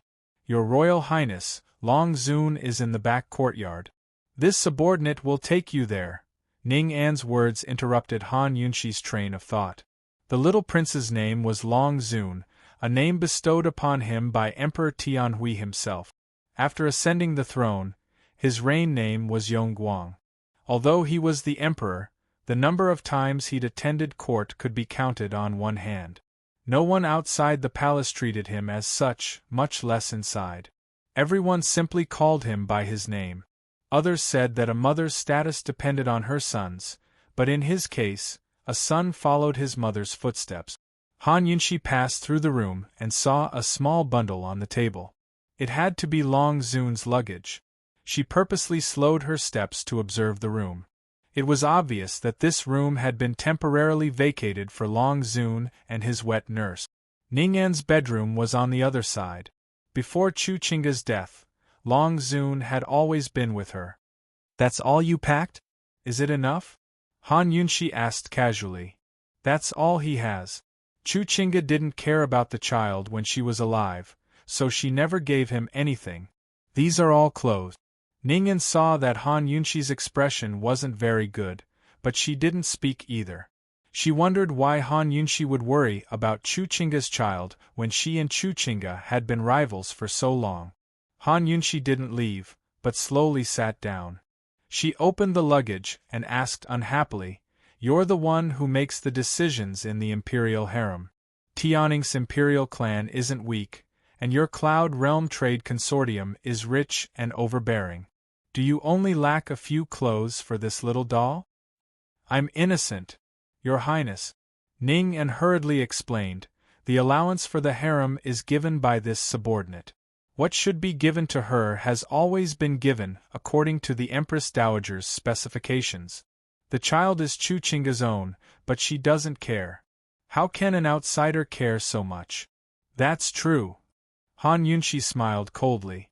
She picked out a few pieces of clothing from the luggage and looked at them with interest. For a long time, she didn't speak. Ning An had no idea what Han Yunshi was planning, but her eyes never left Han Yunshi's hands. Of course, Han Yunshi was racking her brains to think of a way to get Long Zun to deliver the questions she wanted to ask. For one thing, she couldn't let Ning An find out. For another, the luggage would pass through countless hands on Long Zun's journey from Tianning to Medical City. How could she guarantee its safety? For another, how was she supposed to deliver it to someone she trusted in Medical City? This was a risky move. As long as something went wrong and Ning Qing found out the truth, Han Yunshi would be finished. She couldn't even imagine what a wolf in sheep's clothing like Ning Qing would do to her. However, this was her only chance. Your Highness, is there something wrong with these clothes? Ning An was the first to lose her cool. Han Yunshi arched a brow at her. What do you think? This subordinate. Ning An thought for a while. These are the clothes that the child usually wears. There's nothing wrong with them. Han Yunshi immediately tossed aside the clothes in her hands and swept everything on the table to the floor. If the Medical Academy's people see these things, won't they curse our Western Qin for being so heartless that we can't even treat a child well? Chuchinga's already dead, so the child's in the Ning clan's hands.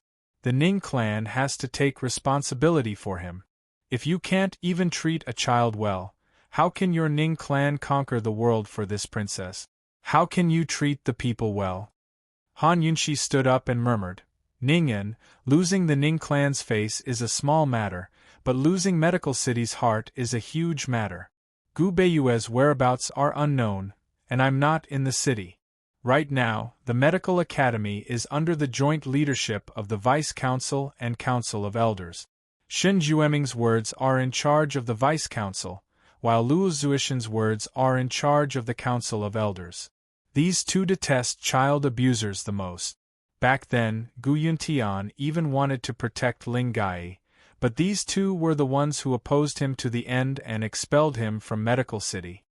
Ning An immediately understood Han Yunshi's words. Although Han Yunshi was more capable of controlling Medical City than Long Feiyi, the Ning clan couldn't afford to offend Medical City. Once Western Qin's imperial clan raised its flag and officially fought with East Qin for control of the world, Medical City's support would be crucial. Whether it was in the medical field or in the hearts of the people, it would have a huge impact. Not only could the Ning clan avoid offending Medical City, they had to curry favor and leave them with a good impression. In other words, Han Yunshi was reminding her that sending Long Zun over was the best chance to curry favor with Medical City. Many thanks to Your Highness for the advice. Ning An rejoiced. A sly glint flashed through Han Yunshi's eyes, and she said in all seriousness, No need to thank me. Just do it well. Everything is for the sake of our Western Qin. Ning An immediately ordered people to buy all kinds of clothes, shoes, hats, and other things for Long Zun. Han Yunshi listened silently and finally added, How can a wet nurse be enough? He should at least have a sensible nanny, a few maids and eunuchs, and bodyguards to protect him. It would be best if he had a page boy to accompany him. Ning An looked at Han Yunshi with a puzzled expression and some suspicion. Is it a lot? Han Yunshi asked. Your Highness, wouldn't this be too much and end up making a fool of ourselves? Ning An asked. Han Yunshi impatiently rolled her eyes at her. If you don't do this, how can you show your compassion for this child who was forced into labor? He's different from other children. Even if it's too much to show him more care, it's understandable. Your Highness, this child is already an orphan.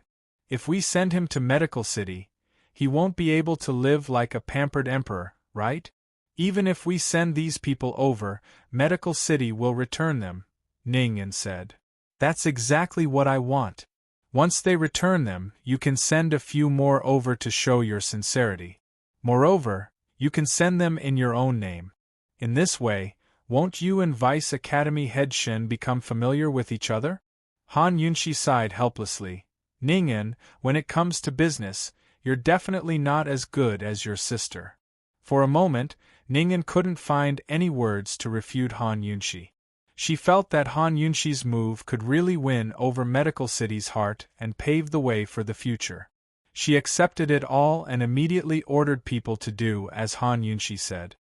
Remember, you must find someone you can rely on, Ningen said seriously. Han Yunxi sipped her tea while blinking her sly eyes. No one knew what she was thinking.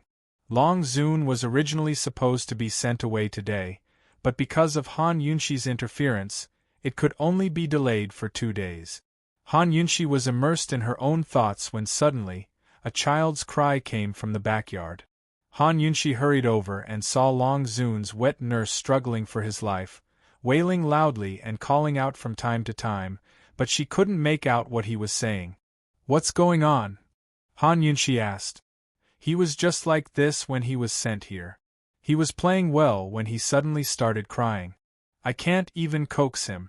I don't know what he wants to do, Ningen replied. He still can't speak? Han Yunxi asked in shock. He doesn't even know how to say mother. The wet nurse said that this child learns slower than other children of the same age. He's already 2 years old, but he's only just learned how to talk and walk, Ningen answered truthfully. I'm afraid it's because of the premature birth. Han Yunxi's heart felt stifled and she couldn't help but think of Gu. At this time, Long Zun cried out again and pointed outside the door. Is he going to be unable to find his mother? Han Yunxi asked.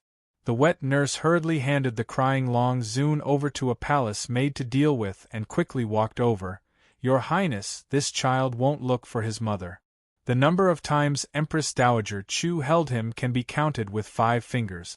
Normally, in the palace, even if Empress Dowager Chu sat in front of him, he wouldn't pay attention to her. He still doesn't know what a mother is. I'm afraid it's because this place is unfamiliar that he's looking for his mother. Hurry and take him out. Don't disturb your Highness, Ningen reprimanded unhappily. She, who had been infertile for many years, always felt complicated when she saw a child. The wet nurse hurriedly carried Long Zun over. Long Zun saw that Han Yunxi had suddenly quieted down. He looked at her for a while, then his small hand pointed outside the door and he suddenly cried out, Mother! He wanted to find his mother. Even if his mother didn't want him, he still wanted his mother. For a moment everyone was silent, leaving only the child's cries. In a child's world, there was no such thing as good or evil. There were no statuses or benefits, only dependents connected by blood. This child didn't know what kind of person Chu Chinga was or whose hands he was in, much less the current situation in Cloud Realm Continent. All he knew was that he had a mother, who said he wouldn't look for her. In this world, even a child as young as him had been hurt. What was the point of all the fighting for benefits? They couldn't even satisfy the wishes of a little child, so how could they have the face to call themselves powerful? Eastern and Western Qin hated each other, but had they ever considered how many innocent commoners would hate them as well? Hurry and take him back. Ningen suddenly raged, her expression fearful and uneasy. She'd completely forgotten herself. After serving Emperor Tianhui for so many years, how could she not have children? But she wouldn't allow herself to have any. As the cries faded into the distance, Han Yunxi and Ningen both exhaled in relief. Ningen, Eastern, Western Qin and Eastern, Western Qin used to live in harmony with each other. Just who instigated the civil war back then? Han Yunxi asked seriously. She'd learned from Long Feiyi that the floods in the south had caused plagues and famine. Both Eastern and Western Qin had sent out imperial envoys to fight the floods, But Western Qin had spread rumors among the victims that the East Qin Crown Prince was the reincarnation of a star of calamity who'd bring endless calamities to Cloud Realm continent. Back then, the East Qin Emperor was sickly and weak. The Crown Prince's ascension to the throne was imminent, so Western Qin's rumors were used by the East Qin imperial princes. After the emperor passed away, a power struggle broke out and destabilized the court. Western Qin seized the chance to start a war. Chapter 825. Both sides became enemies and fought a civil war, so now they both have their own opinions. Han Yunshi knew that Ning would say the same thing as Long Feiyi, but she never would have thought that it would be different to this degree. Ning said that in the past there was a serious disagreement between Eastern and Western Qin. This was the reason why Western Qin decided to go to war. Your Highness, there was a large dam in the middle of the Sand River that stopped the flood, protecting a large province downstream, as well as countless villages and fields. That year, there was a storm and a mountain flood upstream. The flood passed through the middle of the Sand River, submerging many villages and threatening an iron mine. That iron mine belonged to the East Qin Crown Prince. In order to protect the iron mine, East Qin decided to destroy the dam and divert the water downstream, sacrificing the people downstream. At that time, the East Qin Emperor died of illness and the princes were fighting for the throne. The Crown Prince was in a rush to build weapons, so he sent the army to destroy the dam. Western Qin had no choice but to send out troops to protect the dam. East Qin thought that our army was trying to steal the mine and sent out troops, using the Black Race army to destroy our Western Qin. If it wasn't for the Nether Race's betrayal, the princess might not have. Although Ning An's voice was calm, her eyes betrayed her heart. Han Yunshi could see her anger and unwillingness. This anger and unwillingness was very similar to when Long Feiyi told her this part of the history. It was very real and couldn't be faked. It was natural for them to have their own opinions, but if they didn't have the same opinion, then it would be abnormal. Long Feiyi had told her about the serious floods in the south, but why didn't he tell her about the dam or the mine? According to East Qin, the war was a plot by Western Qin. Western Qin instigated internal strife in East Qin and took advantage of the situation. According to Western Qin, the war was caused by the destruction of the dam. What was the truth? Han Yunshi hesitated a bit before probing. I remember that Gu Beiwe told me that during the war, there were rumors in the disaster area that the East Qin Crown Prince was a star of disaster? Is there such a thing? Han Yunshi silently apologized to Gu Beiwe in her heart. If she said that it was Long Feiyi who said it, Ningen would probably be angry. She could only use Gu Beiwe's name to speak properly. Ningen gave a cold laugh. This was a lie made up by the East Qin princes to seize the throne. Now it seems that the East Qin prince is a disaster. If he did not protect the iron mine, Western Qin would not have rashly sent troops. Han Yunshi nodded thoughtfully. She suddenly had a terrifying thought. Was there a misunderstanding in the past? However, she quickly denied her own thoughts. How could she believe Long Feiyi's explanation? Long Feiyi already knew that she was the princess of Western Qin. How could he tell her the truth of the war? On the other hand, Ningen had no reason to lie to her. Han Yunshi sat for a while before leaving. She had to finish writing the letter before Long Zun was sent away. She had already thought of how to write the letter. She could not bear to do anything to a pitiful child like Long Zun, so she could only wrong the others. Not long after Han Yunshi left, Ning Qing came over. Knowing that Han Yunshi had just left, he turned around to leave, but Ningen called out to him. "You just came and you're already leaving? So you didn't come to see me?" Ningen lightly asked. Who would have thought that Ning Qing would actually give a unsound and continue to leave? Ningen reached out to stop him. "Family head, you should know your status." Before, Ningen followed the rules of the palace and called Ning Qing King Ning. But now, she called him family head. This meant that Ningen was reminding Ning Qing of his status, his responsibilities, and what he could and could not do. Move aside. Ning Cheng's voice was completely emotionless. It was extremely cold, like an iceberg that kept people 1,000 li away. One would never be able to see his heart. Only in front of Han Yunxi would he be happy, angry, and anxious. Everyone sighed with emotion at the sight of the lofty Ning Cheng having to put down his airs in front of the princess. But Ningen knew that Ning Cheng wasn't submitting or being respectful, but being confused and lost. Perhaps that was why Han Yunxi wasn't like Chu Qingge, who felt that Ning Cheng was similar to Long Fei Yi. His joy at finding his master should have died down long ago. He should be back to his usual prudent, steady, and calm self. Everything in the D clan was still under his control and had to be controlled by him. The princess of Western Qin was only a symbol of faith. She couldn't control anything, so the last thing he should lose was his sense of control over himself. Ningen had seen all of Ning Cheng's actions since their return. Her heart was full of worries, so she had to remind him. Ning Cheng's ice face was expressionless. After a while, he asked coldly, "Is there anything else?" Ningen told him about Long Zun, and he agreed with Han Yunxi's words. In a low voice he said, "Arrange for 2 spies. Ning Jing hasn't sent word for days. I need information from her side." Understood. Ningen had the same idea. "Jing she won't be in trouble, right? She's still arguing with Tang Li about my departure, so nothing's going to happen." Ning Qing trusted Ning Jing more than Ning An or Ning Nua.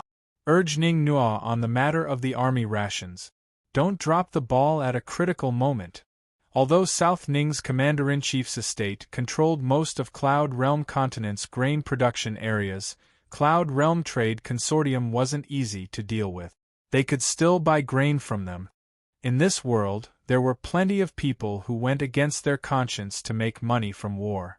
Moreover, Cloud Realm Trade Consortium's secret of being a descendant of the D clan had already been exposed. There were even more grain merchants willing to work with them. Ning Jing mused that the Tang clan was a hidden power that never got involved in worldly conflicts, much less a huge one between 2 imperial clans.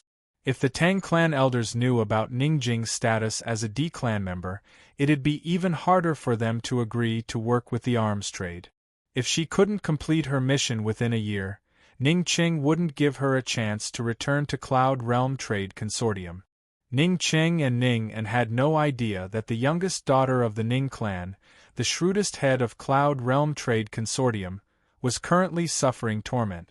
Tang Li had said he'd give her 1 night, but he'd actually given her 2 days and 2 nights. Over the past 2 days, he'd given her nothing but water. Ning Jing was hanging from the ceiling and couldn't even sit down. Fortunately, she could reach a table and sit on it for the past 2 days. If not for that, she wouldn't have lasted half a day. She didn't make a fuss, but was incomparably calm. When she was serious, she looked like a fierce woman who wasn't cute at all. She didn't know what Tang Li had been doing over the past 2 days, but he'd actually forgotten about her. Trapped here, she had no idea what was going on outside. Could it be that Ning Cheng's whereabouts had been exposed? Long Fei Yi and Tang Li were both chasing after Ning Cheng, so they'd forgotten about her here? Thinking up to here, Ning Jing couldn't help but knit her brows in anxiety. But she quickly recovered her composure. There were many things she couldn't control, so she might as well let them happen. Right now, she could only control herself and let herself die peacefully here. It was good that Tang Li had left her here. She had no idea that Long Fei Yi had left long ago. Over the past 2 days, Tang Li had been tasked with searching and arresting people in Medical City. Tang Li hadn't gone anywhere but sat by the door in a daze. For the past 2 days and 2 nights, she had drunk water, but he hadn't drunk a single drop. His haggard and sorrowful appearance made him no longer look like a banished immortal. Instead, he looked like an infatuated person who was about to turn into ashes. Suddenly, Tang Li stood up and angrily pushed the door open. Ning Jing was startled, but she didn't show it. It wasn't until she saw the most familiar figure at the door that her heart began to beat faster. Hee hee, I've been busy for 2 days and didn't have time to take care of you. You're lucky. Tang Li didn't approach her, but stood at the door. Shouldn't you give me an answer? Ning Jing just looked at him without saying anything. This forced Tang Li to draw closer until he was right in front of her. Answer me. Kill me or cut me up, do whatever you want, Ning Jing said coldly. Guards. Tang Li didn't hesitate anymore, and the guards immediately rushed in. Tang Li personally took the iron chain hanging from the roof beam and handed it to the guards. Drop it at the South City gate. Don't let her torture you slowly. Ning Jing didn't react at all and just walked to the door with the guards. Jing, you don't have to be afraid. Your good brother will definitely come and save you. Tang Li sneered. Only God knew if he was comforting himself or testing Ning Jing. Finally, Ning Jing stopped. Tang Li, if you spare me, I'll tell you another piece of news. How about it? What news? Tang Li asked almost without thinking, and at the same time, he waved the guards away. A piece of news that's very beneficial to the Tang sect. It's not inferior to Han Yunxi's whereabouts. Ning Jing was like a businessman negotiating with a professional smile. Spare you? To what extent? Tang Li asked in return. He definitely wouldn't let Ning Jing go. Give me a good death. Ning Jing was very direct. In an instant, Tang Li's eyes were like the sky before a storm, so gloomy that it was frightening. Unfortunately, Ning Jing was standing at the door and didn't see it. Just like when Tang Li was standing at the door and didn't see her in the room, he had a pleasantly surprised expression. Okay, tell me. Tang Li still agreed. Ning Qing still doesn't know about your relationship with Long Fei Yi.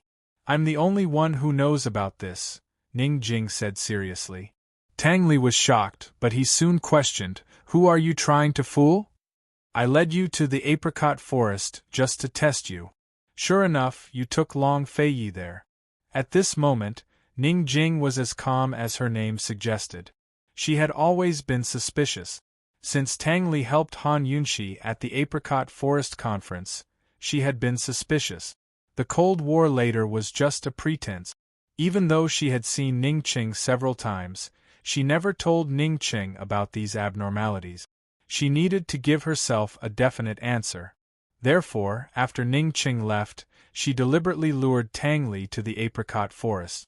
She hoped so much that it was only Tang Li who followed her. Unfortunately, it was Long Fei Yi who showed up. Without a doubt, Tang Li was the one who took Long Fei Yi there. You tested me. Ning Qing doesn't know about my relationship with Long Fei Yi. Tang Li muttered to himself. Suddenly, he understood. That's why Ning Qing left Medical City long ago. He doesn't know that you led us to the Apricot Forest.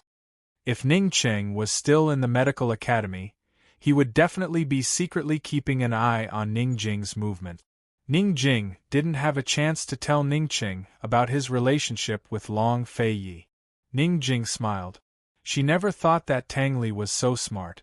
Tang Li, I've told you 2 secrets. Just kill me with a knife. Tang Li gave a start, but quickly rushed out the door. Su Donglin, remove all defenses and tell your master that Han Yunxi is in Tianing. After rushing out, Tang Li didn't return to the room. He ordered people to untie Ning Jing and put her under house arrest. He wouldn't kill her, but he wouldn't see her either. Long Fei Yi received Tang Li's news and was preparing to deploy a rescue plan when he received Bailey Yuanlong's secret missive mentioning Gu Beiwei.